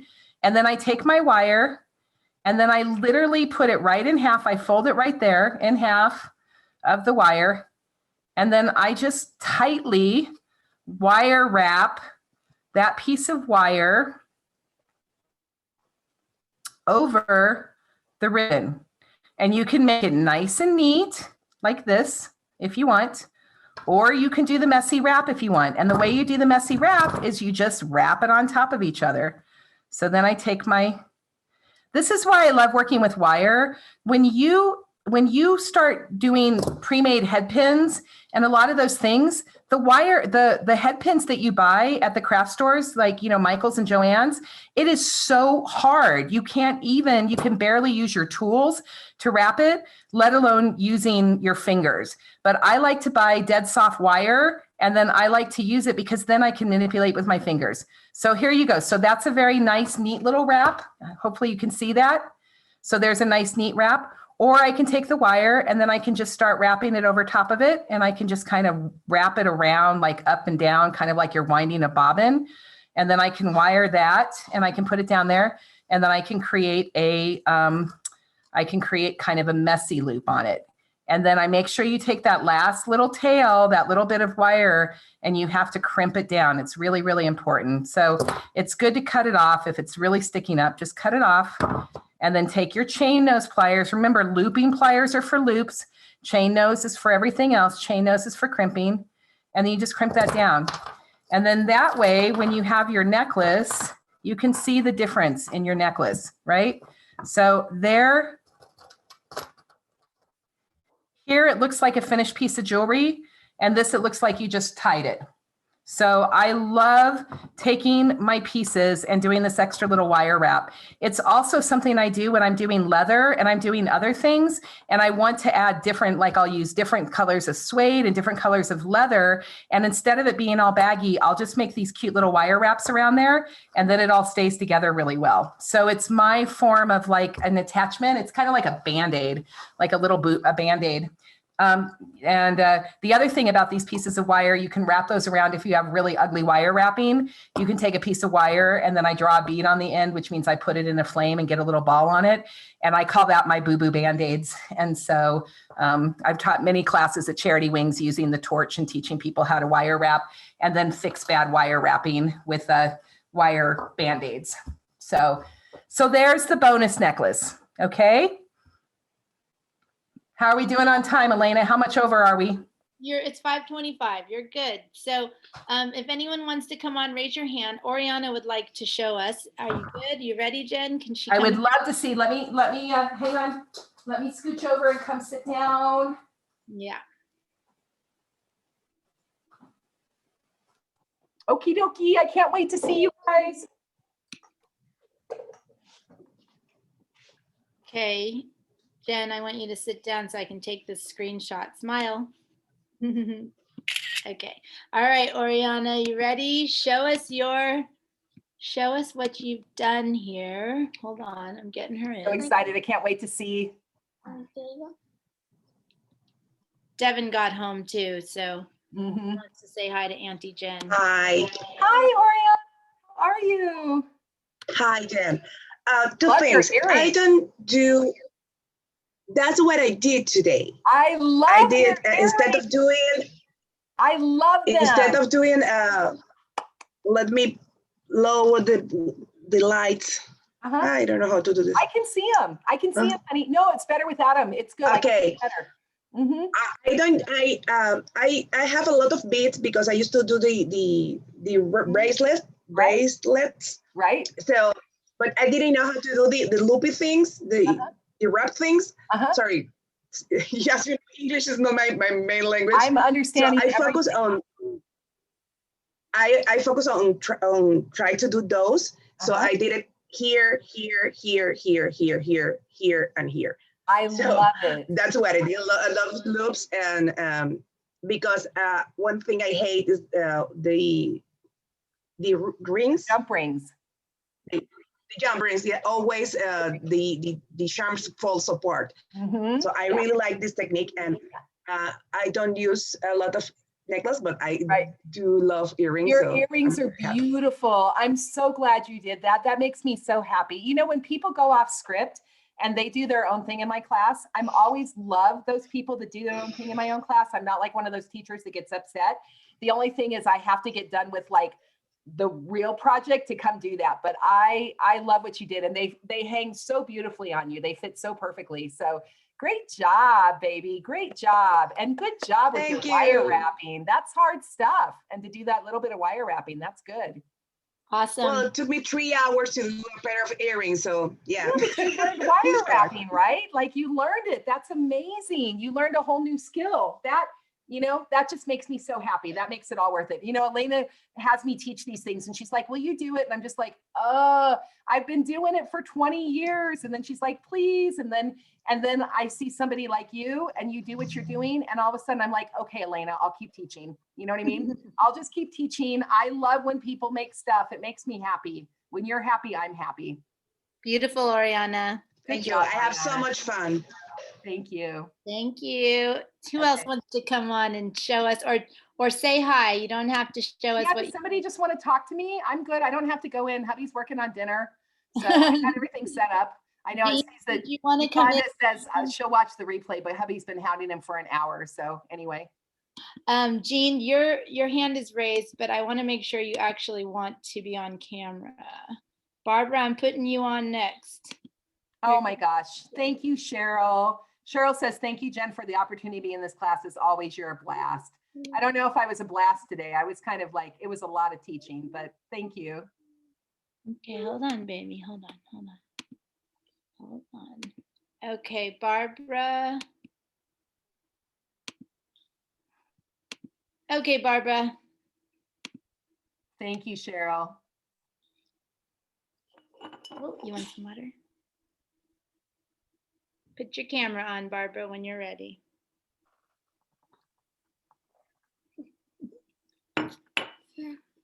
Oh, there's Barbara. There's Barbara. There's my girl.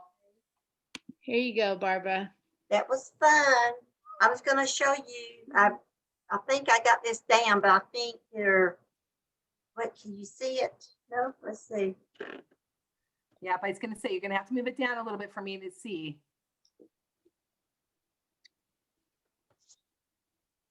I don't. Oh, I think I made them. I made them too long, didn't I? No, well, a little bit too long. But you know what? For learning, it's exactly the way everybody learns to wire wrap. When I started wire wrapping, Barbara, mine looked exactly like that. Okay. Oh, okay. So just so you know, it's a hard skill to get. What's going to happen is you're going to start. I really suggest you just keep practice, and you're going to learn how to make. What's going to happen, the only reason why they're a little long is because you started out with a little bit, instead of putting your chain nose pliers closer toward the charm, you were just out a little bit far. So what happened is it made your loop higher up on the wire. So that's why it looks like that. But that is so okay. common. I had fun, honey. Oh my gosh, you were awesome. I'm so proud of you for doing jewelry. I know you were not going to do my class. You were going to do everybody else's class. And then all of a sudden you were like, I'll do Jen's class. So thank you for being here and for I loved it. Good. I loved it.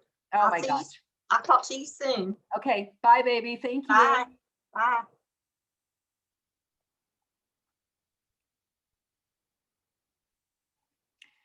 Janine or Jean, is it Jean or Janine? Jean?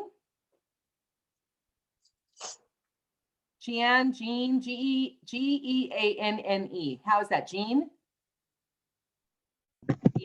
Jean? Anyway, she's raising her hand. She said, I just want to say thank you, but I know she raised her hand. Hi, I just wanted to say thank you. I haven't done the project yet, but I will do it, and I'm sure it'll look pretty easy. Good. Not worried about it. Thanks. Now, all that beautiful jewelry, did you make that jewelry that you're wearing? Yeah. Oh my gosh. Then when you say it's easy, it's going to be so easy for you. Yeah, this is kumihimo. It's just beaded and, Yeah, I do silver work. So, I do a lot of jewelry. Did you take Robin? Is that Robin's class from Bead and Button? The one that Robin Cornelius, Robin Cornelius. From Robin Cornelius's classes, yeah. Oh my gosh, I love those bracelets. I always wanted to take that class at Bead and Button so badly from her, but I was always teaching at the exact same time of that class. But yeah. I love that project. So yeah. Oh my gosh, girlfriend, you're going to be able to do this in your sleep. If you can do Robin Cornelius's metalworking, this is just wire wrapping. So easy. Yeah, I'm not worried about it. I've done wire wrapping for about 40 years. So it should be pretty straightforward. Oh my God. It's not new to me, but the thing I liked was working with this modeling clay stuff. Right. Because I think that'll be interesting to see what you can do with it. And I was concerned that if you put it with metal, if it would be cracking it, if it's hitting it as you're wearing it. Mm-hmm. And that I was really concerned about that, but that's the main thing that I was, you know, Yeah. for long term, because I sell my work. So Exactly. if I'm gonna be selling it, it has to hold up. Yeah. So for selling your work and what you're doing, I wouldn't suggest putting it against the pocket watch. Obviously, I was doing that to use the Prima products and what we were doing. Right. But you could really take just a piece of, you can take sheet metal, Uh-huh. or you can make a bezel, obviously what you're doing, where you can Right. take that bezel and then you could easily fill that in and then be able to use it. And I really think, to sell the work, if I were to sell these pieces, I would definitely seal it with a matte medium, like a Liquitex matte medium. And then I would just go ahead and make sure it's not shiny, but it's matte. And then I would definitely put the waxes are gorgeous instead of putting wax on it. And the fact that her wax, you know, like I said, only Finn's wax and Gilder Paste are the only waxes I know that don't wear off, that you can actually put on jewelry. So anyway, so there's a tip for you. But I think for you, the modeling clay with the molds with different metal is going to be so much better for you. Yeah, I think it'll be fun. I think it would be. In fact, I made these two while we were fussing around, and these were just going to be little earrings. Oh, nice. And I thought that piece, when it would fold it over, would make a nice earring. It's a little thick, but it's going to be light enough weight. But it would also go on a piece of kumihimo. That's why I put it on a skewer to give it some space. Yeah, it looks like gorgeous veils too. So it would be a good, you know, it'll fit through there. So. Yeah, it'll be fun. The other thing you can do for you, if you're going to play with that, just from some stuff for you, play with mica powders as well. So you don't need to clean it, and then just playing with some of that mica powders and stuff. So anyway, you know, I was always, when I taught bead and button, I was always the funky one, because I was the one that was bringing out resin and molds and, you know, molding. I mean, and so they were, you know, they didn't quite know what to do with me, because I did not, like I said, and I don't make wraps. I taught myself how to do it. So I was kind of the rebel and the renegade at the Tucson at the jewelry classes. But luckily people just put up with me, because I was like that crazy outsider artist amongst artists. But anyway, but thank you for being here, and I just appreciate you watching. Well, I enjoyed it. So I didn't get the stuff ahead of time to do the pre-work. So I thought, well, that's all right. I'll look at the recording and do it later. Good. I like the fact that you can have a recording so you can go back if you want to redo something. I have to say, that's the one nice thing about teaching on Zoom. Like, you know, it's kind of really, yeah, to be able to have that and do that. So there's, I don't know, I'm new into this field. I was one of the last people to jump online, I swear, amongst the teachers. But now that I've done it and faced my fear, I think I'll be doing more of it. Yeah. Yeah. I know I have to teach a 3-hour Zoom kumihimo class for the American Kumihimo Society coming up. So I don't know about that. We'll see how I do with 3 hours with it. I'm not real good with the technology, but I'll get there. It'll be okay. I'm telling you, the InSwan camera, that document camera, it's an InSwan. That's what Alyssa used and all the others, and I learned too. I'm like, that really helps. It helps make it, instead, because if you use your camera, it can go hot. You know, your camera will get hot after your phone. You know what I mean? Like your phone camera. So your phone gets super hot after like 3 hours and 4 hours on the battery. But that overhead camera works out really well. Okay. Okay. So tip for you. So great. Thank you, Jean. I'm so glad you were able to get in. Good seeing you. Me too. Thank you for the help, Elena. You're welcome. And it worked out. So we're all good. Take care. Okay. Bye. Bye. Okay. And Kelly's Yes, you can use mica powder on the molding material. You can use mica powder. You can use alcohol inks. You can use, oh my gosh, you can use so many things on that modeling material is amazing. Jen, can you change to your other speaker, your other microphone, because it's a little quiet. I'm on the document one. No, but you're on your computer. Oh. No, I'm on the one that says webcam. Oh, really? Okay. Yeah, I don't know what's going on. I can turn it, Sorry, I just turned off my monitor. Not that you guys can see me, but I couldn't see you now. Okay, I turned it up. Can you hear me? Kelly, go ahead and turn your camera on and unmute yourself. Yeah, you got the cement truck. Oh, there she. Oh my God, Kelly. So I was a series of issues and problems because when I did the clay on the back of the hearts, it shrunk, so I couldn't get it, and then it kind of bowed. So I had to get out the epoxy sculpt. Okay. So, Kelly, you're looking at the wrong camera. It's not dry, but there's the bonus one. Okay. Oh, beautiful. That's so great. It just has to finish drying before I can put it on the sari silk. But So did you put the wings on? Where's the wings on? Show that again. What did you do? No, Kelly, other camera. Sorry. There you go. So that was just little flat metal and little charms that I put on. Fun. So I just changed it up a bit because I didn't have all those parts. So you got so many parts and pieces, Kelly. I have way more than I need, honestly. Okay, but then this one, this took me forever only because I tried the little chain and then did the threading and didn't like it. Only because, I'm perfect. But I did wire wrap a lot of it and added the little pink beads on there. I love the beads. It's beautiful. I de-rusted everything, and then I used all of the fin paints and painted it all up. So I did that more silver than black. Yeah. And then the gold. I don't know if you can really tell it, but I did all the metals. I colored all the metals, which is what took me so long. Yeah. Well, you were working on it. You were doing a lot of prep work though, because you kind of knew what you were doing and what you wanted and how to get it. Well, I did a lot of prep work, but the rusting took overnight. And then so while you were teaching, I was coloring all the metal. Okay. And coloring the clay, and I really like that stuff. That's like butter. We went out and ordered it right away because I'm teaching a class right now, but they're on their own. Okay. But I showed them that. And so we quick went and ordered some because that is like butter. I could spend all day doing those molds. I really like them. But I did use on the back modeling clay, the modeling clay makes really good beads too. I've been just playing with it and just because it bowed, I used the epoxy sculpt on the back of the hearts so that it would dry fast enough. I had all, there's no way I could wait till tomorrow to get it finished or whatever. So it's just drying. And it'll be dry in no time. Can I see the necklace if you put it on your neck? How it's gonna? Can you? This one? Yeah, your big one. Your statement piece. No, your statement piece. Oh, girl. So that's actually, perfect size, perfect length. I really did struggle because I'm perfect. Trying to get those to hang right on the double chain because I actually had that chain that you used because I tried to do with the other and I just thought it was super heavy and I did thread it like that. I tried all kinds of stuff while you were talking. But I kind of like the thicker chain anyway. Yeah. But I do like the chain that was sent to us. Yeah. Kelly, Jean is asking how heavy that necklace is. Well, the centerpiece makes it pretty heavy. Yeah. But it's not too heavy to wear. Once you get it on. I'm actually making a dress form right now that's going to be kind of a steampunkish one. That's the class I'm teaching right now on Zoom.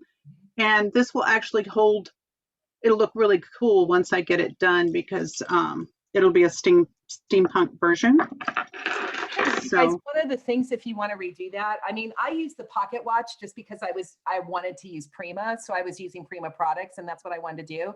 But to make it lighter and not make it so heavy, you could easily just put that, you could use just the cast piece by itself, or you could put on a flat metal blank, you know what I mean? Like just a round blank and then glue it onto that. And then that would take some of that weight out of it, don't you? Yeah, but at the end of the day, it's not too heavy. And the pocket watch does give it that center eye appeal and I wouldn't go separate. I wouldn't change it. Okay. Yeah, it's not that heavy. It's a nice focal point, Kelly, and that came out fantastical. Yeah, that was really fun. I really used a lot of the Finnabair waxes on all the metals because I didn't want rust on my skin because I break out heavily anyway. So that was actually once I had it soaking last night and this morning, it was fun painting them all too and trying the different colors. Oh my gosh. Thank you for taking yet another class, but I love it. You took another class and you got the project completely done. It was fun. I really like the design, which is why I wanted to take it. And tell you what, even being a seasoned artist, the wire wrapping is easy, but getting it stripped and painted and trying to figure out. But I always like watching your classes because I always learn new techniques or easier techniques. Doing the long looping and wire wrapping is very different. And so you have to do that a lot in order to get it and like the way it lays and get it to spin. So it took me 3 times for one of them because I didn't like the way it was laying, but I really miss Art Ventures. So this was actually a good idea and a lot of fun. Thank you. This was fun. So thank you. Have a good evening. I got to go back to the class. Go back to your class. Go I'm back teaching. to your students. I know. She's All right. teaching Have a good one. at the same Thank time. you. Bye. Bye-bye. Bye. Jen, I have to tell you, your camera is quiet. My camera's quiet. I wonder if it, I don't know. Whoops. It sounds okay to me. Yeah, it's fine. Really? It sounds really quiet to me. So I'm worried. I just made Jen an attendee on accident. Hold on, Jen. Let me make you a host again. Yay. Okay. Wait, tell me, did I just lose you? What the heck? Okay, sorry, you guys. I think I just, Jen, can you put your camera back on? I just lost you. Thank you. Sorry. Let me spotlight you again. Sorry about that. If I move closer, can you hear me better? Yeah. Does everyone hear Jen just fine? For some reason, coming through Zoom, I'm not hearing it well, and it's recording through Zoom, so I want to make sure. They're saying yes. Oh, wow. I don't know why, but on Zoom in my end, it's okay. Hopefully the recording is great then. Never mind. Let's see. Is someone else raising their hand? Danette, hold on, Danny, hold on. Let me get you on camera here. Danette is a retailer, and her and her husband are taking it. I can't remember your husband's name. Please remind me your husband's name. Okay, make co-host. Okay, Danny, you can come in. Turn your camera on. Yay, there you guys are. Hi, you guys. So nice to see you. Good. Great class. We really enjoyed it. Good. And where are you when you say you're a retailer? Where do you, what's your store? Where do you work and what do you do? We're for Creative Seasons. We're out of Portland, Oregon. Oh gosh, one of my favorite places. Love Portland. So we're online. So we have our own website and we're on Etsy and eBay. Great. And what do you sell out of that? What do you mostly sell? We're a Prima VIP retailer, and we're also mixed media, Finnabair, Stamperia. Awesome. You guys know, hopefully, and a host of others. Hitomi, can you put the website in if you're still here? I would love for people to send you love. That would be great, particularly with COVID right now and the fact that Prima doesn't sell retail. Excuse me. So to give you guys the love and get stuff from you, that would be fantastic. Can you say the name of the store again? The name of the store, Four Seasons. For Creative Seasons. For Creative Seasons. Like F-O-R or F-O-U-R? F-O-U-R. And let's see your piece. So I did something a little different. Nice. So we had some vintage watch pieces. So I grabbed the watch faces and added those. Love it. Love it. And I love, and did you, and you made one too. That's great. Oh, yeah. Oh, fantastic. See, now I love that you had the heavier chain and that you were able to see I love that's the way when we attach it. So you attach it to the chain, it doesn't all kind of come up together. So it hangs like that. So beautiful. And I love that you did the hearts on the side. That was my favorite part. Yeah, the heavier chain was definitely the way to go. We were trying the other chain and it was, we were struggling and I was breaking nails and bending the tools. And so we just grabbed the frame. I don't know if you can see Oh, those. and we did those. So look at your castings. Oh, your castings came out beautiful. Yes, they did. Yeah, and you have all the different waxes. Isn't that such a great technique? Yep. So yeah, you guys We did those last night. Yeah, the modeling clay. I taught I had a really successful class for a while where I taught faux. It was called faux versus real, and that's what I was doing is we were making castings and mold, and then we would take them and paint them all up. And then that's where I said I would even go out and add some dirt on them and do some stuff because I wanted to make them look really real. But you know, if you guys teach classes, please feel free to teach. You know what I mean? Teach that technique, teach it, get the word out, because it's like I'm not doing as much of that anymore. So please, please, please let people know how to do this. Yeah, the Finn patinas are the best. They're so easy to use. They're easy to store. They smell yummy. I know. I love the way they smell. It's almost like perfume. It's almost like you want to put wax all over you. You know what I mean? I know, head to toe. I must say the wire turning was really nice. Learned that today. Oh, wow. You did a beautiful job with your wire wrapping. Wow. I love, you know, it's so fun. I love when I have men in my classes. It's always fun. And I get men in my metalworking classes and other stuff, but I love it. But I always notice that usually with the men, they don't like the messy loop. You know what I mean? It's like men tend to like it nice and neat and straight and symmetrical and all that kind of stuff. So I love that you did the wire wrapping that way. Well, I was doing the clean loop as well. But I'm like, okay, well, the whole process of this is the messy one. So I went with the messy one, but the whole time I'm like, right and left brain is fighting.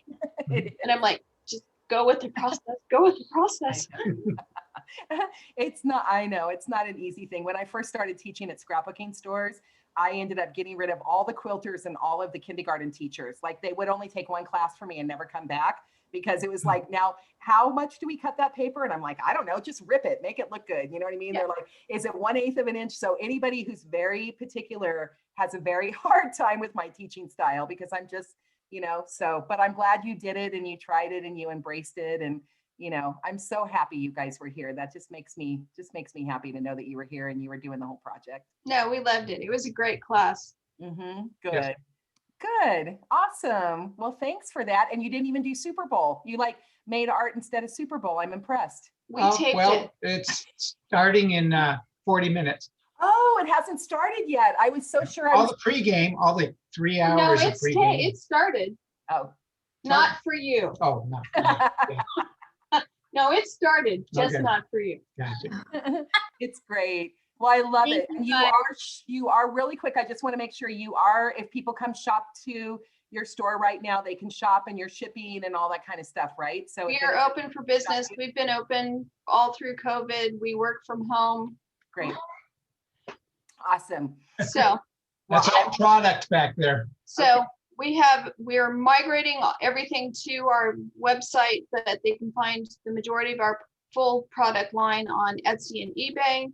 Okay. And then we also have everything new will be loaded on to, we have all the new collections in, just not loaded yet, and they'll be on the website. Great. Do you have the modeling clay? Do you have that available, the modeling material? I don't, because there was some supply issues. Okay. At one point, so. Okay. Well, hopefully they'll come to you and you'll be able to get it down the road or whatever. Okay. So, you know, or at least the hardware molds and stuff. We have all of the molds. Good. The hardware we stock molds. every mold. Great. Awesome. Including, we even have the new exclusives. So. Okay. Great. Well, it was so good meeting you. Thank you. Have a good night. Thank you. Enjoy the game. later. Thanks. Thank you. Did I get their website correct? 4 Seasons. 4 Creative Seasons.com. Yes. Okay. If Hitomi didn't get it right, maybe you guys can put it in the chat yourself too. Yeah, okay? go ahead and type it in there. Thanks, And you your guys. Etsy shop. Thank Okay. you. Thank Bye. you. Thanks. Okay, so I just want to be able to wrap up and let everyone know that we would love for you to post your photos. Post your photos onto the Prima Art Venture group. I have created a post there that says students add your photos here, and it's got a picture of Jen teaching, and yeah, please post. People have been adding to those posts that I put up there. And this was super awesome, Jen. I think that this is something outside of most of Prima's wheelhouse, main audience's wheelhouse. Right. So I think it went really well. You know, Jen, you're a consummate fun. You say I'm fun. To me, you are so fun because you're just so passionate about what you do know, right? Like, you don't teach what you don't know. You're teaching what you do know. And So when someone's sitting there going, just slide the chain into the jump ring, you're like, huh? What? Oh, I gotta slide the train, you know, and it's so fun. Of course, it was Kelly, you know what I mean? Because I keep telling Kelly, I'm like, girlfriend, you need to be teaching all of my old classes, you know what I mean? Because she could do that. So yeah, so it's fun to do that. But I love it. You know, part of me is like, I love my new business that I started, but I also really love art and I love sharing and I love doing that. You know, it's fun because I'll be in my studio and I'll be making something. And I swear the first thing I would want to do is turn around and say, did you see that? Like, here, let me teach you how to do that. Like, I just, you know what I mean? I'm not one of those artists that just wants to be hours and hours and hours and days in my studio. I just want to share, you know what I mean? And then I don't know it all. So I want to learn too, because, you know, just like that, slide everything on the chain. It's a different look, but it's totally doable and a way to make it a little bit easier for people that have, you know, trouble doing the wire wrapping. Wire wrapping is not easy for some people. Like I have taught it and some people just cannot get it. It's just the way their brain functions, you know? So you have to try the alternative. But thank you guys so much for joining us. And we hope that you will share your experience here, tell other people, because I'm going to do an encore of this and we would love to have more people join us. This event, it supports Charity Wings Gather. And, you know, as long as it keeps being successful, I'll keep doing it. But it is it's a lot of work putting this together, and shipping and kitting is a whole nother world of what the heck did I get myself into? But it's been so much fun. As long as you guys are appreciating it and loving it, and as long as you guys can help spread the word on it, we can keep doing these. And let me tell you, we have a lot of plans for Art Venture. So please share, please let people know they can still sign up, and please post your pictures in the Art Venture group. Thank you, Jen Cushman. Yay! And now that I know I can teach jewelry with a camera on Zoom and it's not freaking everybody out, I may actually start teaching my own Zoom classes, my own art classes. So thank you for that. You are dragging me into the 21st century. And you're not kicking in squalls. Yeah, you did. You kicked in squalls. But you know what? It's still good. Only when I was putting the sample together and only when I curse you out. But, you know, you make me do things all the time. Talk about being out of my wheelhouse. You make me do things out of my wheelhouse all the time. That's why I love you. You just taught for Prima, Jen, you know? You know what? I love Prima. You know what I mean? I'm like, I am grateful for that. When I was back, you know, when I was, now that you said that, and I do need to go, but it did remind me, my very first CHA I ever did as a designer member was in 2010. And I remember knocking my knees, being so scared going in and afraid that no retailer was ever going to, like, you know, not retailer, any manufacturer was going to understand what I do. And it's like, and I remember one of those times there, I was just like, oh, if I could be a prima donna or if I could be a gypsy, you know, with 7 gypsies. And I was like, my life would be complete if I could be a prima donna or a 7 gypsy, you know what I mean? And I never became either, but, you know, so what, 12 years later, I'm finally a prima person, right? You're a prima donna. Yes, you know. But in the wonderful sense of the word. Yeah. And we got to teach at Palm's retreat at the Prima house, which is like, that was a dream come true. Yeah. Mm-hmm. Very true. Very true. So, and I did share earlier, Jen, that you know, Prima's starting a vineyard and a winery. So we're talking about doing some kind of wine and craft idea, maybe like a wine journal where you either put your wine ideas in there or you whine about life, whatever you want to do. I don't know. Sounds like fun. Okay. Okay. Love you. Bye, everybody. Thank you, everyone. Thank you. I appreciate it. Bye. Thank you, Hitomi, for your help. I love that. Thank you, Hitomi. We love you. Thank you. Bye. Bye.